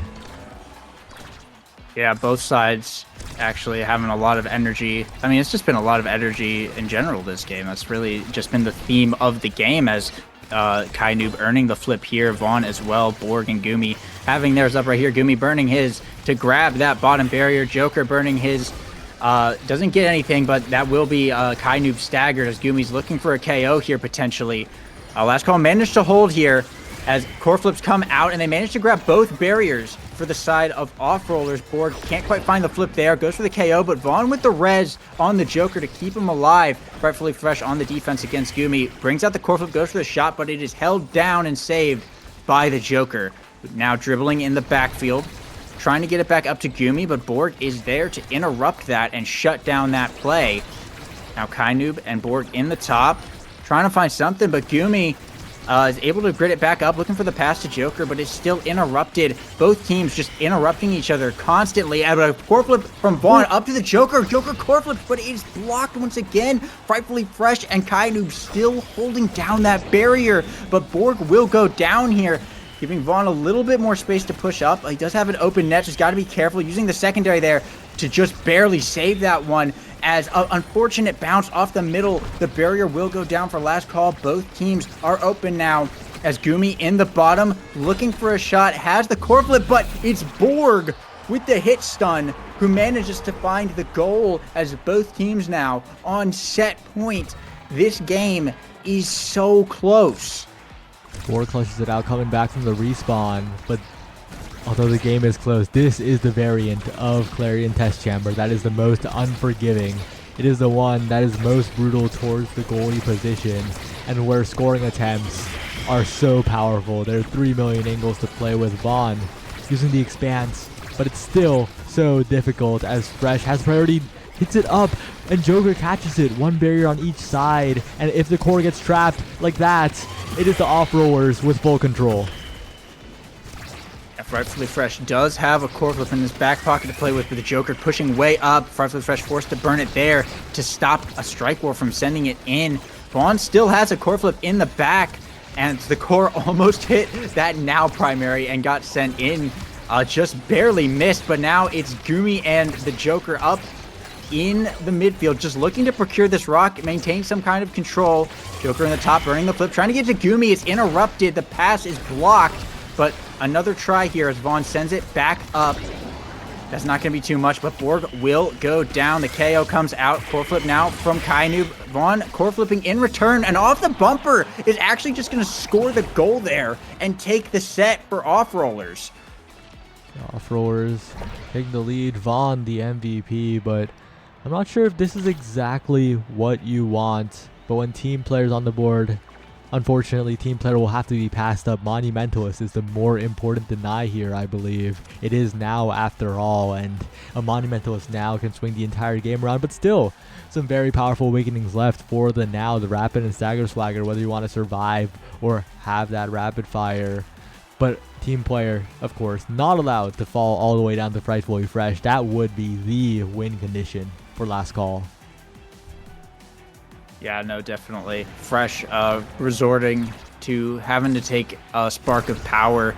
Not super great. Rapid fire pickup for the Joker is actually pretty big here. I mean, you have the Monumentalist on the Atlas as well, so the defensive power's just gone way up, and Gumi finds the shot onto the double barrier here. Huge position for the Off Rollers if they can manage to keep this force going. Gumi and the Joker trying to keep the offensive play going, but Kainoob is just been holding it down, just been such a constant menace to every time the Off-Roller is trying to make a play. He's just been shutting them out almost every time, putting in massive amounts of work as Vaughn with the core flip to send it out of there.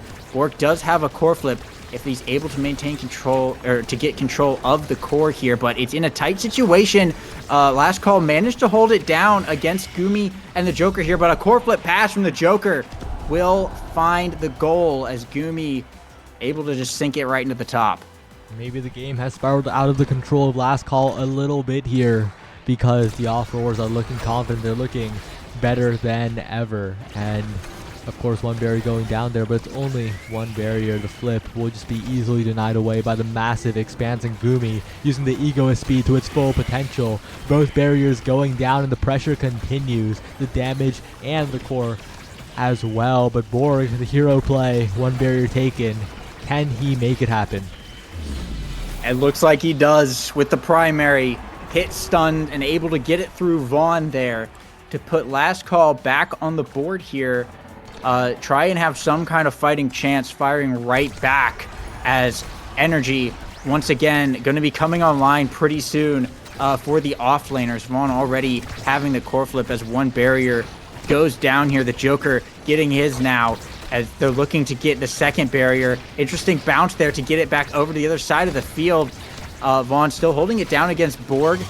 Burning the core flip here, trying to get up to Gumi, but Kainoob managing to block the pass. Just been very consistent with these blocks. The Joker with the core flip, it gets blocked once again by the members of last call, and now it's Kainoob's turn to try and find something. Vaughn able to shut it down, but in the top corner, Gumi goes for the core flip, and it's shut down once again, point blank. The defense has been stellar, but both teams really have just been stopping these core flips point blank. It's been absolutely wild as Borg is staggered. Vaughn with the core flip to find the kill as Kainoob able to fire back for a barrier though. And I mean, it's still anyone's game. Frightfully Fresh with a point blank, like pixel perfect basically core flip to save that top barrier. As Borg respawns, they'll be able to pick up the second barrier and open up the goal. And now it's Borg looking for the shot, can't quite find it. Kainoob burning the core flip, but can't get anything off of it, unfortunately. Trying again, but Gumi with the Kazan special able to interrupt, and now going for the core flip, able to grab that top barrier. Both sides opened up now as it's anyone's game on this bumper map. Borg looking for a shot, but manages to find it off the second try. Sends it right into Vaughn. I don't think his strike came back up in time. The core was moving too fast. And that's last call on set point now. The sheer core speed was enough there, but there's still a lot more to do. There's still variants that are scarier. Borg trying to get the barrier will be denied away by Vaughn's strike and then Vaughn's expanse. As the meter goes up though, Borg winning 2 strike wars in a row. Both barriers are down. This is the chance for last call. One pass, but blocked away by Joker. Another opportunity, but the flip is there, and Borg is staggered. Has to be so careful with evasives. The strike shot from Vaughn sees it coming, but it's still not the goal yet. They still need to make the plays. Kainoob is there, but it's still being defended away for now. Yeah, now Kainoob burning the core flip. It's going to get blocked out by the Atlas secondary, but this is a huge position for last call. They have 2 barriers up.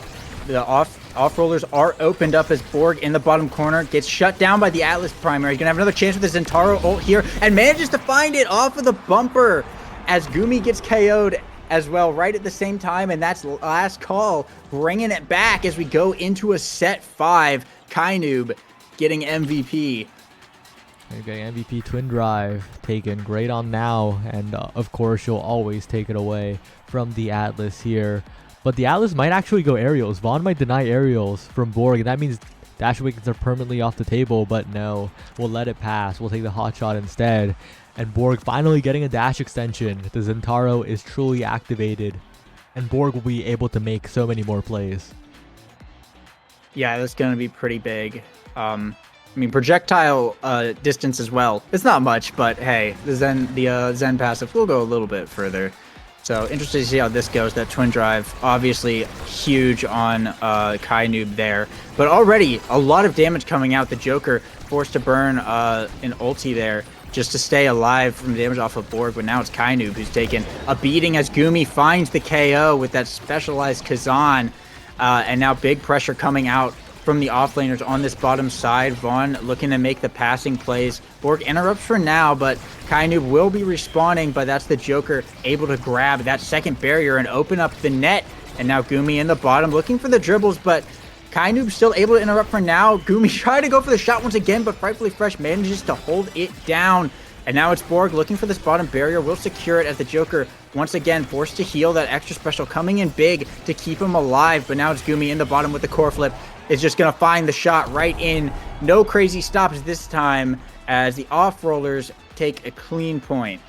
What a crazy angle too, basically parallel to the primary of Frightfully Fresh. Reads him like a book, and on this kickoff too. Joker though does get blown up at the bottom side of the map, but Kainoob does have to be careful. That Kazan primary is hunting, and Gumi has the damage to get the KOs. Yeah, no, for sure. Gumi has been dealing a lot of damage this game. It's been really Kainoob who's been the only reason that Gumi isn't going to have like double-digit KOs. But speaking of Gumi, is staggered, is forced to kind of run away and play for his life for now, hiding in the invisibility as Borg brings down that second barrier, receiving the pass from Kainoob and just sends it right in, finds the shot. Textbook right there, play against Atlas to put last call back on the board. It's just one team scores and then the other team scores. It's just back and forth and anyone's game as we go into round 3. Anyone's game. It's all about who performs better on the variant, on the points. And right now it is the off-rollers. Vaughn continuing to defend. One barrier does go down though, and Kainoo's pushing forward to flip burn, but it's okay because both barriers are now down. Borg tries to go through absolutely everybody, but it's not quite enough. And now the passes come through from Joker to Gumi. The strike war won by Fresh against the close primary, but Gumi one more try. No, denied, and now the offense truly starts for last call. Borg trying to pass it up to Kainoob. Will find it through, but not quite the angle he was looking for. But like you said, the aerials range came into play there, the snipe, and last call take the lead. That's actually wild. The aerials actually may have been what was able to reach that, so that's that's kind of clutch to see. But this is a lot of energy now coming up for the side of last call. Core flip's going to be online as already one barrier going down here. Borg in the bottom, burning the core flip here. It will get shut out, but Kainoob now looking to try again. Vaughn able to clear it for now, but Kainoob running into the bottom with that egoist speed. Passing up to Borg. spawn, able to clear it out for now, but they're still keeping it in this bottom corner as the Joker is staggered. Gonna force to play for his life a little bit here. Will earn a core flip, but an unfortunate bounce there as Off-Roller's barrier will go down. Now it's Borg and Kainoob looking for the shot. Joker forced to burn the core flip to get it out of that situation. But Fresh and Kainoob, but everyone on last call's core flip actually is coming back online once again, as this is looking like a really good position. Borg with the ult doesn't even need a core flip, just gets it right through off the Zen ult, and that's last call taking the game. That was insane. He passive dashed and interrupted it, animation canceled with the special catching everyone off guard. That was a wild play from Borg. We'll have to see that one on the replays for sure. And what a hard-fought game. Both teams scoring double-digit goals, but last call will be the ones to move on into the grand finals against Wait. This team could win it all, who are looking to win it all here. But let's see what last call has to say about that. The replays, as you said, are being played, and what a game. Yeah, that was an absolutely insane game to watch. I mean, just the fact that it was even an egoist start. It was just core flips constantly. I mean, I'm not surprised that it went to set 5. Like you said, we see these double-digit goals up. Multiple players breaking the 300 redirect threshold. Everyone pretty much, other than Gumi, breaking the 200 redirect threshold. Gumi almost got there with 197. But 6 KOs though, and 60,000 damage, 62,000 damage to back it up. Absolutely wild game. It was not what I was expecting to see, but it was certainly refreshing, certainly rewarding to watch. And the animation cancels coming. Oh man, Borg making it so ambiguous. Had the flip as a mix-up option as well. What a point from them. But we have to head to yet another match. This time the grand finals. Wait, this team could win it all versus last call. These two team names rhyme, and these two teams have not faced each other in this tournament so far. Opposite sides of the winners bracket. No, they have. Sorry, they faced each other in winners finals, and that's how last call went to losers finals. You know. Yeah. The classic Mega Striker short-term memory. Understandable. You've been here all night. But this is a revenge match here in the grand finals after last call have made their losers bracket run to beat a team that I didn't necessarily expect them to make the winners bracket run that they did, especially with some of these other teams on the roster. So it's pretty incredible to see this, and for it to come down to last call versus the winning team, whatever their team name was. Oh yeah, wait, this team could win. Yeah. Definitely a story to be told here. I think for either side that wins, it's going to be kind of an incredible narrative. So I'm definitely interested to see how this goes. I'm curious to see how the maps go, the picks go, and what they end up pulling out of their hat. Yeah, it will definitely be interesting here, as we'll probably have to move to a new lobby. The ownership has been passed to Gumi, so we'll pop out and join a new one. But that'll just take a few seconds, and I'll send the new code as well.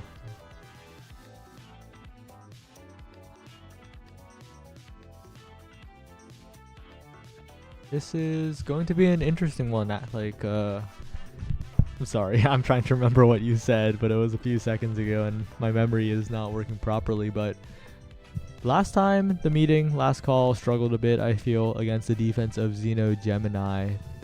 It was Inkies? Was it Inkies? I think it was Clarion. Was it Clarion?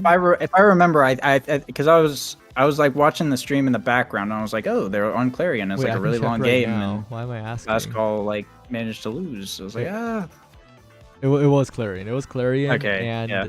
I think Xeno was doing so well on the Mako goalie. Fresh matched him, I believe, on that Mako, but it was just way this team could win it all, holding on for so long and capitalizing on those opportunities. Oh, I remember now. Borg got like 3 million size awakenings, and in the end, way this team could win it all just outscaled damage, and it was hard for Borg to play, despite Borg doing a lot of work. Yeah, I mean, bigger size does mean bigger hitbox. You get knocked off the map a lot easier. But yeah, I was watching earlier Gemini playing the Mako, and I was very surprised by a lot of the stuff that they were doing. It really caught me off guard. Some of the snipes that were coming out, just some of the things that were happening. So I'm curious to see if they've still got that gas in the tank to bring out that type of performance against a team that they already beat earlier, and if they're gonna end up doing the same thing, or if Last Call have adapted and said, "Hey, we know what we did wrong. We're gonna bring it back," and this team could win. It says they could win, not that they will win. All right, it's still anyone's match. Absolutely. As the map bans come in, Inkies is off the table. Clarion and Oni are also off the table.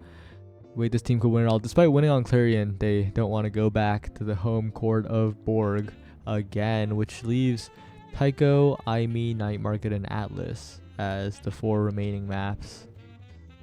When Tycho and Night Market are taken out, so it's Atlas or Aimis, and wait, this team could win it all are the ones to choose. Both very violent maps remaining, I think, favoring Last Call quite a bit if they pick the damage composition.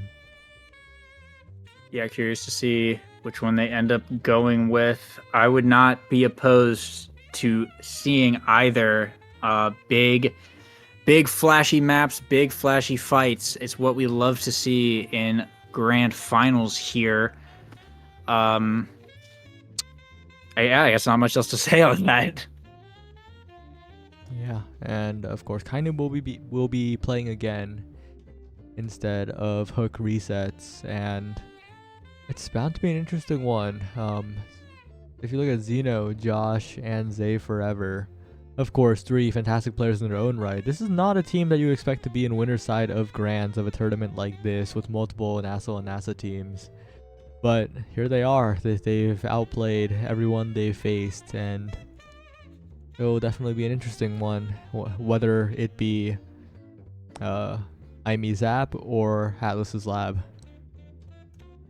Yeah, I mean, weirdly enough, I don't know if you follow football at all, but what's happening right now is the playoffs. And last week, the 7th seed Green Bay Packers, who are a good team, they were a good team. Everyone knows that they're a good team, but they went to Dallas to fight the Dallas Cowboys, who everyone thought was just going to take it all. And the Green Bay Packers, who were running mostly 1 and 2 year players who have only been there a few years, real young team, scored 48 points on the Dallas Cowboys in their home stadium and won. It's the first time a 7th seed placement has ever beat a seed 2 in the playoffs at home in NFL history. And weirdly enough, I feel like that's kind of what this team could win is doing right now. They're making a kind of a Cinderella run where everyone kind of knew that they could fight, but no one expected them to make it this far and to knock out the teams that they did knock out. So I am very excited to see how this ends up turning out. Yeah. Although I will have to be that guy and be like, wait, but isn't that stat also kind of a bit of like I guess a misleading stat, because the 7th seed hasn't been facing the 2nd seed or whatever until recently? Like I don't know exactly, but I just know that like the 7th seed hasn't beaten like the 2nd seed. Like you're not like the 7th seed has never. Okay. So hang on, let me look it up just to like make sure I'm okay. not like saying wrong. The 7th seed has faced the 2nd seed 6 times in history. Okay. Oh, because there was an expansion, right, in 2020 or whatever. I don't remember. but You know either what? way, Yeah, not to rain on your parade, because this is definitely a story like that where they are facing much more difficult foes, and Imi's app is the map that's chosen. And we've been saying this for a while, since what seems like the beginning, when Imi's app was the only wacky map in the pool. But Imi's app is where upsets happen. It's the volatile map. yeah, I mean, definitely. I mean, things happen on that map where, you know, oftentimes you make a misplay or something, and things can turn around in Omega Strikers. That's how it is. But on Imi's app, you make a misstep, and you can just die. You can just die. You get slightly too close to one side or the other, too close to that edge, or you're not tracking cooldowns properly, or you just don't pay attention, and your life can just disappear like that. The KO count always very high, and I mean, you can have a team of incredibly good players, but if some of those players die and are not in the game anymore, suddenly the dynamic has shifted, and now the team that was the underdogs just has that advantage because they were just able to get the KO. You know, they don't even necessarily need to be playing at the same level. They just need to be able to take the other players off of the field. Yeah, that's the great equalizer, the KO comp. And of course, there are some optimizations that better teams do that are very significant, like how they coordinated their damage and stopped the regen. But when it's an all-out brawl, there's really nothing much you can do, except sometimes you just have to pray. And look at this, that the character select is already shaping up quite violently. Yeah, it looks like a Rasmus ban coming out as well. If you're not playing him, you're banning him, as it tends to go on this map. A full brawler comp would be kind of wild to see on weight this team could weight this team could win. Looks like a Julie ban coming out as well, pretty standard for this map. As it looks like Zay Forever actually gonna go an era pick here, maybe. That's a little strange. That's not a midfielder that you see too often on IMEs. I mean, not that the pick is horrible by any means. The NATOs are great. They're going for Whoa. This is a dangerous game because it all depends on what is picked last tier for the side of last call. It's Zentaro, and I think the Octavia pick was a mistake. Because if it was the standard like Rasmus Julie variant, Octavia is very viable on this map because all you need to do is avoid the one-shots like any other character. But they're playing Juno Zentaro, and that composition will kill the Octavia. Yeah, that's a lot of chip damage, and it's a Super Surge start. Everyone took Super Surge, so I mean, it's going to be a lot of speed, but that's also going to be Kainoob and Borg having massive map presence here as Kainoob brings down the first barrier. Josh already like taking that chip damage, like we said earlier, just trying to stay back and heal a little bit before trying to go in. Of course, Zay Forever not really able to make any plays as a lone era, and now Kainoob in the top, Borg on the bottom, looking to make an offensive push here as Josh is staggered and having to be out of it for a little while. Zay Forever just trying to hold it down and try and stop any goal from ending the round too early, but not a lot of offensive pressure able to come out just yet. They will manage to bring down the barriers. Frightfully Fresh drops the cage. Josh popping the Octavia ult. Frightfully Fresh burning the core flip there to Elusive, and passing up to Borg will find the goal there for last call. That was a clutch play too, because Josh was coming up on core flip, and if last call lost that point, it would have been quite a disappointment. But now they can play the game even more. Borg got that level up off that goal, and with Kainoob getting the core control down, it is getting very scary. Look at the damage onto Josh, almost KO'd entirely. There we go. The orb taken while the Octavia got knocked back to death, and the barrier will also be taken despite the ensnare drums.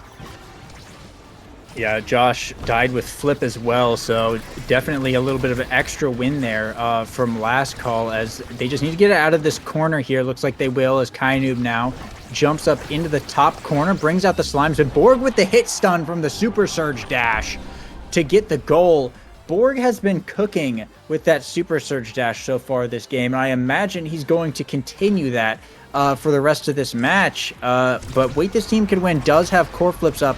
this round. So we'll see if they're able to turn it around and maybe bring this set back or at least stall it out.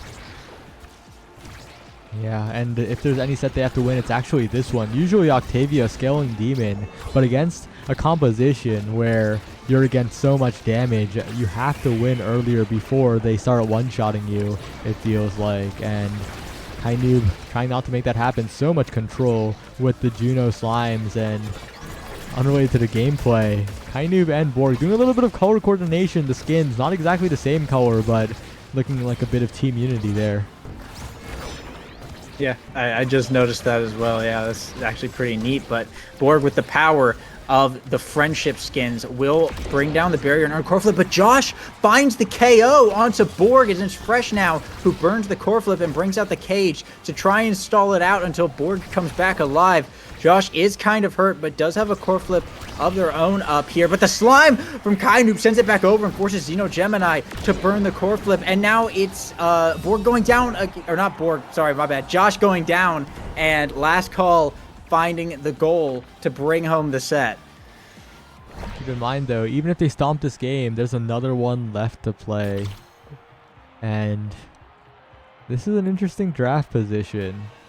Juno might not even want to deny the Castellast here. Deadeye could be the pickup, but no, we'll just go the safe route.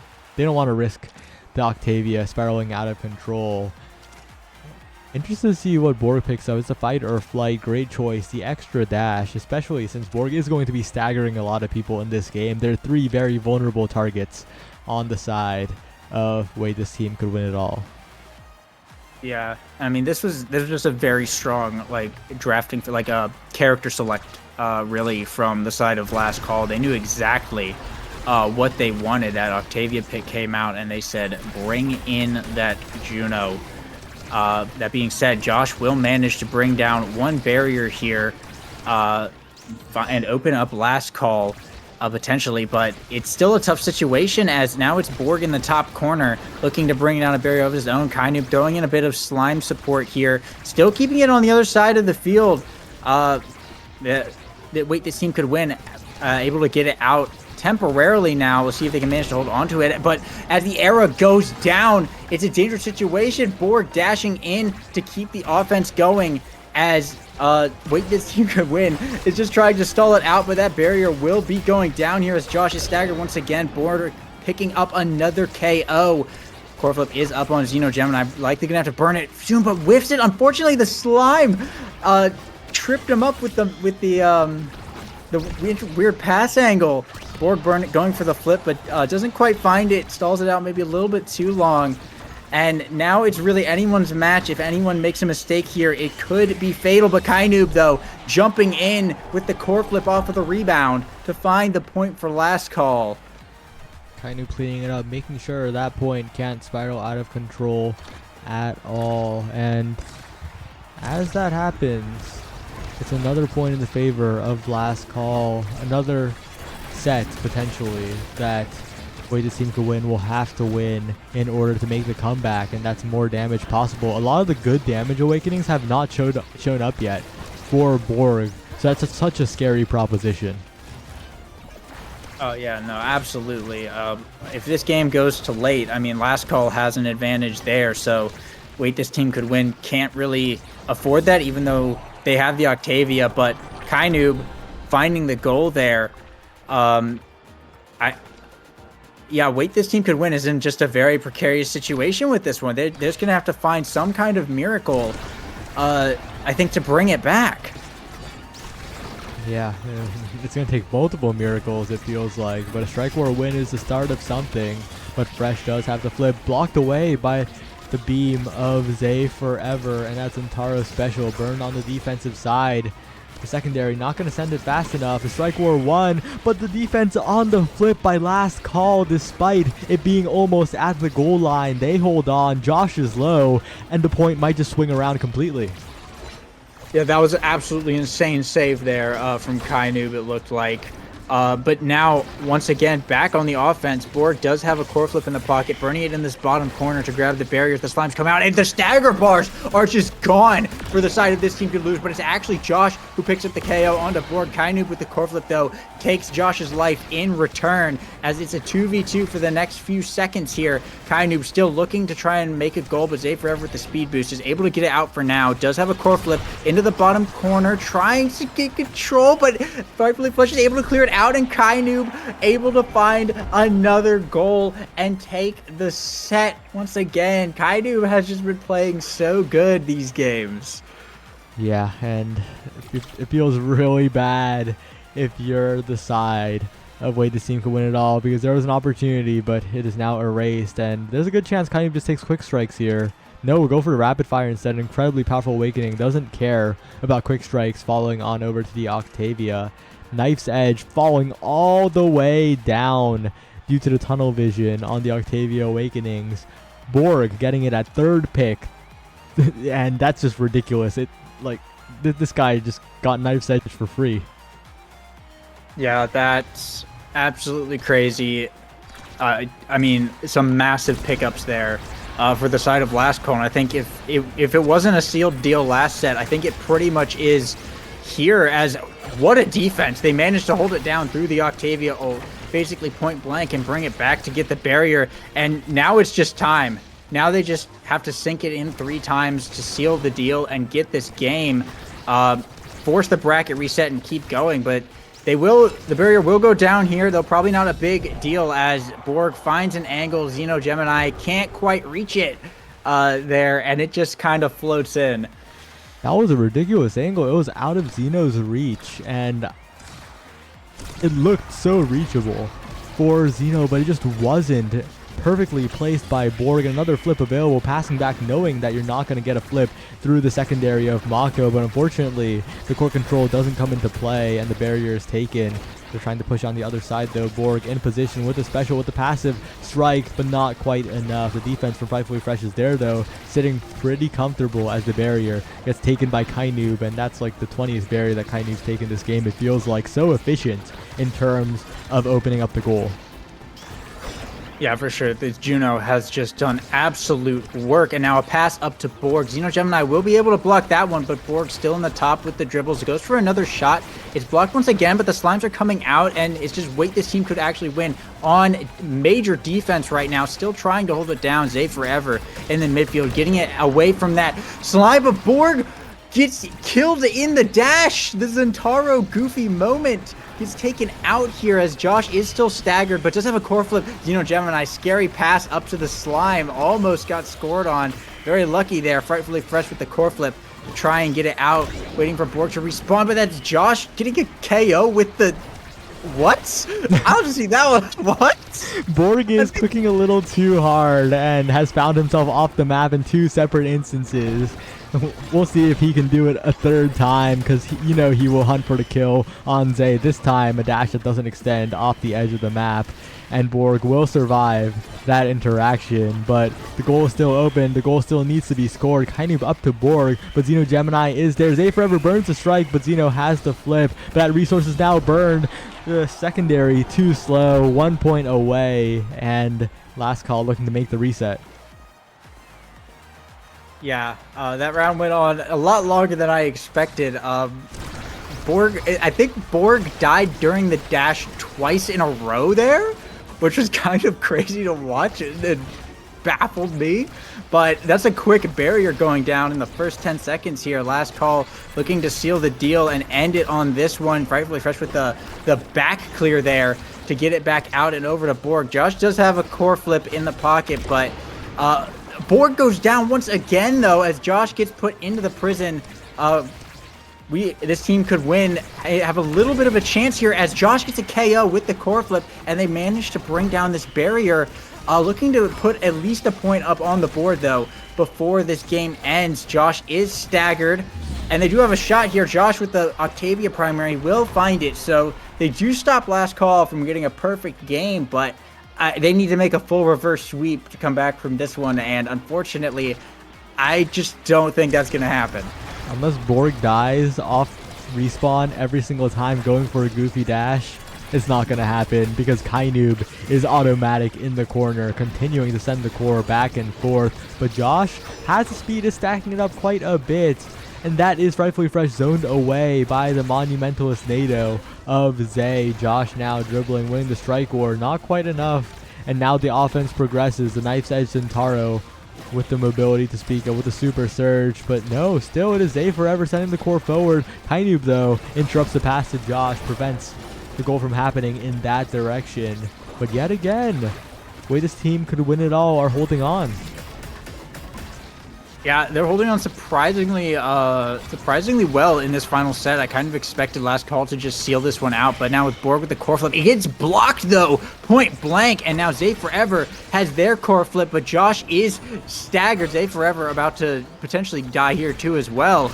They just need to stay alive, but it's actually Kainoob who finds the kill onto Xeno Gemini, and with core flip plus is going down, going for the shot, but Frightfully Fresh blocks with the Mako secondary, and it's a stagger. Josh forced to play goalie now against Kainoob until the goalie respawns and manages to hold. Last Call still could not get the barrier through that.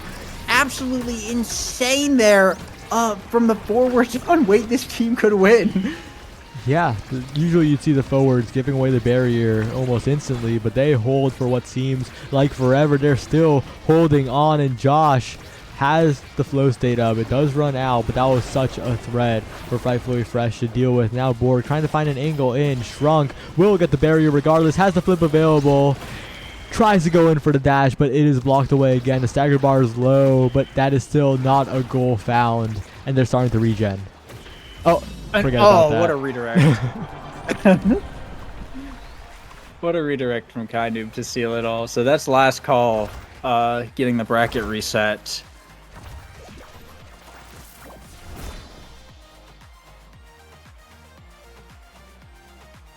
Bracket reset has come through for Last Call, and what a dominating performance as well. Just 9 goals to 1, and although near the end, the way this team could win it all were clawing it back, it was still quite dominant for Last Call. They just felt like they were on the offense 90% of the game. Yeah, definitely. And I mean, I was just looking at Kainoob's stats here. 58 shots and 156 redirects on the Juno. Just put in some absolute presence, absolute work that game. And I mean, hey, almost 16k damage as well to boot, and scored 6 of the goals. Very strong performance from Last Call, but Kainoob especially definitely showing up that match. So interested to see how they play in this next one. Wait, this team could win.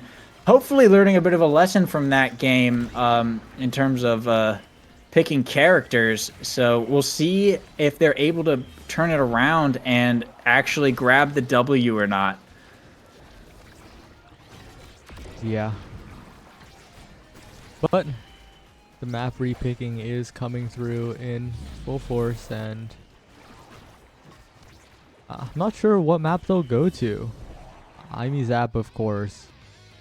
There for wait, this team could win it all, but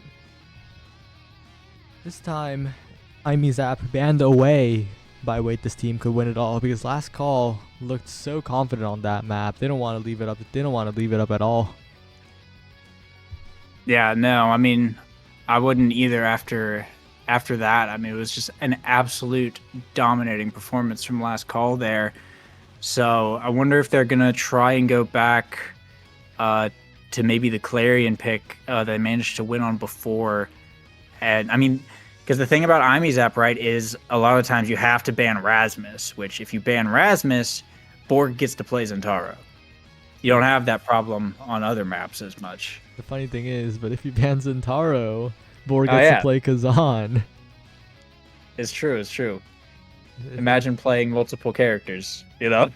Yeah, that's crazy. It's actually why we're implementing modified Fearless draft for OSAS finale, where if you win with a character, you can't pick that for the rest of the series.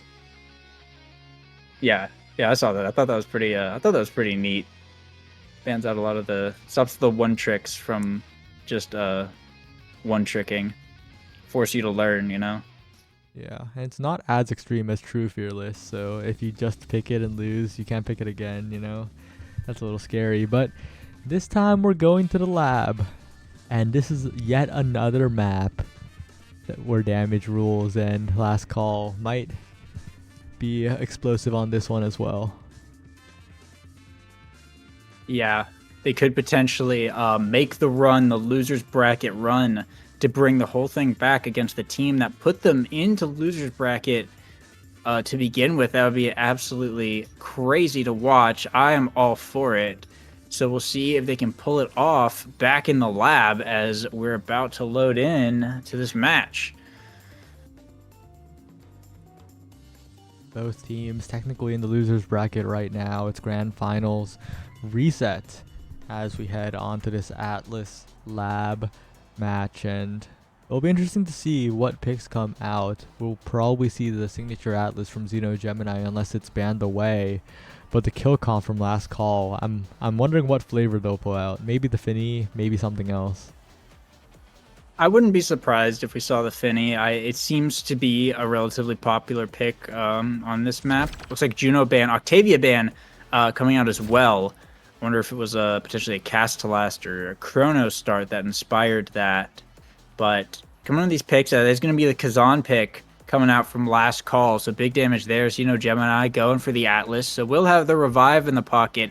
Zay Forever looking to go on that era again, try it out again on a different map, but actually swaps to the Now from more healing as the Mako pick comes in, looks like from Frightfully Fresh.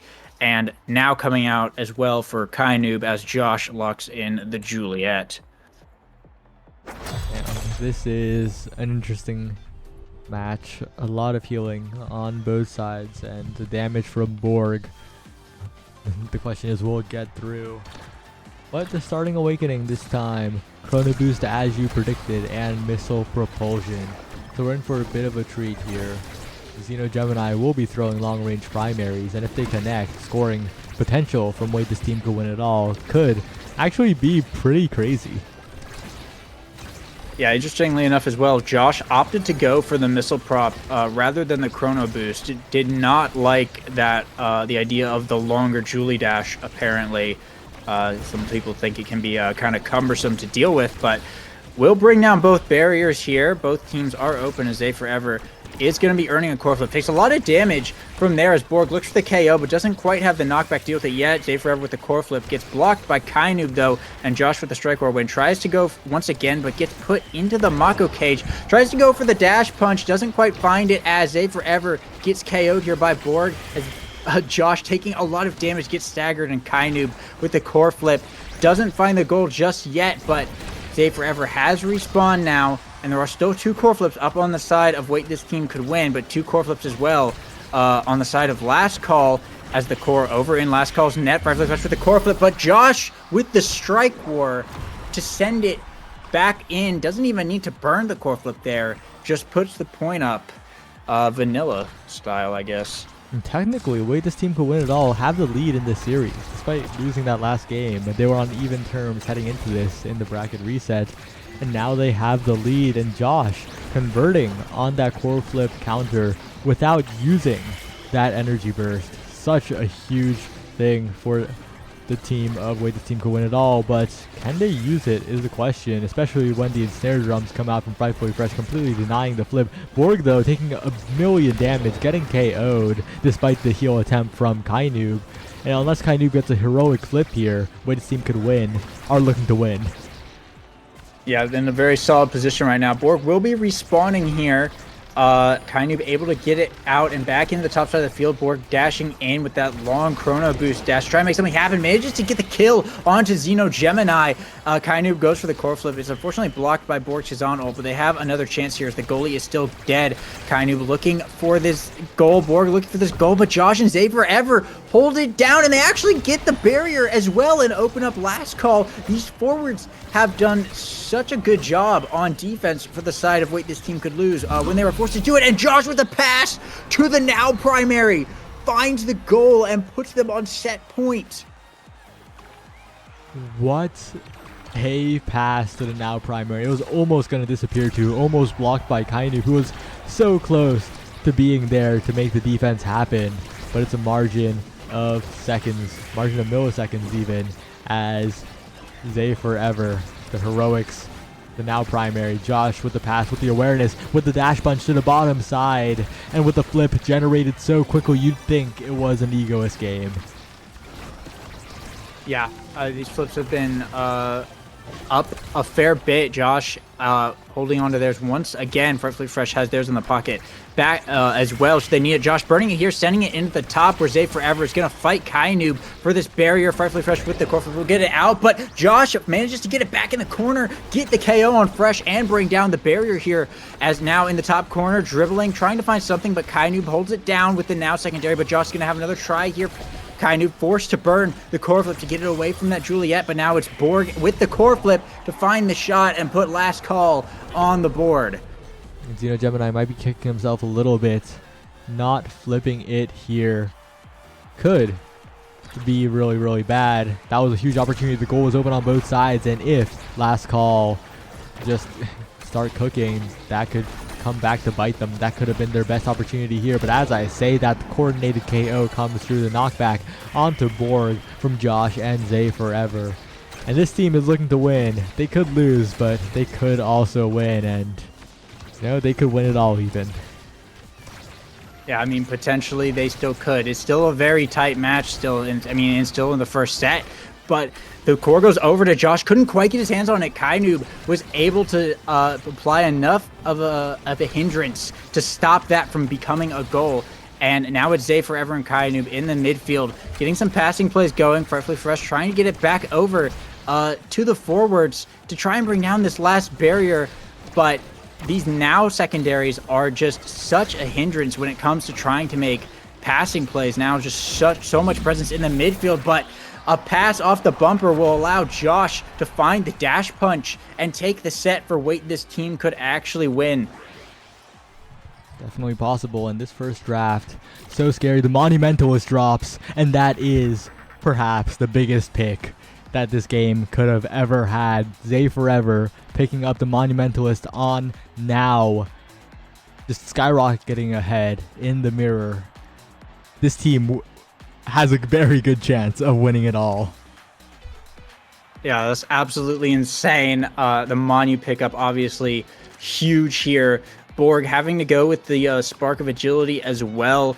Not going to see any immediate impacts off of that. So this is going to give Wait This Team Could Actually Win a huge advantage going into this second set as we run into the kickoff here. Already, we see the size disparity in the now secondaries as Borg flying across the map into the bottom side to help apply some pressure onto this bottom and secure that barrier here. But Josh firing right back with the bottom barrier of their own.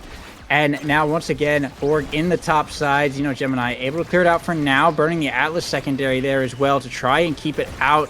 Kainoob passing it off the black hole, trying to get it back over to Borg. It's both teams able to just clear it out right at the last side and keep it a battle in the midfield until someone could possibly get it going here. Kainoob in the bottom, but is shut down by Zay Forever, and Josh does have a core flip here now, though. Will be popping that Egoist speed. Has taken a lot of damage, but could potentially work with something here, trying to get it through, and unfortunately burns the core flip. Oh, too late there. Zay Forever is now the now with the core flip, and Borg brings down the barrier. Open net for last call, and Borg just slams it in with the Kazan. Last call not going down without a fight. They have been in this situation many times before. They've been down, and they have brought it all the way back. Borg not even letting the Monumentalist secondary touch the core, but takes a lot of damage, is being chipped out by Xeno Gemini. Xeno's using these Atlas primaries so well to stop the regen, but the KO is not looking likely as both the forwards of Wait This Team Could Win It All are hungry for that barrier. Yeah, core flip from Zay Forever gets blocked by Frightfully Fresh, and Fresh forced to burn a core flip of his own to get it out of that corner, get it up to Borg to try and bring down that top barrier. The Atlas ult will come out to keep Josh alive there, and just in time now as Borg has earned up a core flip and is looking to push this bottom corner, but it's Josh who's able to punch it through and open up the side of last call. Kainoob fighting for his life in the top corner. Borg has to burn the core flip to get it out of there. They were lucky Josh decided to preserve the core flip and not go for it there. as Last Call tried to make this offensive push of their own. Now Borg passing down. Kainoob is in the bottom with the egoist speed, burning the core flip here, but it gets shut down. It looks like by Xeno Gemini, and a pass up to Josh to just punch it right in and wait, this team could actually win, firing right back with a goal of their own. Wait, this team could win it all. And, you know, Josh is so greedy with that core flip. This guy held it for the entirety of the previous point. If Josh gets KO'd with core flip up, I'm no longer a fan of wait, this team could win it all. But no, Josh survives. Josh thrives in these sorts of situations. Goes for a KO with the core flip, but unfortunately was very off target there. But it's just fine because save forever, Josh both staying alive pretty well against the Kazan of Borg that's been basically neutralized so far this game. We haven't really seen the Kazan magic. Yeah, Borg has not had great awakenings to work with here, unfortunately. Chrono Boost and Spark of Agility, not huge damage things, and when you're dealing with Now and Kazan and Atlas on the enemy team, that's healing, that's revives, and I mean obviously it's a lot of disrupts as well. And now it's Borg is the one who is staggered and taking damage. He's gonna have to hold on to that core flip and just try and stay alive, burning it there to just evade the Julie punch. And as Kainoob, though, is able to push the bottom corner with the core flip, grab the barrier, and with the primary to strike where Xeno Gemini will put in all the work to grab the point. Great point there. The Now primary, such a menace in those corner situations when the other clear options are covered by the other forwards. But right now, Kainoob is putting Last Call on his back. The other members need to step it up a little bit because Josh and Zay won't let the game go that easily. Xeno will continue defending until it is too difficult. But right now, that one berry being taken a little bit scary. Fresh stunning Josh away. Hugely important, especially as Xeno blows up the center, can't get back in time. This set might have just been thrown away by that alone, but Josh is in there. The special goes the wrong way, but has one more chance with the punch, has the flip available, but Fresh will win the mind game. Yeah, absolutely wild sequence of events there. Xeno Gemini does have a core flip in the back, but so does Kainoob, and with that egoist speed is trying to get into a good position here, swooping the core away from Josh out of that corner, but it gets sent right back. Kainoob with another try to get it past the midfield, but it's Zay Forever who's able to find the crack in the armor, and with the core flip, get it into the bottom pocket. I mean, one shot, fate of the universe on the line. The Martians have the death beam pointing at Earth. You better hit it. I want Zay Forever. In that point where it looked pretty doomed for wait, this team could win it all, Zay got the clutch shot, extended the game, and now Josh is continuing to press forward, going around the ensnare drums. The bottom barrier taken with a patient angle from Josh, and Borg a little bit too hasty. The missile propulsion primary will prevent the top barrier from being taken. Xeno loses the bottom one, but has a lot of resources, both his and Zay's, to defend. The secondary comes out. That's a cooldown burn, but it will be back soon. If a pass goes to Josh, that could mean everything here. But right now, Last Call are keeping it away quite well. Yeah, of course, as we say that, Josh able to bring on that barrier, and will be earning a core flip here in a dangerous situation. If the team can procure him the rock in the bottom corner, will pop the core flip and get the KO and the goal, earning the set for wait, this team could actually win. As wait, this team could actually win in 3-0 in a 3-0 3-0 sets, as it looks like Timeless Creator on the board here potentially for Zay Forever, but also team player. Oh, goes for the Titans actually. I mean, interesting. When your forward is clutch, you give your forward that size, and of course the speed helps as well. And keep in mind, Zay is using the secondary a lot on himself, and that doesn't your size doesn't matter if you're just winning Strike Wars by pressing your secondary that's like triple the size of everyone else. Yeah, I mean, that big Julie is definitely going to be going hard with the knife's edge as well. Borg already taking a massive amount of damage. Kainoob having to bring out the Now ult to keep him alive as both teams battle it out. Last call will bring down the first barrier here, but it looks like this team could already win. Is looking to bring out a barrier of their own, trying to push this bottom side. A lot of damage onto Kainu, but last call managed to get it out and push up to grab that other barrier. Pass up to Borg from Kainoob is blocked by Xeno Gemini there, as Kainoob still looking for the shot, still applying a lot of pressure, but wait, the two guys is holding it down. Kainoob with the core flip though, off the bounce, will find the goal to put last call first on the board in this set, trying to bring this one back. Still very doable. We've seen the points where Kainoob has scored, where Borg has gotten commanding descent into the middle of absolutely everybody for the goal. Josh taking so much damage but has so much meter to play with, regenning so much thanks to Zay's healing. They don't coordinate for the goal that time, but it's so scary when Josh is in front of the barriers. Yeah, absolutely. I mean, Frightfully Fresh is it's just having to do everything in his power to just not let Josh touch this core. And what a bounce there to actually get both barriers here and open up. Wait, this team could actually lose as Borg goes for the shot in the top, doesn't quite find it. Zay Forever, though, forced to burn the core flip to get it out of there. Kainu looking to push it back up once again, trying to pass it to Borg, but Josh will shut that down. And now with the core flip up in the goal box once again, dangerous situation, but Borg passing down to Kainu. Does have a core flip of his own, as it's mind games, as whoever burns this core flip could get countered, burning it here, trying to push it in, but doesn't find anything, and Josh burning the core flip there to send it back out in the midfield, but Last Call is able to get it back up into the corner, and Borg with the strikes is able to find the point and put Last Call on set point as they are desperately trying to drag this game back. Wait, this team could lose it all. Last Call are showing that they have what it takes. But one barrier taken there, a huge opportunity, especially when that barrier is defended by Xeno like that. But Borg unrelenting, continuing to push forward, taking top barrier like it's a trivial thing to do. Josh pressing forward, but Fresh and Kainu getting their hands on the core. And Kainu continuing to send it back and forth. Fresh building up the flip, Borg interrupting, forcing the flip out of Xeno.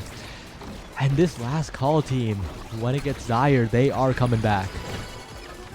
Yeah, I mean, Last Call, more like Last Stand, for real, as they are fighting their hardest in this final set, trying to secure this. Kainu breaks down the barrier, and just a clean pass to Borg finds the shot as the goal gates open, and that's Last Call taking their set and starting the comeback as Kainu earns the MVP and could potentially find a way to turn this one around, maybe? Oh, but it feels so bad because Borg is third pick. Specialized training just will be denied away. Of course, the consolation prize is there. Maybe Big Fish, maybe Heavy Impact. But it still feels so bad, especially because Big Fish is now passed down to Josh. That Juliet takes Demolition instead. Okay, well, you know, cooldown refund. I thought he would go Big. No, okay, never mind. Sorry. But Quick Strike on Zay Forever is also something of note. As a reminder, this guy has been in there, and with Quick Strike, it is so much harder to deal with a midfielder. Yeah, and I mean, on Now especially, Now already earns a fair bit of energy, but that's Josh finding the KO there onto Borg, and will pick up the barrier even through the cage, doesn't matter. Huge position here as wait, this team could win, is trying to push this bottom barrier. Borg will respawn just in time to try and reverse it. But it's still a tight situation as now in the top side, Zay Forever and Josh looking to make the push. Frightfully Fresh with the Mako passive is able to save it for now, though. But Josh is going to try once again into the bottom side. Doesn't quite find anything. Fresh does have the core flip in the back pocket, but Josh is going to be getting his very shortly here as well, pushing it into the bottom corner. Once again, the Mako cage comes out there, able to hold for now. Core flip from Zay Forever is shut down by a core flip from Frightfully Fresh, goes back over. Kainu brings out the KO with the core flip, gets the barrier as well, and now it's just Josh with the core flip and Xeno Gemini versus all of Last Call here. Josh taking monumental amounts of damage as Borg looking for a shot. Xeno Gemini manages to hold for now. Zay Forever is alive once again as Xeno Gemini still just trying to hold. Josh burns the core flip on air, unfortunately, and he's staggered now. Borg looking for a KO and does have a core flip up as well, dashing in, and with the core flip will get the goal and earn Xeno Gemini's core flip off of it. Massive point there for Last Call. That's such a huge point, especially look at the meter of way this team could win it all. Their meter is looking in dire straits. Barely any elusives to work with for Josh and Xeno, and Zay is still a little ways away from a flip. On the other side, Borg continuing to press forward, and Fresh sitting pretty with 2 barriers up. Wait, this team could lose it all. Both barriers down now. Zay Forever will be having a core flip up right here as they're trying to make this push. Burning the core flip will grab that barrier as Josh goes for the dash push, but can't quite reach. If he had taken Chrono Boost, that actually would have hit, which is kind of ironic. But now it's Borg in the top side. Doesn't quite find the shot here, but they'll have another chance as Fresh is going to send it back up to Kainub, dribbling in the midfield and earning a core flip, sending it back into the bottom side, and Kainub with a flip, sends it up to Borg. Can't get it quite through Zay Forever just yet, though. Rightfully Fresh, though, sending it back over to the forwards.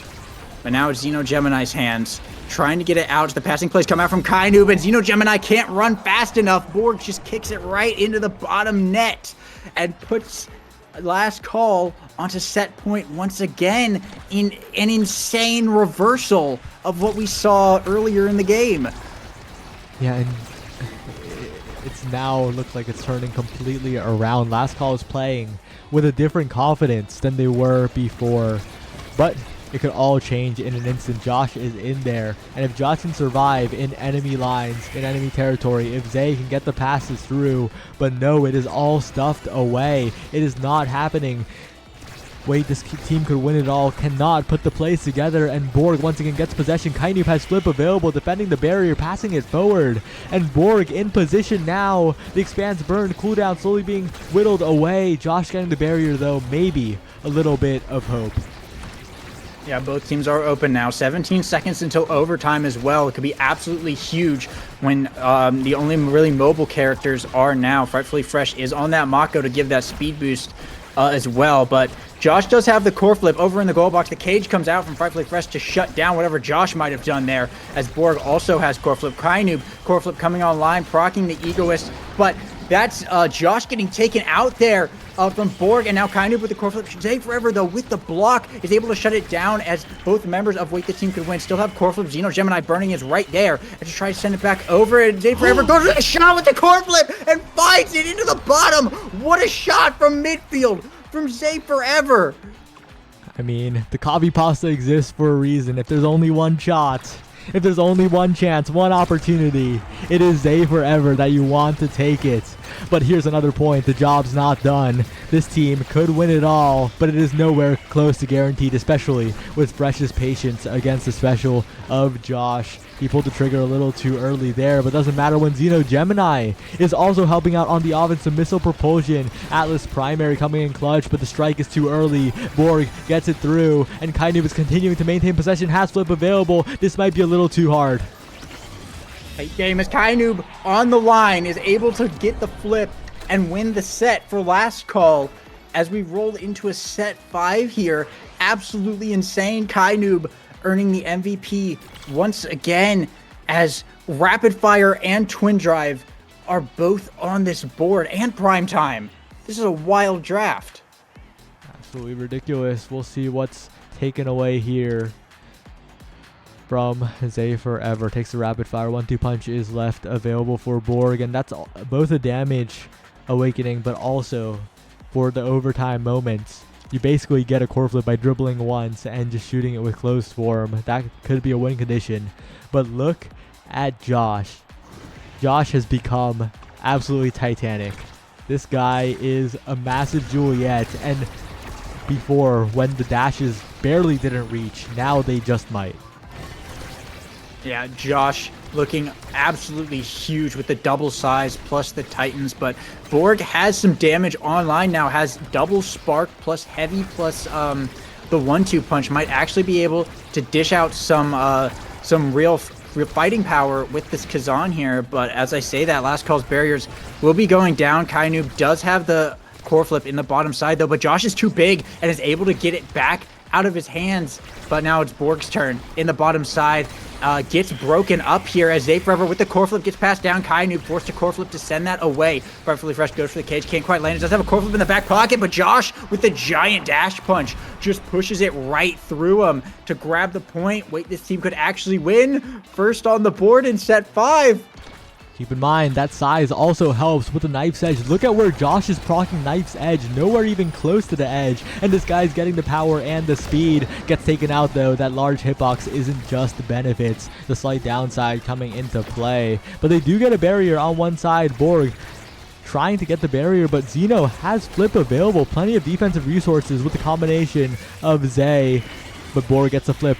Still defended. Josh with a follow-up as well. This team could win it all. They could win it all. They are still holding the one barrier here. Rightfully Fresh does have a core flip in the back pocket, but if you're getting hit stunned by Josh, that won't help you a lot. They just need to keep it away from that Juliet. As I say that, Josh manages to grab that bottom barrier and get the KO onto Borg from basically midfield here. Huge position here where this team could actually win, as Josh in the top corner, right where he wants to be, kind of desperately trying to keep it away from him. Does have the core flip up, Rightfully Fresh burning his flip, trying to get it out of there as Borg comes back online, but both forwards on the side of Wakey's team could actually win, have their flip up. And now it's Josh with the dribble, trying to get it into the corner. Can't quite reach it, though. Kainoob able to get out of there for now, but they may have another chance here. Xeno Gemini sending it back up. Borg just trying to Oki. Josh trying to keep it out of there. Corford from Stage Forever goes wide, but Josh off the rebound finds the shot. What a shot, but watching that point, all I was thinking was this guy hates using core flip. The greediest flipper of all time. For sure.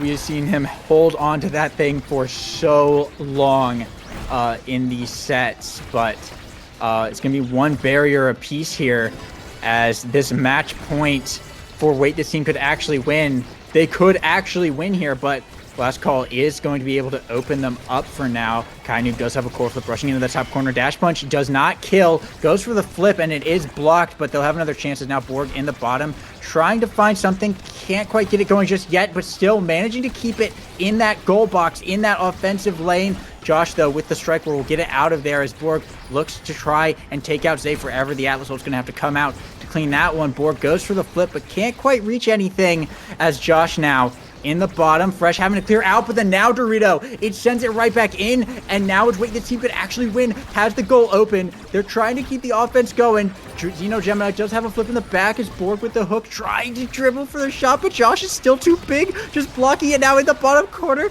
looking for it. Kainoob able to get it out for now, and Josh goes for the shot. Isn't quite close enough to connect the dash, though. Kainoob forced to flip up to Borg. Xeno Gemini flipping in return to send it down. Borg into Kainoob, looking for the pass for Zay Forever, just interrupting it for now. And Borg with the dash into Kazan's special finds the shot into the bottom side for Last Call, putting them on the board. Oh my goodness.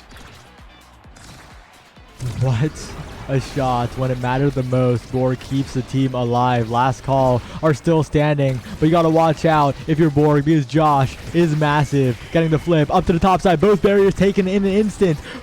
He was so hesitant to use the flip. He was saving his power for that moment, and Josh continuing to press forward, looking absolutely massive on the map. Fresh keeping away whatever way possible, but it's so difficult. Josh burning the cooldown, and finally a bit of rest, it seems, as Josh is taken out.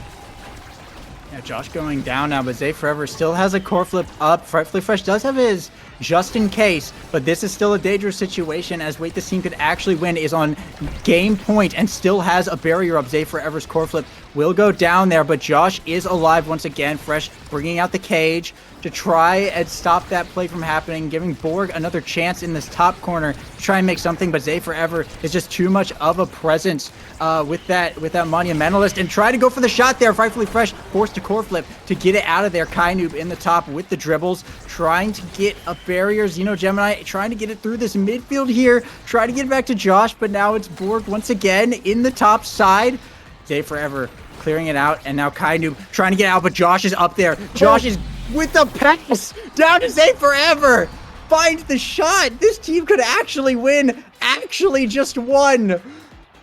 This team could win it all, and that question was just turned into an answer because they just did. Absolutely wild game. Well Absolutely played. Wild. Yeah, take a look at these stats. Yeah, Zay Forever almost hitting 300 redirects, but Kainoob. 405 redirects. Kainu What? hitting 400. I've never seen that before. That's absolutely mental. Kainu basically being worth 2 players that game. Oh my gosh. Kainoob had 405 redirects, 62 saves, and 91 shots, and didn't win. He had more saves than his goalie, and more shots than everyone else in the game, and didn't win. It just speaks to how well this team could win.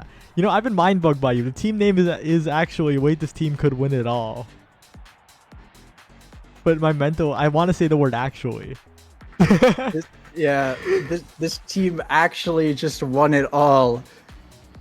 This has to be the craziest stat screen I've ever seen, though. Oh my gosh. Well played to everyone, but Josh. Holy, this guy.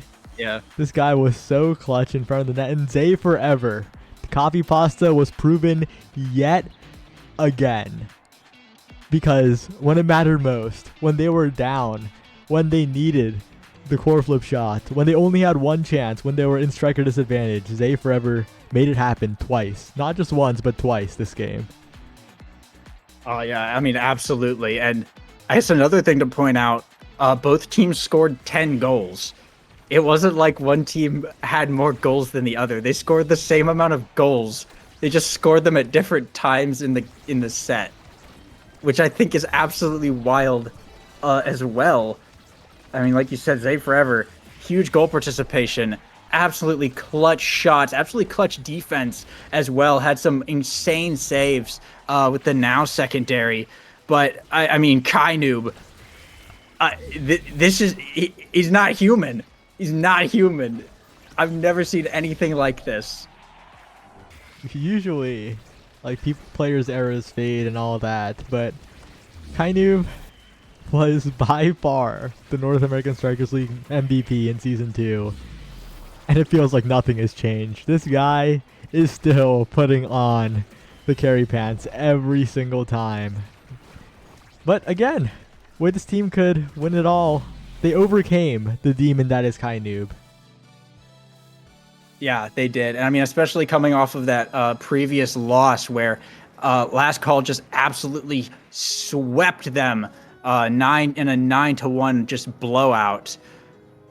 Coming back, and not just coming back in a game where you scored the exact same amount of points as the enemy team, in bringing it to a set 5 against this monstrous stat line of Kainoob. I mean, that just says something. Like, they, in the moments that mattered, in the clutch moments that mattered, Josh and Zay forever, they just pulled through and got the points. And at the end of the day, that's all that really matters. We don't mention him as much, but Zeno always does his job. He locked it down for what seemed like forever that game. And I think he's the biggest reason why Kainoob had such an insane stat line that game. Because you don't rack up that many shots, you don't rack up that many redirects unless the opposing goalie is holding it down forever. So Zeno Gemini, oh man, this guy was allowed to play Atlas. You know, they got a little bit lucky. The Chrono Boost start meant that they couldn't really ban out the Atlas because they had to ban Josh's Octavia. You don't want a Chrono Boost start Octavia, but Zeno, on the pick that he wanted to play, absolutely dominant in the goal box. Yeah, for sure. Definitely shut down a lot of super aggressive stuff that was happening. And really, I mean, held that down even in those tight situations. There were a lot of 2v3 situations there that Last Call could have, scored something, but this team could actually win. Said, we're just going to lock this down and just not let them score. Like, they really clutched up in those 2v3 situations, in those high pressure situations, and Last Call did not get as many rewards, as many barriers as they likely should have against maybe a different team, against a less determined team, perhaps. So yeah, huge props to Zeno Gemini and the defense. All right, but with that, thank you for coming on to cast with me, Lego Mage. It was a great time. And anything you want to say before we close? I don't think so. I mean, thanks for having me. GG's to all the teams that played. GG's to Last Call. I mean, you made me sad, but that was a wild game to watch, so I won't complain. I love a good, entertaining game. So, yeah, just thanks for having me on. It was a blast. All right, well, with that, see you tomorrow for Nassel. Bye-bye.